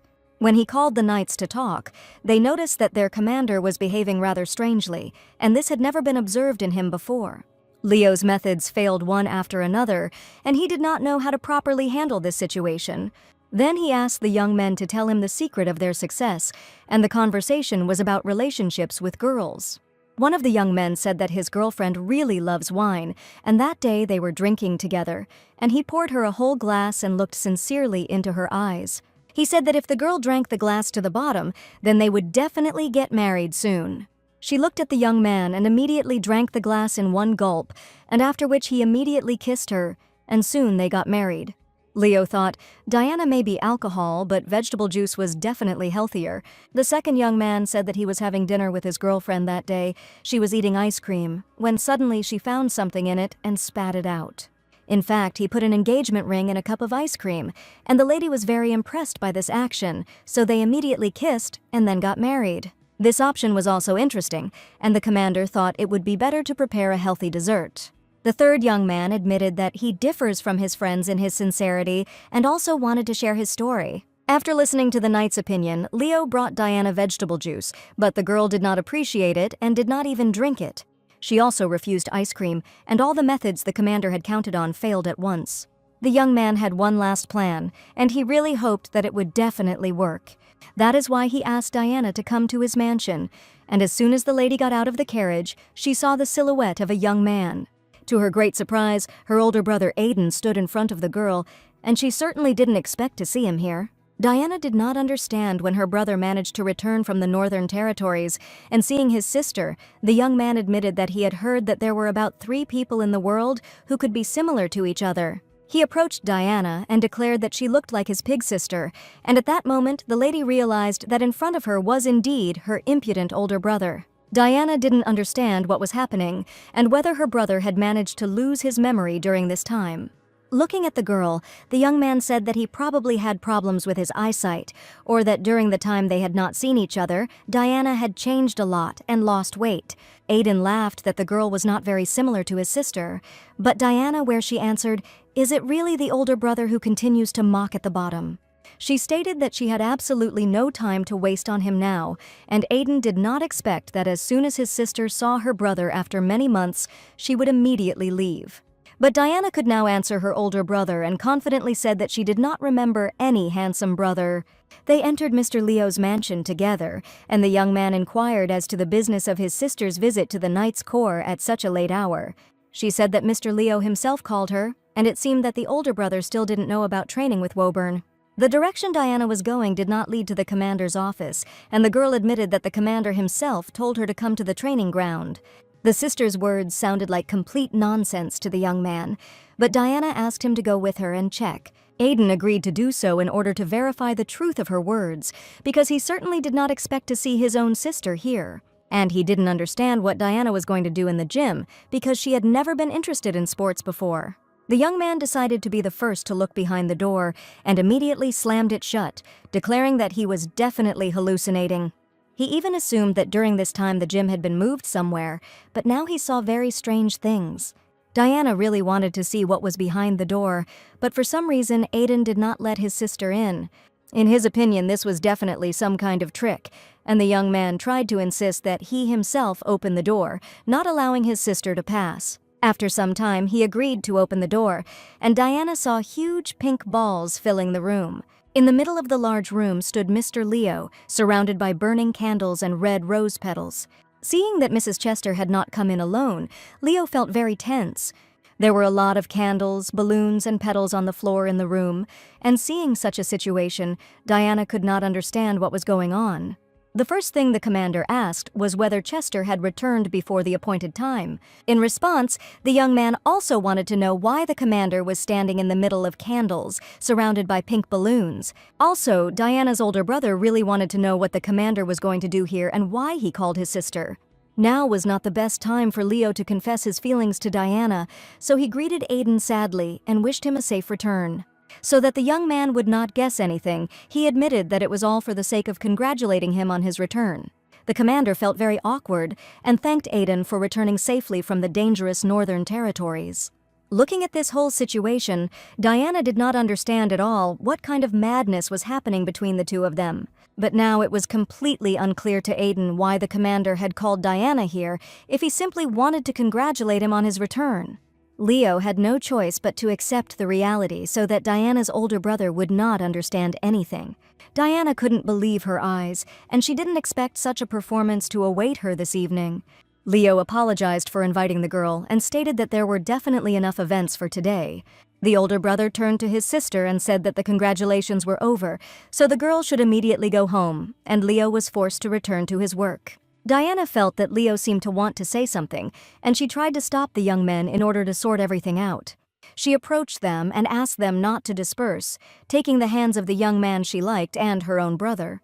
Miss Chester admitted that she needed to talk about something so the two of them shouldn't be in such a hurry. There was something else she wanted them to do, and now was the perfect time to tell them about it. The young men looked at Diana in bewilderment, not understanding what she wanted from them. The lady pointed to the candles and warned that they must be blown out to prevent a fire from accidentally starting. Leo couldn't find his place because he didn't want it to happen this way, and Diana's older brother ended up here. With a swing of his sword, he instantly extinguished all the burning candles in the hall, and at that moment the hall was filled with a gloomy light. It looked very impressive when the candles all went out at once, and Mrs. Chester thought it was incredible. Aiden was about to leave with the commander, and the lady was indignant that the young men could go wherever they wanted. She was left in the hall completely alone with the candles extinguished and the light dim, and at that moment the heroine felt a slight sadness. The romantic atmosphere in the room was still preserved, and Diana took one of the pink balloons to at least lift her spirits a little. There was a burnt piece of paper lying on the floor, and the heroine was very curious about what kind of paper the commander had just burned. Assuming that Leo had specially organized such an event, Diana realized that she really liked Leo. She understood that she couldn't put it off any longer, because she and this young man had a strong mutual attraction. A person has only one life to fulfill their desires, and Diana felt she should try. After all, she also sincerely liked Mr. Leo, and that was why she still tried to reject him, because she also had huge fears that she did not have the courage to face. She didn't know why she ended up in this world after a long death, and it was probably not by chance that fate decreed it this way. The heroine was reborn as a girl named Diana Chester, and she felt like she was given a second chance to make things right. She wasn't sure that at some point she wouldn't become a different person, because at any moment everything could turn out unexpectedly. Even if the real Diana returned, the heroine realized that she in no way wanted to lose the person who had become the closest to her because of her. And even though she was a different person, she still wanted to date him, so she was sure she needed to figure something out as soon as possible, so that she could completely give her heart to Leo and finally become the happiest in the world, having experienced true love. The next evening, Diana decided to take action and immediately asked Mary if she knew any outstanding fortune tellers, stating that her amnesia still remained and she was trying to find some other ways. The heroine wanted to go to a fortune teller to find out at least something, and her soul was uneasy, so she wanted to get answers as soon as possible, at least with the help of fortune telling. Mary didn't even think that the lady was suffering so much from memory loss and assumed that Diana had some kind of problem. The next morning, Diana went out to practice, but it wasn't Coach Leo waiting for her downstairs. It was Charles, whom she had not seen for a long time, and he said that the commander would arrive this evening. After Aiden returned, things started to develop rapidly, and Mrs. Chester knew that his older brother was keeping Leo busy with work.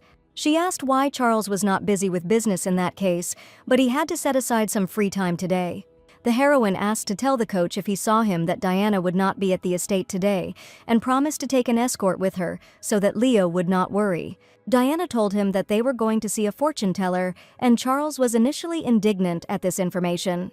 But the next second he expressed joy and asked Mrs. Chester to take him along on the trip. Despite all his other business, Charles felt that this matter was much more important, and since Diana had been to the salon, her face and name were familiar to everyone, and he was afraid that bad people might come. He ordered the knight to go to the commander and report, and he himself was going to keep the girl company, and he knew that Leo would definitely approve of his actions. Diana asked if Charles could really go with her, and the pleased young man admitted that they should leave as soon as possible.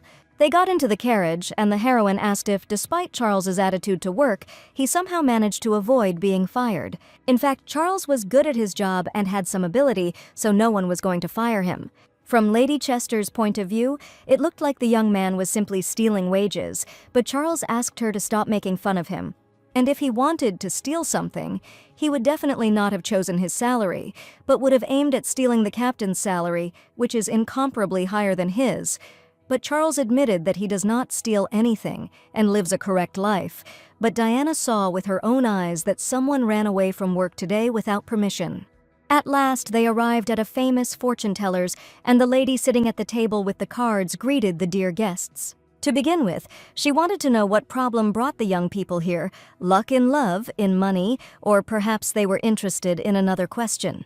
The heroine wanted to find out where Diana's soul had gone, and didn't know how to tell the fortune teller everything. But she couldn't say it that way, and Diana's first method of finding answers to all the questions turned out to be in the cards. Charles immediately decided to find out about work and health, while Diana was thinking about how to ask about the disappearance of the main character's soul. As she had expected, Charles had come here simply to have fun, and he immediately began asking the fortune teller ridiculous questions. Looking at the cards, the fortune teller said that Charles was in a very bad way, and now he was very curious about what had happened. She said that the young man is always surrounded by danger, and every second of his life is under threat, and his work and health are at risk. Charles whispered to Diana that the fortune teller was really cool, but the lady thought it was a complete scam. The lady offered the young man an amulet that would certainly protect him from misfortune, and Charles was going to give his last money to get it. Next in line was Mrs. Chester, and she still couldn't figure out how to ask her question. The fortune teller saw a strong emotion inside the lady and immediately told her guest about it. She spoke of inner concerns that were difficult to express and that hardly anyone else could understand, and after listening to the lady's words, Diana realized that the fortune teller had hit the nail on the head. To begin with, she asked her to draw the card that Mrs. Chester liked the most. Diana didn't think long and immediately looked at one card that caught her attention. But as soon as the fortune teller looked at her face immediately changed and she became very tense. The heroine eagerly awaited what the fortune teller would tell her, looking at the card, because she had come to find out the answers to her questions. The fortune teller raised the card up and was about to finally tell Diana the whole truth that she had just learned about her. This card meant that the girl was tormented by a very dangerous experience, and Diana felt that Charles had the same card. According to the fortune teller, in the far corner of the heroine's soul there is always room for anxiety, and perhaps she does not feel it, but danger surrounds her everywhere. Diana really wanted to know how to avoid this, and she was sure that the fortune teller would answer this question. The lady gave the guests protective amulets, and Diana was surprised that the woman immediately understood the concern that she had not told anyone about. They were glad that they had bought the protective talismans and really hoped that they would help them avoid big problems. Diana's next plan was to visit another fortune teller, so she and Charles headed to the next interesting place. A red-haired lady was waiting for them, working with a magic ball that answered all her questions.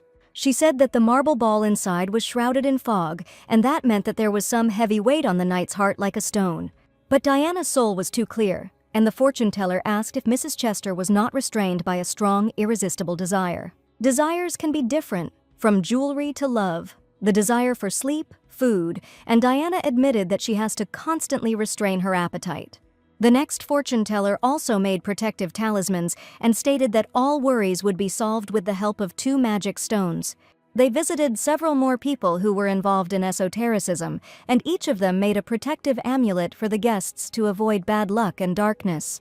In one of the magic shops, Charles could not resist and bought a real demon horn, for which he had to pay Mrs. Chester. Diana warned Charles not to rush to repay the debt because he liked the magical item, which he immediately wanted to buy. Charles was delighted by this, and Diana admitted that life is such an exhausting thing, so mutual assistance is very important. She wanted Charles's life to be full of good luck, and the young man also treated Lady Chester with great respect and sincerity. Finally, the heroes returned to the estate, and in the courtyard of the mansion they were met by Coach Leo. He asked why Diana was not at the estate at such a late hour, and he came especially to meet her. Noticing Charles's overly pleased face, the commander asked why the young man was smiling from ear to ear, and did he deliberately miss today's meeting and run away because his older brother Aiden returned. Charles told how Lady Chester was going on a business trip, and he volunteered to go with her to escort her safely, and how the commander was constantly neglecting his loyalty. Diana confirmed his words and was indeed safe today, only because Sir Clark was with her, so she asked the assistant commander not to scold him under any circumstances. Now Leo wanted to know what they had been doing for so long, since Charles had even traded his job for the trip. Holding large bags in their hands, Diana and Charles looked guiltily at the commander, who wanted to know what was inside. As expected from the coach, he asked a very good question, and Diana was not going to hide the whole truth from him. To begin with, they asked Commander Leo to sit down in the living room and wanted to tell him everything in great detail. The heroine untied the bag and laid the contents on the table in front of the left commander.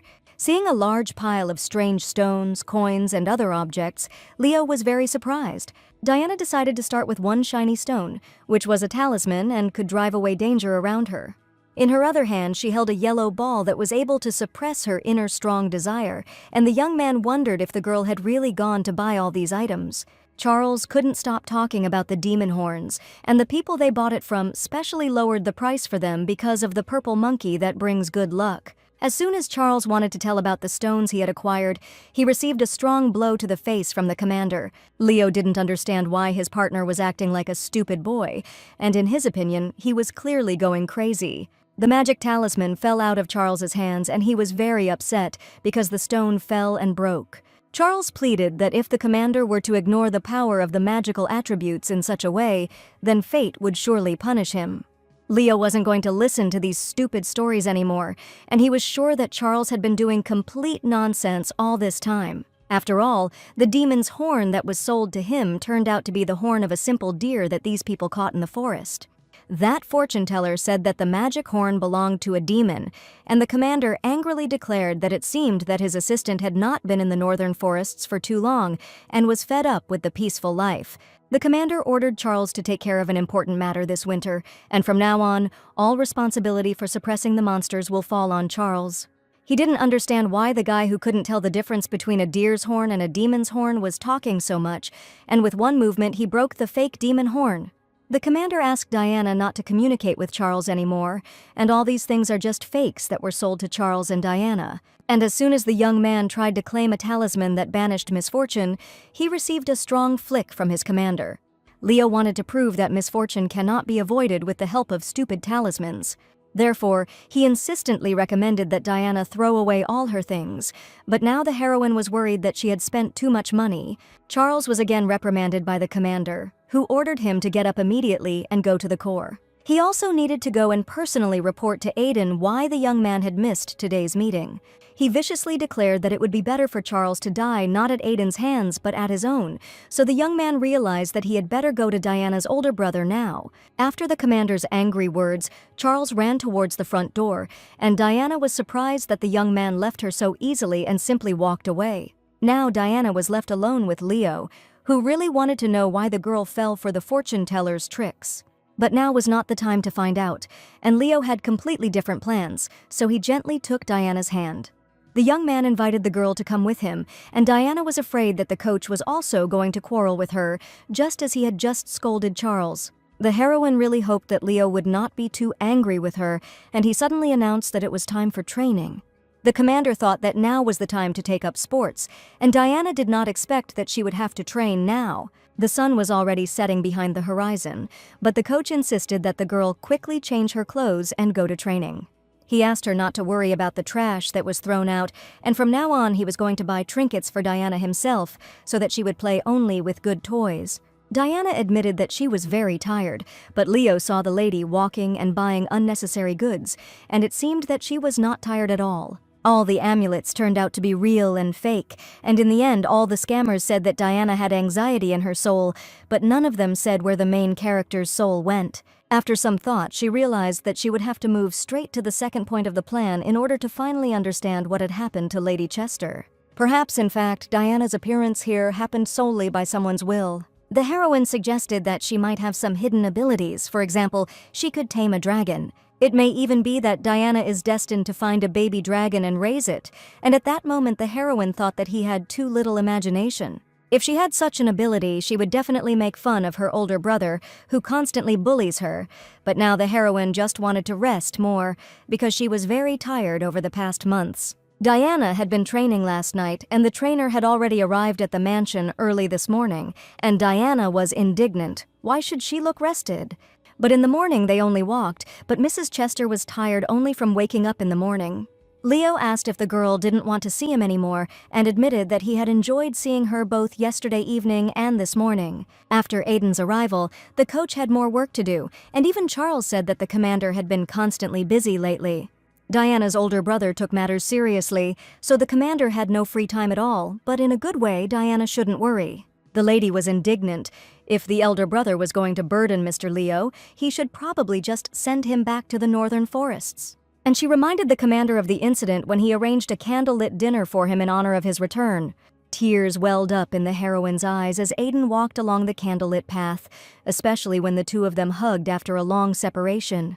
She asked what the strange piece of paper was that the commander immediately burned as soon as the older brother opened the door to the hall.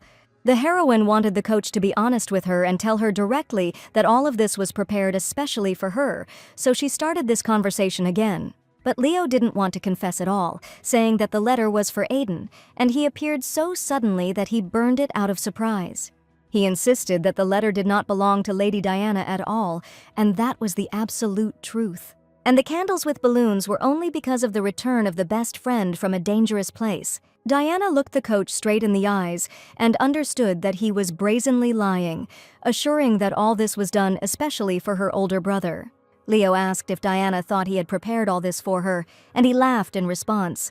Lady Chester really wanted Leo to tell her the whole truth, but the young man turned away and asked the girl to think as she felt comfortable. The commander's plan failed that day, and that was why he had such a downcast expression on his face. Diana was sure that the commander was pretending now, and that he was not ashamed at all, but no matter how you look at it, it was obvious that the surprise was prepared exclusively for her. And the young man smiled and asked if the girl was upset that everything was prepared only for her older brother. Smiling, he asked Diana not to be offended, promising to prepare a wonderful surprise especially for her next time. The girl was incredibly irritated that Leo never told her the truth, although she understood everything perfectly well herself. Leo kindly asked Diana to continue her walk, and he really wanted her not to worry. Diana sadly admitted that she would very much like the commander to write her a letter, and Leo realized that the lady was finally beginning to open her soul to him. On the same day, the heroine decided to go to church to ask the Almighty to give answers to important questions that trouble her heart. With folded hands, she turned to the Almighty so that he would hear her requests and prayers. And this was the second way to find the soul of the main character Diana, to ask for help from the Almighty. After all, there must be a reason why the heroine ended up in this world, and Diana's soul clearly disappeared somewhere. Diana spent some time on her knees, sitting in front of the altar, but realized that she had made a mistake, having come to the largest temple of the empire, where she had called out to the Almighty for the 100th time, but still had not heard anything, not to mention an answer. The heroine thought that perhaps she just lacked sincerity, so she knelt down and got bruises, but came with a generous donation on behalf of the Chester family. Since this happened, Diana decided to try to ask a priest for help, and perhaps he could give answers to the questions that were troubling her. Approaching the first priest she came across, Diana admitted that she would like to ask him something. She was worried that she might look strange, but the priest, with particular kindness, agreed to listen to the lady. Diana began her speech with a very unusual question, asking if the priest believed in the transmigration of souls. The young man was very surprised, and as the heroine assumed, he probably considered her strange after such a question. The priest asked if Mrs. Chester had taken up paganism, and no one had ever asked him that question before. The priest declared that this would definitely not work and asked Diana to follow him. The heroine did not know if this was necessary, and hearing the angry words of the priest, she assumed that this would probably be the end for her. But since she really wanted to get rid of the thoughts that tormented her, she agreed to be doused with holy water, and her torment finally came to an end. Holy water was used to kill monsters, and Diana was confident that it could clear the mind. The heroine deliberately poured more on herself, but unfortunately she did not feel any result. If there was dark energy here, it would have been felt already at the entrance to the sacred temple. After visiting the temple, Diana finally came to her senses, and the second way to find the main character's soul turned out to be a complete failure. She tried to figure out when exactly she passed out, but the problem was that no one knew when Lily Chester fainted. That day she was lying in the room completely alone, and Mary was the first to find her and provide first aid. Diana soon left the room, which meant that something definitely happened at that moment. Perhaps Mrs. Chester suffered a sudden psychological shock, and that caused her loss of consciousness. But Diana clearly remembered that when she opened her eyes, she was already in the body of another heroine, and it was unclear what exactly could have shaken Mrs. Chester so much. And she really wanted to get rid of all the problems and just live a comfortable life further, but now the heroine had many more questions than answers. While she was trying to sort out her thoughts, her older brother suddenly walked in the door without even knocking, expressing his rude behavior. Diana jumped up from her chair excitedly and asked what had happened and why the urgency. The older brother, with an angry face, asked his sister what kind of relationship she had with Commander Leo, and the young man probably noticed that there was something between them. The girl raised her hands up and said that her brother should look at her, and she would say a magic word, and he should forget everything. He tried to find out what was going on between Diana and Leo, but his sister was indignant and asked her brother to ask the commander and not to torment her with ridiculous questions anymore. The young man confessed. Leo just laughed and said nothing more, and Diana was sure that she had nothing to do with it. Her only desire now was to hit her older brother hard so that he would finally stop making fun of her. Sitting down at the table, the young man wanted to know if Lady Diana was really training with the commander. But in fact, he became curious about what his sister would answer, which is why he decided to ask her this question personally. It seemed to her that her brother was deliberately trying to anger her, and he was doing it very well. She didn't want to go into details, but Aiden insistently asked her to tell her what was going on between the two of them. The young man had known Commander Leo for many years, and now he clearly noticed that Woburn had changed a lot, and he was definitely not the kind of person who would talk about his affairs. He didn't understand why Leo suddenly decided to start personal training with Diana, but the girl said that it was all because of his older brother. She said that while Aiden was away, she needed someone to train, so Diana found someone from the ranks of the Knights.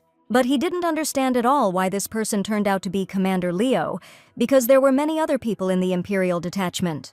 The young man chuckled and said that his sister really loved the handsome faces of young guys, and there was a real reason for it. Diana insisted that everything was not like that at all, but her brother asked her not to hide anything, stating that he understood everything perfectly.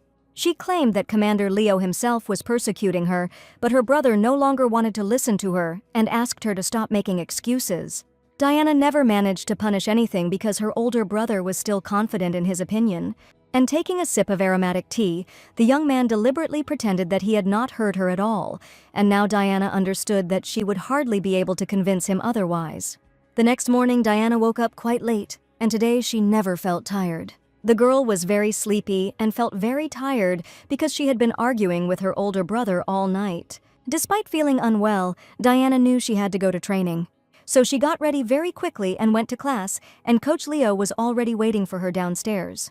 His handsome face gave Mrs. Enchester a lot of energy in the morning, and she was ready to hear his gentle voice every day. Before she had time to say hello, Leo announced that he had a special gift for the girl today. In his hands was a cute pink box with a white bow, and Diana had no idea what could be inside. She really wanted to open the box right now, and Leo, with a satisfied face, allowed her to do so. She slowly untied the incredibly beautiful bow and, opening the box, declared that she was very dazzled by something. It was a gift that the young man had asked her to wear to every training session, and Diana didn't know if she could accept it. Having carefully examined what was inside, Diana realized that this was the thing she had been asking for a long time. And to her great surprise, the commander finally brought that very uniform, embroidered with precious stones, which Lady Diana had spoken about several weeks ago. The sports uniform was surprisingly heavy, and no wonder because it had a bunch of precious stones sewn onto it. Diana asked if she could train in this uniform, which looked incredibly festive and luxurious. Earlier, the lady herself said that if the trainer buys her a tracksuit with stones, she will train in it. The heroine's problem was the following: she wanted to know if it was possible to play sports in such clothes, and the commander even suggested that the girl did not want to wear them. Coach Leo was waiting downstairs for Ms. Chester to try on her new uniform and go out to practice.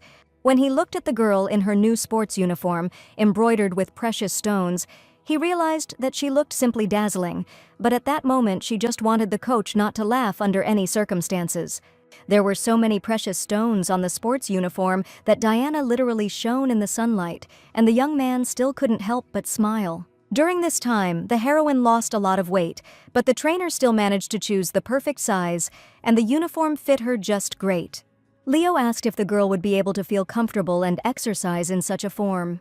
She was quite heavy, so the trainer admitted that if the girl was uncomfortable, she could go and change, and he prepared regular training clothes in advance. But Diana was determined despite her heavy form, which shone right in her eyes during the exercises.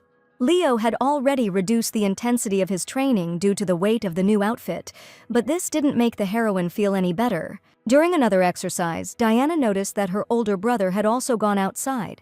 The heroine excitedly declared that it was time to immediately end the training, and Leo did not understand what was going on and what had happened. It seemed that Aiden had gone out specifically to look for Leo and Diana, and she was sure that they needed to wrap things up immediately.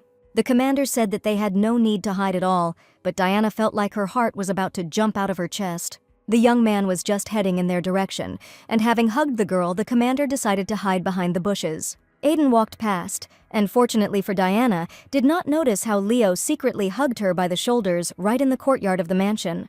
The boy was too close, and Diana felt her heart pounding, and she couldn't even breathe. Leo's gaze was so kind that it took her breath away, and jumping up, Diana loudly apologized. But from excitement, she could not stay on her feet, and staggered, falling right onto the grass. Due to the weight of the shirt, the heroine lost her balance and found herself right in front of Leo, who was knocked down onto the lawn.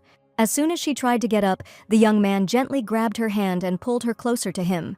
Their faces were so close, and Diana was sure that right now Mr. Leo really wanted to kiss her, but this was not destined to come true, because the older brother had already found the secluded couple. He was standing right next to Diana and Leo, admitting that he knew everything would be exactly like this.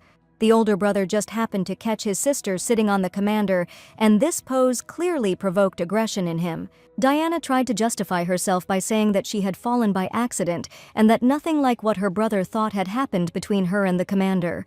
He asked to tell the truth, assuming that Leo had attacked the girl, and now she really wanted the coach to also answer something in his defense. Suddenly, he declared how Mrs. Chester herself had attacked him, and the heroine did not expect to hear these words at all. Aiden remembered that yesterday, his sister insisted that she liked Leo, but at the same moment she claimed that it was a complete lie. Diana asked Leo to tell the whole truth about her sympathy.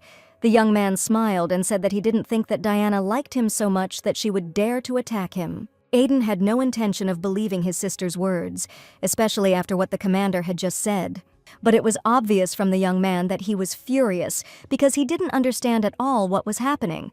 Diana said that her brother would have to believe her words and asked him to stop talking nonsense. The girl put her older brother in his place, and Leo laughed, declaring that Diana was the best in the world. Leo laughed out loud and asked Aiden to wash his eyes, admitting that he really liked Diana. At first, the young man did not believe his words, saying that it was not funny at all, and he seriously wanted to look into this matter. Diana was outraged that her brother himself started this conversation and continues to claim that Mr. Leo likes her sister. Woburn decided to take charge and admitted to Aiden that he really liked Ms. Chester and there was nothing wrong with that. He didn't even know how many times he had already confessed his sympathy to Lady Diana, who was looking at him right now with big, sincere eyes. After hearing this, Aiden couldn't believe that his sister and Commander Woburn were actually dating. But the young man admitted that he had actually been in love with this sweet girl for a long time, calling everything that was happening one-sided love. The three of them stood in silence for a while, and the brother could not take his eyes off his sister. Since he didn't expect to hear such information, Aiden's head was in complete disarray, and he decided to talk about it later. Diana pointed her finger at her brother, who had just called her a pig, saying that he shouldn't continue calling her names anymore since she had lost weight a long time ago. Diana was very offended to hear such words, and at that moment, Leo decided to intervene in their conversation. He seriously asked his older brother to never call the girl that again, because it was very unpleasant for her to hear such words. Aiden angrily stated that it made no difference to the commander what he called her, but Leo insisted that Lady Chester did not like it at all. The young man asked what he should call his sister in that case, since he had every right to speak to her as he wanted. After Mr. Aiden's hurtful words, Leo asked him to call his sister an attractive beauty from now on, and she really deserves it. Diana's impudent older brother refused to call her a beauty, and looking at his sister, he grinned and called her a flower pig. The heroine's indignation knew no bounds, and she screamed that her brother's words did not sound sweet at all, and he continued to insult her. Shortly after, Aiden arrived at Commander Woburn's mansion and opened the door to his office without even knocking. The young man arrived much faster than Leo expected, and the commander called him in order to finally talk about everything. The conversation immediately began with why the coach didn't tell Diana's older brother about everything earlier, and also made him call the girl a flower pig. Leo found it funny to see the expression on his face, which is why the relationship between the commander and Aiden's sister remained a secret for a long time. He still hoped that it was a joke, but Leo said that he didn't know how to joke at all, and everything was being done for the sake of a brighter future. Aiden was sure that Commander Leo was being disingenuous, and he certainly could not fall in love with Diana, whom he did not consider a beauty at all. Yesterday, he asked his sister, and she said that his father was not aware of their joint training, but Leo had told him everything in advance in a letter that Aiden was also supposed to receive. Every day a stranger came and went from the Chester estate, and Aiden knew that if rumors began to spread, it could become a huge problem for their family. He was sure that his father would have found out about it from the butler anyway, and he told Leo that he had done the right thing by telling the whole truth about his secret relationship with Lady Chester. Now Aiden understood what Diana had been hiding all this time, and he was sure that when his father found out about everything, he would be very upset. It is strange that she did not write or tell him anything, although she almost never appeared in her home. The young man also noticed that his sister had not quarreled with him for a long time, and he wondered if she had become indifferent to her father after losing her memory. Leo asked if Aiden wanted to ask him anything else, because he probably had questions that were troubling his soul and thoughts. Aiden was not at all interested in his friend's love story or his sister's personal life, and he was sure that this was something completely different. A friend's romantic relationship, a younger sister's personal life, it's another matter when their lines intersect, and Aiden asked since when Diana began to like the commander. Leo smiled and answered confidently. The girl had aroused his sympathy from the first day of their acquaintance, and Aiden certainly did not expect to hear this from his friend. After these words, the young man even choked on his tea, and wiping the drops from his face, hesitantly asked if his words were really true. Leo spent a long time sorting out his feelings for Diana, and only realized his genuine, great sympathy sometime after their first meeting. When he finally figured out what he felt, he realized that he liked Diana from the first day they met, as soon as he saw her sweet face and kind eyes. Otherwise, why would he come to the girl every morning and watch her train hard, supporting her every second and helping her in everything? Leo asked why his older brother was so upset when he found out he had a crush on his little sister, but Aiden was outraged that he wasn't upset at all. He wanted to know if Leo knew this girl that well, because he was sure that the true nature of Diana's sister was no joke. Aiden stated that the captain himself had seen her throw mud at him, but for Leo this girl was simply straightforward and, oddly enough, she always hit the bull's eye. The commander didn't see any pretense in Diana, and Aiden knew that Leo was simply crazy and therefore refused to listen to him, but he knew his sister much better. The commander was confident in his opinion and feelings, so Aiden's words did not affect him in any way, but only irritated Mr. Chester himself. Now he finally understood. It seemed that Leo really had fallen in love with Diana, and now he had absolutely nothing to say. Aiden asked Woburn to do what he wanted and promised not to interfere in his personal relationships anymore. Recently, a report came in about the purple potion he brought back from the northern forest, and it turned out that it was laced with monster blood, and Leo couldn't even imagine that it was made from real blood. A new drug made from the blood of monsters living in the habitat of hallucinatory butterflies quickly spread and became known. The mystery of the purple potion was gradually revealed, and information emerged that if you continue to take this medicine, it will gradually accumulate in the body, and when it exceeds a certain amount, it will interact with stomach acid, causing it to explode. The problem was that not everyone can just go to the northern forest, let alone the habitat of wild monsters, and for this it was necessary to obtain permission. And only one person could issue a special permit, and now Leo knew who he was. The crown princes of His Majesty the Emperor were involved here, and only these people could issue a serious permit for access to the northern forests. First, it was necessary to find out whether the Baron's daughter had taken the purple potion, and if so, then there was a high probability that it was the effect of the magic drug that had killed her. There was a loud knock in the commander's office, and Marquis Lewis arrived to tell him important news. Leo noticed that Aiden looked very strange, and was probably thinking about something, so he asked if the young man had any problems. The young man did not want to answer anything, and asked the commander to forget about his words, because it was completely unimportant, and after these words he immediately decided to leave Woburn's office. Immediately after him, another young man with blonde hair and violet eyes appeared in the doorway, who put his hand to his chest and admitted that he and the commander had not seen each other for a very long time. After talking to Leo, Aiden couldn't get the obsessive thoughts out of his head, and this news really affected him. At that moment, a guest was just heading into Leo's office, with whom he needed to resolve many important issues. Seeing the young man enter, the commander assumed that this was the same man who had once rejected Mrs. Chester's confession. Aiden knew about the man who had once rejected his sister, and he had definitely heard something about it, and he probably should have told Commander Woburn about it. He recognized him at once and noticed that the Marquis had entered Leo's office, and the reason for his appearance was very unexpected. Aiden decided it would be much more fun if Leo found out about it later, and the desire to piss off his friend turned out to be much stronger than telling the whole truth. Having settled comfortably on the sofa in the commander's office, the Marquis asked whether he had disturbed Leo too much with his arrival and whether he had distracted him from his important work. The commander himself had recently been planning to invite the Marquis for a talk anyway, and the young man was glad that he had arrived just in time and had not disturbed anyone. Leo was wary of his appearance and felt tense, realizing that the situation looked very awkward. Marquis Lewis Carlyle was a man who was unanimously recognized as the kindest man in the world, and that is why the locals even began to call him an angel. It all happened about 10 years ago when the Marquis of Lewis was still a very young boy. It was a distant childhood when Leo, the Crown Prince, and Aiden did everything they could to see the true face of this boy. For example, one day they dug a deep hole into which Lewis fell during a walk, and the boy, happily walking along the road, did not even notice how he fell to the very bottom of the hole. They tried in every way to make the young man finally get angry, and even planted green bugs in his study room. The boys had no intention of stopping, and one day they even ate all the sweets that belonged to the little Marquis, not leaving him a single candy. But despite all the mischief, the Marquis remained a good boy. When he fell into the hole, he was glad that no one else was hurt except him.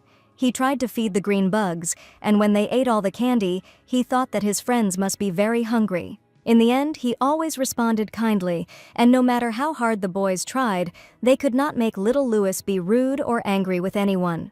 It wasn't long before the Marquis was appointed head of the family, and the young man gradually got used to his new role, telling Commander Woburn about it. Now the Marquis had to work very hard and very long, but even despite this, he was still very happy and remained a kind person.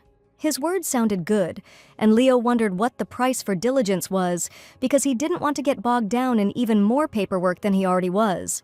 The Marquis admitted that it was for this very reason that he came to the commander, wanting to talk to him sincerely and discuss important issues. Everyone knew what had happened in the bandit salon, and it was definitely a big problem for them. Leo fully agreed, the problem was serious, and he asked if the Marquis knew who was covering for the troublemaker. The Marquis said that his uncle runs the Bonita salon, and after the incident with the forbidden potion, he had a lot of problems and rumors in the empire. The young man admitted that he considered his personal guilt appropriate, since the matter concerned the Lewis family, which was now labeled with shame. Leo wondered if Carlyle had actually known about the potion. It would never have been released into the world, so he was sure the boy had nothing to do with it.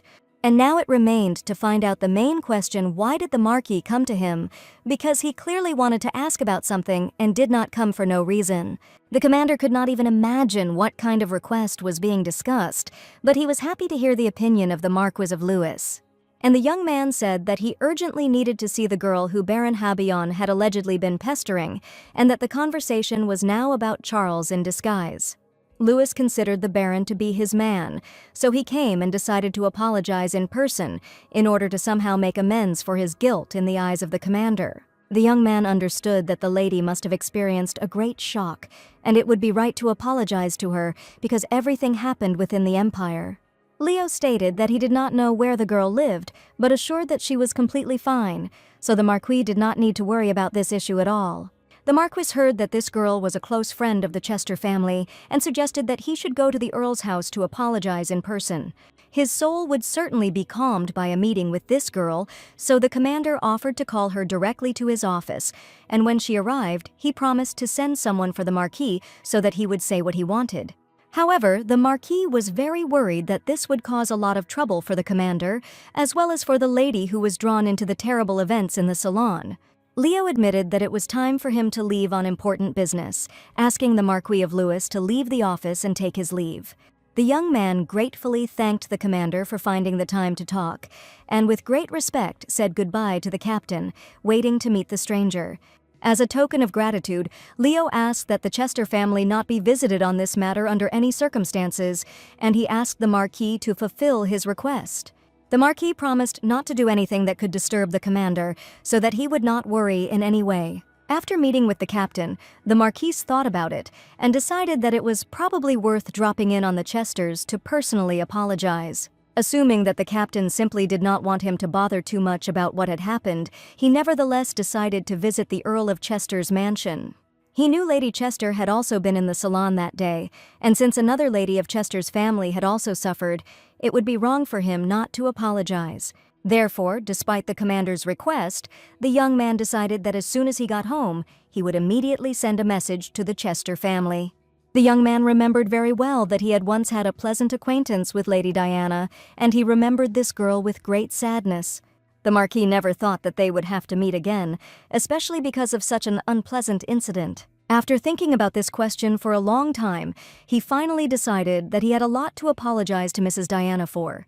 In the evening, Mrs. Chester received a message from the Marquis, and in the morning she completely forgot that guests wanted to visit the mansion. Diana went out to open the door for the guest, and as soon as she saw the young man in front of her, she assumed that she had really died, because she saw a real angel in the flesh, and his sweet face lit up the room with a kind light.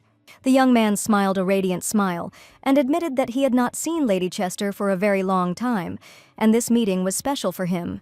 He really hoped that the girl would be able to spare him a minute to talk about one important matter. Everything seemed to start swimming and spinning in Diana's eyes, and for a moment the girl seemed to completely stop understanding what was happening around her. For a second it seemed to her that it was all a sweet dream, and seeing Diana's excitement, the Marquis asked if everything was all right with her. Seeing the guest, Diana had only one question in her head: why are there so many handsome men in this world? Because she really thought that this was a daydream. If Commander Leo had an aura of dark beauty, then Marquis Lewis had a bright, flawless, and incredibly attractive appearance. For a long time she could not tear her gaze away from the angelic face of the Marquis, and turning away, she decided that she needed to stop staring so openly at the guest. The young man had heard of the most unpleasant incident that had occurred with Lady Chester in the Bonita salon, and as the head of the family that ran the salon, he confessed that he had come to offer his sincere apologies. He also really wanted to apologize to the second victim, who was with Lady Diana in the salon that day. The girl was surprised to hear that the young man was connected with the salon, and the Marquis said that he had never thought of ever seeing Lady Chester after that day, but he had been very excited before this meeting. The Marquis smiled and said that he felt calmer when the girl greeted him with such a kind face and a sweet smile. Diana wondered if she had already had any meetings with this young man before, and she hurried to ask what specific day they were talking about. The Marquis became agitated and said, without thinking at all, asking for forgiveness, that he had not meant that at all. Diana said that this was not the case at all, because she simply did not really know what this young man was talking about. Lady Chester told about her amnesia, which happened to her recently, so she does not remember anything at all and in one moment lost all memory. The Marquis looked down guiltily and couldn't even imagine how to tell Mrs. Chester everything, since they had a close relationship before. Not understanding what exactly had happened between them, Diana assumed that they had probably just had a fight and asked the Marquis to continue his story. Lewis did not waste time and told how Lady Diana once confessed her sincere feelings to him, and this was their last meeting. Choking on her tea, Diana couldn't believe her ears, and she couldn't even imagine that she had once confessed her sympathy to the Marquis. That day the girl told him of her sincerity, but the Marquis still felt his deep guilt and admitted that he was very sorry, and at that moment, Diana remembered that Lady Marian had then said how the girl had been rejected by someone. Now, Lady Diana knew the whole truth and realized that it was precisely the Marquis of Lewis who was now sitting right in front of her. Of course, she wanted to know everything about Diana, but now the girl had the feeling that she had learned a secret that she should not have gotten into at all. It all happened that day, and there was so much Diana wanted to ask, but these matters belonged to Mrs. Chester, and she felt that it was not worth interfering with. So she confessed to the Marquis that it would be better for him to leave, and the agitated young man perfectly understood the state of the girl, who certainly did not want to see him anymore. As he said goodbye, he smiled a kind smile and promised that he would definitely see Lady Chester again when the time was right. After this meeting, Diana thought for a long time, because the Marquis of Lewis himself came to apologize for pestering Lady Sasha. But the Bonita Salon has now become famous as a place for selling illegal potions, and how could the head of the family who runs the salon not know about this? Just in case, Diana decided to be more careful, but suddenly she heard a female voice behind her asking what the lady was thinking so deeply about. Lady Sienna herself appeared before her, and Diana had no idea how or when the girl had ended up at the estate. Sienna noticed that it looked like there had just been guests, seeing 2 mugs of tea on the table. Diana told of the Marquis of Lewis's visit, and Sienna also knew the man, asking if he had come to visit Mistress Chester. The heroine told about the unexpected arrival of the Marquis, and he really came to her personally to offer his apologies. Sienna asked how the girl felt after this meeting, because Marquis Lewis himself had just come to see her. She knew that Diana had been in love with him for a long time, and now the heroine knew that it seemed that she liked the Marquis of Lewis quite a lot. In fact, Sienna found out about this completely by accident, and now she was very worried about the heroine's condition. On the day she first met Sienna, she remembered that Lady Marian had been rude to Mrs. Chester right on the street in front of all the aristocrats. Diana thanked Sienna again for her help, and then the meeting went rather strangely, and the girl felt awkward because she didn't even remember that she once liked the Marquis. She admitted that she definitely liked another person now, and Diana was completely confident in her true feelings for the young master. The lady didn't even notice how she had just told Sienna about her sympathy, because she knew perfectly well that Ms. Camden hated Mr. Leo with all her heart. After trying to justify herself by saying that Sienna had misunderstood everything, she was told that Lady Camden already knew everything and Diana could hide nothing.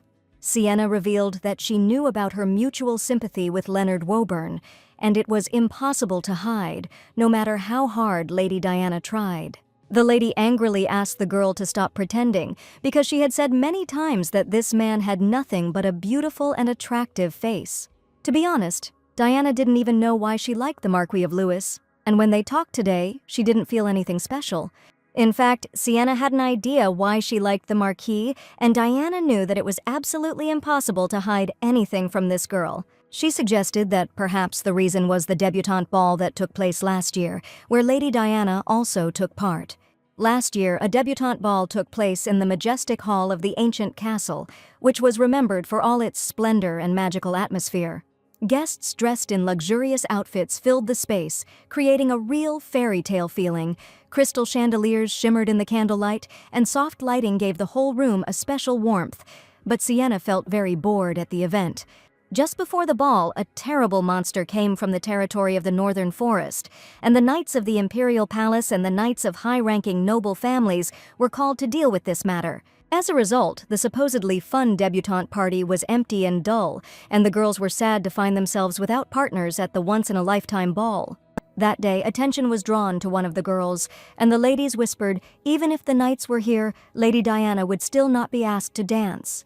The aristocrats laughed because Lady Diana always stood alone on the sidelines, completely alone, and Sienna, on that very day, paid close attention to Mrs. Chester. She saw how the girl was very sad because there were constantly various rumors about her, and the ladies of the court were constantly discussing her. But something unusual happened that day when Lady Diana was approached by a stranger who appeared in the hall quite unexpectedly. It was the Marquis of Lewis himself, and the girls were very surprised that the venerable gentleman immediately paid attention to the ordinary simpleton standing to the side.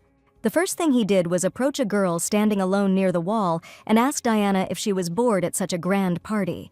At that time, Diana did not expect that anyone would ever approach her, and seeing the sweet angelic face of the young man, she realized that she was not alone in this world.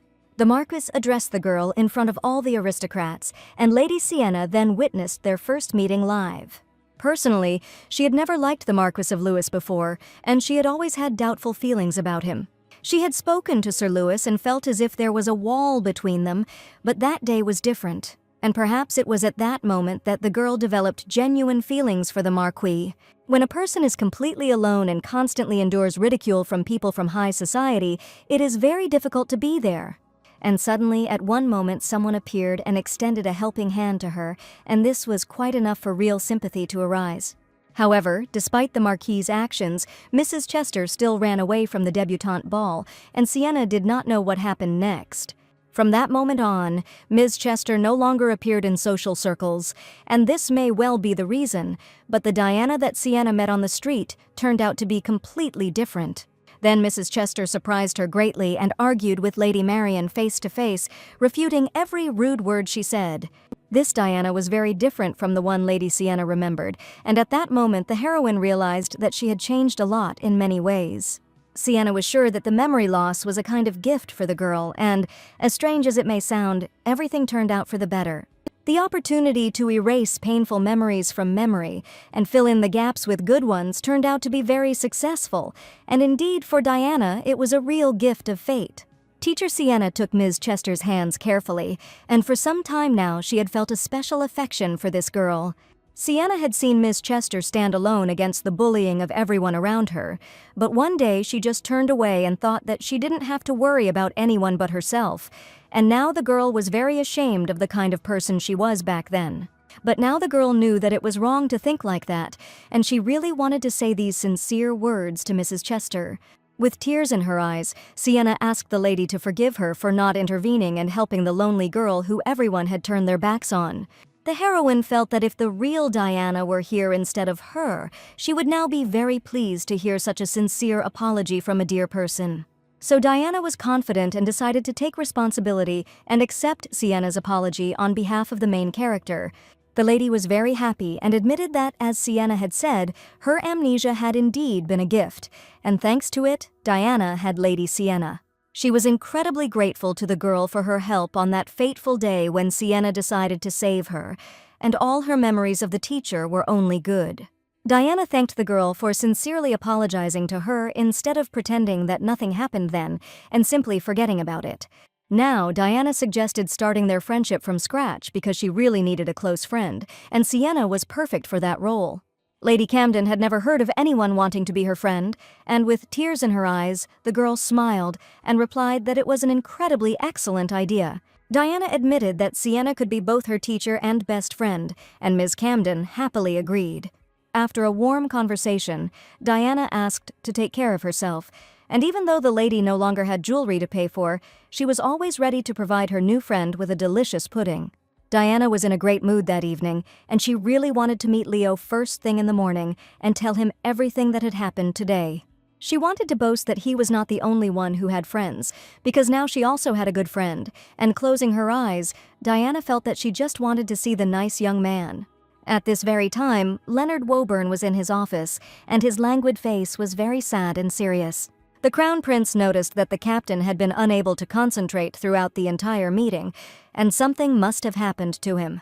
Leo angrily slammed his fists on the table, thinking that he missed Lady Diana so much and would give anything to see her sooner.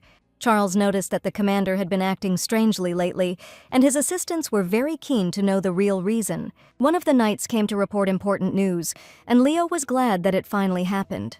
He asked everyone present at the meeting to leave for a moment, and the knights obediently followed his order. The Crown Prince asked if he should leave, and if the commander wanted him to go out into the corridor and wait until Woburn finished his most important business. Leo knew it would be unpleasant to throw the Crown Prince out the door, only to have him standing outside the door and eavesdropping. The Crown Prince stated that if the commander did not want him to hear about the report, it all sounded very suspicious and smacked of treason. For this reason, the commander allowed the Crown Prince to stay, and Charles was sure there would be something fun. The prince reported that Lady Chester had not gone out anywhere, and had spent the whole day at the estate, and that she had hardly left her chambers all morning. During the day, Lady Sienna Camden and the Marquis Lewis Carlisle visited her, and he certainly did not expect to hear about a meeting with the young man, because he had recently asked him not to visit the Chester mansion under any circumstances.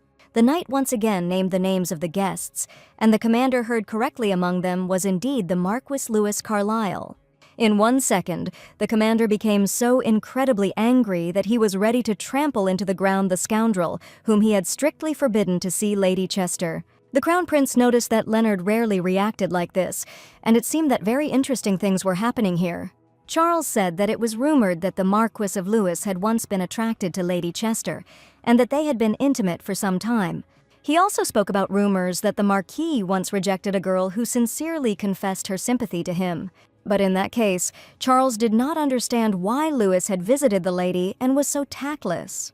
The commander was simply beside himself with rage and asked Charles Clark to repeat the words he had just said. The young man insisted that he had said nothing special and that it was a bit much on the part of the Marquis of Lewis. But the commander had other words in mind about how this scoundrel rejected Mrs. Chester in front of all the aristocrats. Charles didn't know that the commander didn't know this information, and it turned out that he had just told Leo the whole truth. He didn't know the details or when it happened, but they say Lady Chester was once really in love with the Marquis. She then confessed her feelings, but he refused her, and Lady Marian said that she saw it with her own eyes. That was all Mr. Charles knew, and when he tried to bring Lady Diana and the commander together, he discovered a lot of useless information. The Crown Prince chuckled that Charles Clark probably had completely lost his desire to live, and a lot of effort had been put into him, but now he was the one who told the captain the bitter truth. After this, the commander did not utter a word, and Charles was trembling all over and was afraid that now he would be found guilty of everything again. The young man begged that he really had not done anything, and now asked to forgive him for telling the truth. Charles was afraid that he would be punished again, and closing his eyes, he asked the commander to spare him, but Leo walked past him. It was very strange, and the commander really didn't say anything, and didn't even grab Charles by the collar as he usually did. An angry Mr. Woburn emerged from behind his office without saying a word and quickly headed towards the exit. The commander didn't even hit him, but simply turned around and left, and Charles and the Crown Prince, who remained in the office, could not understand at all what was happening. Charles was afraid that he would actually kill him, and the Crown Prince laughed, suggesting that this time the assistant would really be finished. The meeting was decided to be postponed until the following day, and the Crown Prince had no idea what was going on, but Leonard was clearly angry, and the young man decided to leave him before he did anything bad. Charles asked Benjamin if this was really the end for him, since he hadn't even managed to fulfill his cherished dream yet. The young men followed the commander out, asking where he was going so quickly, and Leo was going to destroy the Marquis Louis of Carlisle. Having heard the commander's angry speech, the young man asked not to cause disorder in his country, and in that case asked to get rid of Clark. The prince even asked Aiden Chester to calm the enraged commander, but he confidently stated that he was going to do everything very quickly, and no one should interfere with it. The only one who did not want to take part here was Mr. Chester, who asked the Crown Prince not to get involved in this matter and to better ignore it. The Crown Prince screamed how he could govern the country with such children, and after what happened his head was simply spinning. He stopped Commander Woburn and stated that he could not break into the Marquis's house without a good reason, and suggested that they go to the bar to talk about everything. Leo certainly didn't expect to hear such a proposal, and the Crown Prince's words really made him stop and think. Therefore, after some time, the commander was sitting in the bar with a mug of alcoholic drink in his hands in order to finally relax, at least for a moment, from the accumulated problems. He drank the entire mug in one gulp, and the prince sitting opposite him really wanted the commander to finally calm down. Woburn suddenly asked his partner if he was worse than Louis Carlisle, and the question sounded very strange. Marquis Louis was known to everyone as the kindest man on earth, and for everyone he was a real angel doing only good deeds. And the young men suggested that it was probably all about his kind and sweet character, and Aiden also confirmed the opinion of the Crown Prince. More objectively, the commander was more handsome, and he also considered himself a very attractive young man. The commander was confident that he was in better physical shape and had much more money than the Marquis of Carlisle. The Woburn family was considered to be the richest people in the empire, and this fact turned out to be true. Leo was indignant that the Marquis had no more strength than a child, so why didn't Lady Diana like him, and probably she was still in love with Carlisle. The Crown Prince had been wondering about this for some time now, and Woburn's words only confirmed his fears. He asked if the commander really liked Lady Chester, because the young man knew absolutely nothing about the fact that there was some kind of connection between Leo and the girl. Leo admitted that he liked Diana very much. There was no point in him hiding the whole truth from the Crown Prince. But now the commander considered their relationship to be unrequited love, being sure that he felt sincere sympathy for the girl, but she, unfortunately, did not feel it for him. The Crown Prince had no idea that the commander had fallen so deeply in love, because there were no girls left in the country who would not appreciate Leo, because absolutely all the ladies liked him. Now Leo was incredibly angry that the Marquis had once refused Diana without realizing what he was refusing. The Crown Prince insisted that everything was for the best, otherwise they could be together, and that would be madness, literally a death sentence.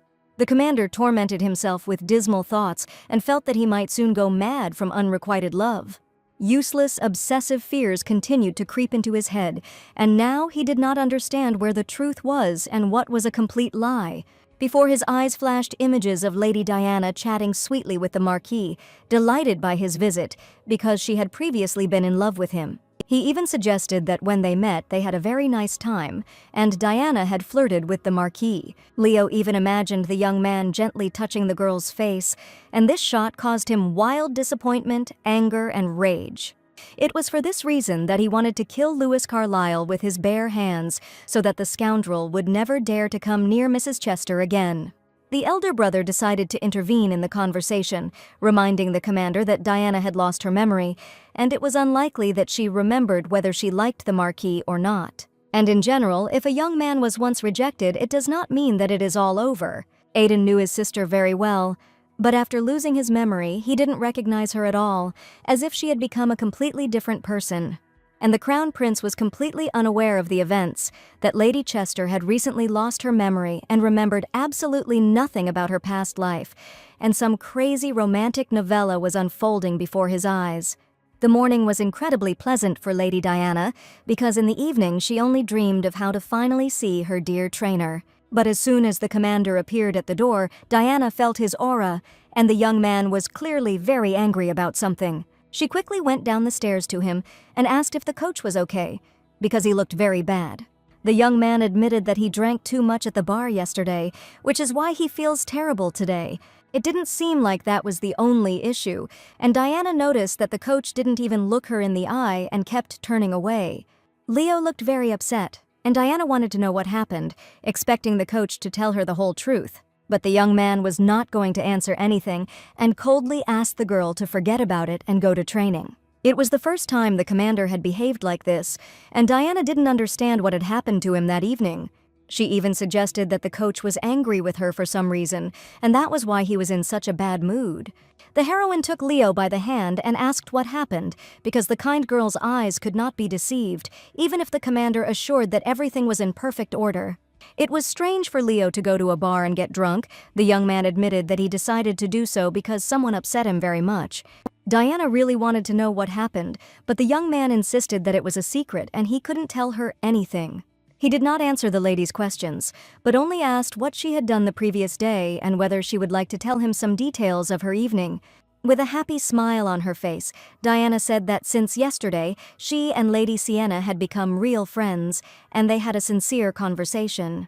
So if the commander is going to offend her, then he will answer to Sienna Camden, and the lady is very scary when she is angry. Leo expected to hear something else and asked if that was all that had happened last night. He knew about the Marquis's unexpected visit, and asked if Diana didn't want to tell any more news, hinting at the Marquis of Lewis. The young man stated that it was not about Lady Sienna at all, and after his words, Diana asked if the commander was familiar with the Marquis of Lewis. She said that he simply came yesterday to apologize for the incident in the Bonita salon, and as it turned out, the commander also knew him very well, which Diana did not even imply. The Marquis also said that he wanted to see Lady Sasha, and Leo assumed that he was doing everything to die. Leo wanted to know more details about yesterday's meeting, and Diana asked what exactly the commander wanted to hear. Leo was interested in how the meeting with the Marquis went, because the girl had recently lost her memory, and it turned out that yesterday she saw him for the first time. The heroine was not sure, but she admitted that the Marquis seemed like a pleasant person and quite handsome. The commander was furiously indignant at Carlyle's words about his good looks, and he decided to ask again whether Diana really thought he was handsome. Leo stated that there was nothing good about this man, and besides, he showed up at Mrs. Chester's house without an invitation for no apparent reason, which spoke volumes about his ignorance.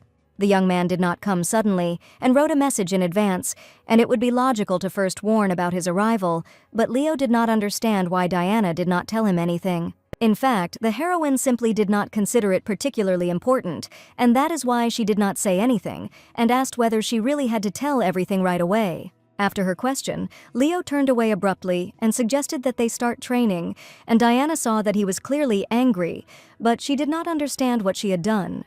Today the coach was especially demanding, so Diana felt hard during training, and she was sure that she had definitely done something wrong, since she got it so bad today. She admitted that she was wrong and just wanted Leo to stop sulking, but in response to this, the young man asked if she really thought he was narrow-minded. The heroine felt that Leo was lying to her blatantly, and she knew for sure that something was wrong here. That's why after each exercise, the coach insisted on another approach, and today Diana saw not a coach, but a real demon in the flesh. After another order to perform the exercise, the girl closed her eyes and frowned, declaring that she definitely couldn't stand it. After all, the commander said that he was not offended, but this was obviously not true, and the trainer was simply jealous and did not want to admit it. He became even more angry after hearing about the Marquise's good looks, and Diana understood that this was the real reason for his anger. And even though Leo was now denying it, Diana was sure that she knew the whole truth, and the commander would definitely tell it. The young man admitted that he had indeed been jealous when the lady had spoken of the Marquise's attractive appearance, and he lowered his eyes guiltily. Leo was even more upset by the fact that he knew how Lady Diana had confessed her sincere feelings to the Marquis, even though it had been a long time ago. Now the commander was also aware of this story, and everyone around Diana knew that she had once been in love with the Marquis of Carlisle. The girl didn't remember this, and honestly had no idea why she liked him, but Leo was sure that this didn't change the fact that she liked the young man. He asked what Diana would do if her old feelings suddenly reawakened, but just the thought of how the girl was happy to meet this boy made his blood literally boil. Therefore, the commander was very afraid, since Diana did not have her previous memories, the returned feelings could be even brighter, and now he was definitely not just angry. Since Leo was now very excited and more angry at himself, claiming that it had nothing to do with Diana, because having sympathy for someone is not a crime at all. Thoughts about why he and the girl hadn't met earlier, and why he hadn't caught her eye first, didn't give the young man any peace, and made him very angry. However, the heroine understood that if the coach had met the real Diana earlier, Leo would never have liked her, and she would never have liked him. Leo asked the girl to understand why he was in such a gloomy mood today, because he could hardly bear the heavy burden of his thoughts and rash assumptions. He suggested finishing training for today and promised to come to his senses tomorrow because he needed to sort himself out. Diana looked into the coach's eyes and asked him not to misunderstand her, sincerely admitting that she did not like Marquis Lewis at all. She also stated that she had no feelings for him and Leo had nothing to worry about because she was telling the absolute truth. The heroine wanted to come closer to the young man, but he only moved away and removed her gentle hands from himself. She followed the coach and did not want things to continue like this and for them to end today's meeting on such a sad note. The heroine did not want to let Leo go like this, so that the young man would go into misunderstanding and disappointment from the person he truly loves. Feeling she had to stop him, Diana screamed for the coach to stop and listen to her words. She admitted that she did not like the Marquis of Lewis at all and did not feel any sympathy for him, and Diana had no choice but to confess her sympathy for Mr. Leonard, and finally she said the words that she had wanted to say for so long and kept in her soul. It was not under these circumstances that Diana wanted to confess her sympathy, when she was all sweaty and screaming, and for her it was the worst confession in the world. It was completely true, but for some reason the coach seemed not to hear her words, or simply felt severe pain. Diana finally confessed that she had liked the gentleman for a long time, but she could not say it earlier because she was afraid of many things. But she was absolutely sure of her feelings, and in her heart there was no memory of the Marquis of Lewis, never had been and never will be again. That is why now the lady tearfully asked to understand her feelings, repeating once again that she had liked Mr. Leo for a long time. For a moment, it seemed to the heroine that Leo even grinned when he heard her words, and she looked at him, expecting at least some kind of answer. There were tears in her eyes, so she couldn't even see what was happening on the street, and the silhouette of the coach was completely blurred in her mind. Leo froze for a moment, his heart filled with joy at her words. He had always felt a special connection with Diana, but he had never dared to hope that she could feel the same. At that moment, a magical tension arose between them. They both understood that this moment was a turning point in their relationship. Leo stepped closer and hugged her tightly, as if afraid of losing her. The young man gently stroked the girl's face, and because of the tears that filled her eyes, she could not see anything. There was sincerity and tenderness in his gaze. He leaned towards her and kissed her softly, and it was a gentle kiss, full of promises and hopes for the future. At that moment, the whole world around them disappeared, leaving only the two of them, filled with happiness and love. This confession became the beginning of a new chapter in their lives, a chapter about love and mutual understanding, about shared dreams and adventures ahead. There was silence around them, broken only by the whisper of the wind and the quiet singing of birds. The kiss was soft and tremulous. Leo touched her lips with his, as if afraid to break the magic of this moment. It was not just a touch, it was a transfer of emotions and feelings that they had kept in their hearts for a long time. After training in the carriage, they headed to the mansion, and Leo asked what the girl meant when she said that she was afraid of many things. At that time, Diana was simply emotional, and now she had absolutely no idea what to answer. Leo wanted to know what was scaring the girl and wanted her to tell him everything and not hide her true thoughts. Diana thought that perhaps there was no point in keeping everything a secret any longer, and admitted that she had lost her memory, and Leo knew this very well. But this was not what frightened the young man at all, and he felt that after the amnesia, Mrs. Chester became a completely different person. She finally said that she was not the Diana Chester that other people remember. She was afraid that she might lose her memory again without noticing it, and she was also worried that she would end up becoming a different person again, because the girl she was before was not the same one Commander Woburn knew now. The heroine tenderly confessed that Leonard Woburn is her only loved one, and the person Leonard likes is Diana Chester. Suddenly, the heroine asked what would happen if she suddenly became someone else, and it would be a completely new girl. There were many fears in the lady's heart, and now it seemed to her that she had told everything in vain, and that suddenly Leo would think that she had gone completely crazy. The heroine was very worried and began to cry, while Leo carefully wiped away the drops of tears from her tender skin and asked her to stop talking nonsense. She felt how all worries and doubts disappeared in that moment. They were just the two of them, two hearts connected by love. The young man admitted that even though the girl is not the Diana Chester that people know around her, what is more important to him is what is in her kind and sincere heart. There was nothing wrong with her telling him that she only liked Leo, and at that moment Diana felt genuine support from her loved one. He admitted that he loves the girl next to him, not her name, and the name means absolutely nothing to him. And even if she suddenly becomes someone else, he will definitely find her so that they can be together and happy again. Leo tenderly kissed the heroine's hand, confessing that he liked her, and he would definitely find her no matter what happened. Now Diana had finally told the whole truth, and she knew that even if she became someone else, nothing could destroy their love. He promised that he would definitely find her in any corner of the planet, and Diana hugged Commander Leo with great love, believing in the sincerity of his words. They exchanged glances full of emotion, and there was a spark in the air that left no doubt that this moment was special. The heroes arrived at Woburn's mansion, and after such a conversation, Diana hid, being sure that Leo would definitely not find her here. But the young man still managed to find her, and Diana even screamed out of surprise when she heard his voice behind her.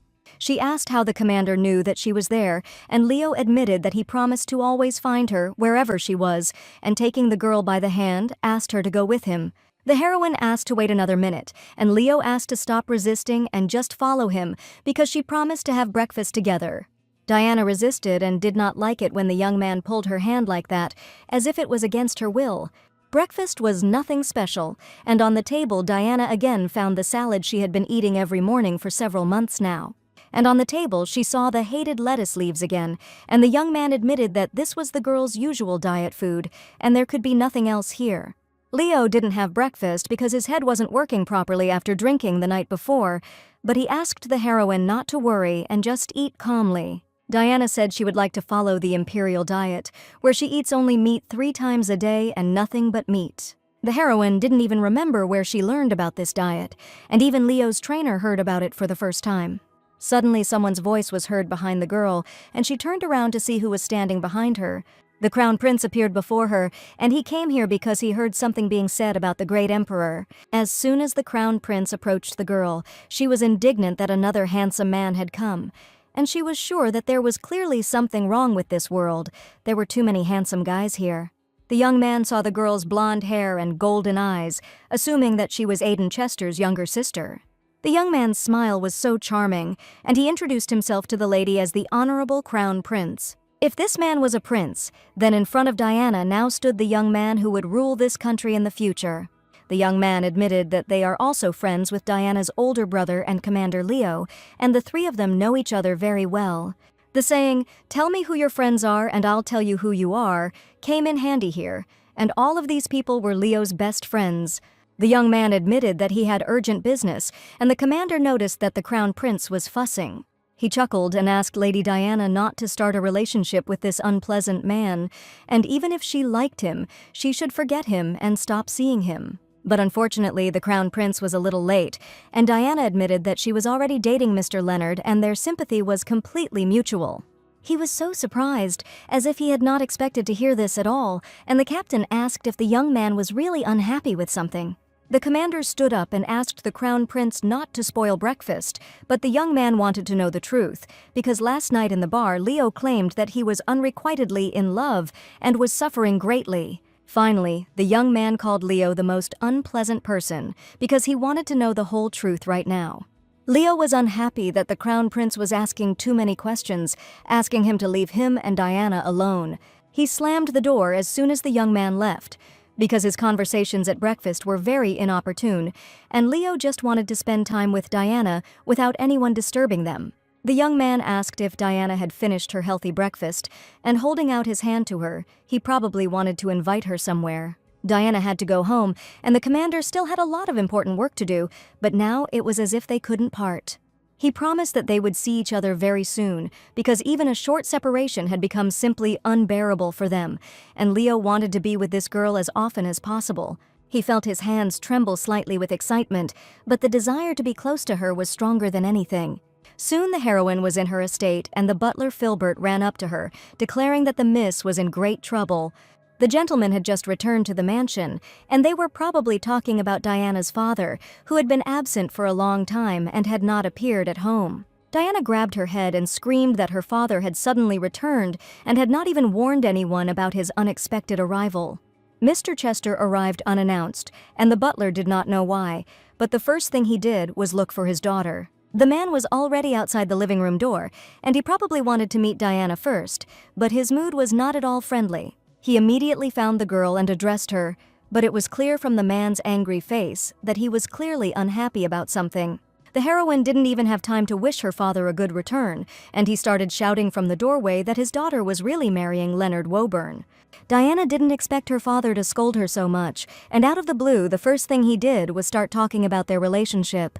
The father asked why his daughter had lost so much weight, because he was sure that Diana had gone on a diet to fit into the dress. The heroine admitted that this was not the reason she started losing weight and that she was not planning on getting married at all, and asked where her father got this information from since they had just started dating and there was no talk of marriage at all. She didn't know what rumors her father had heard, but he told his daughter not to try to deceive him because he had heard everything perfectly well.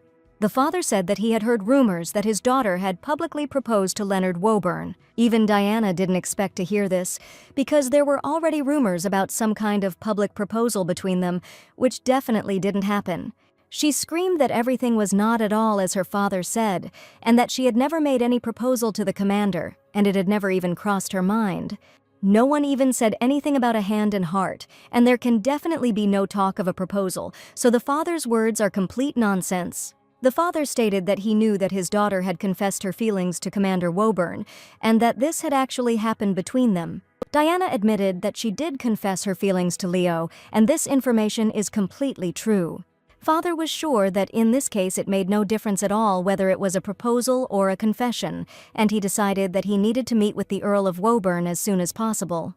At first, he wanted to check whether Leonard was suitable for the role of his daughter's man, but Diana tried to stop her father and persuaded him not to rush.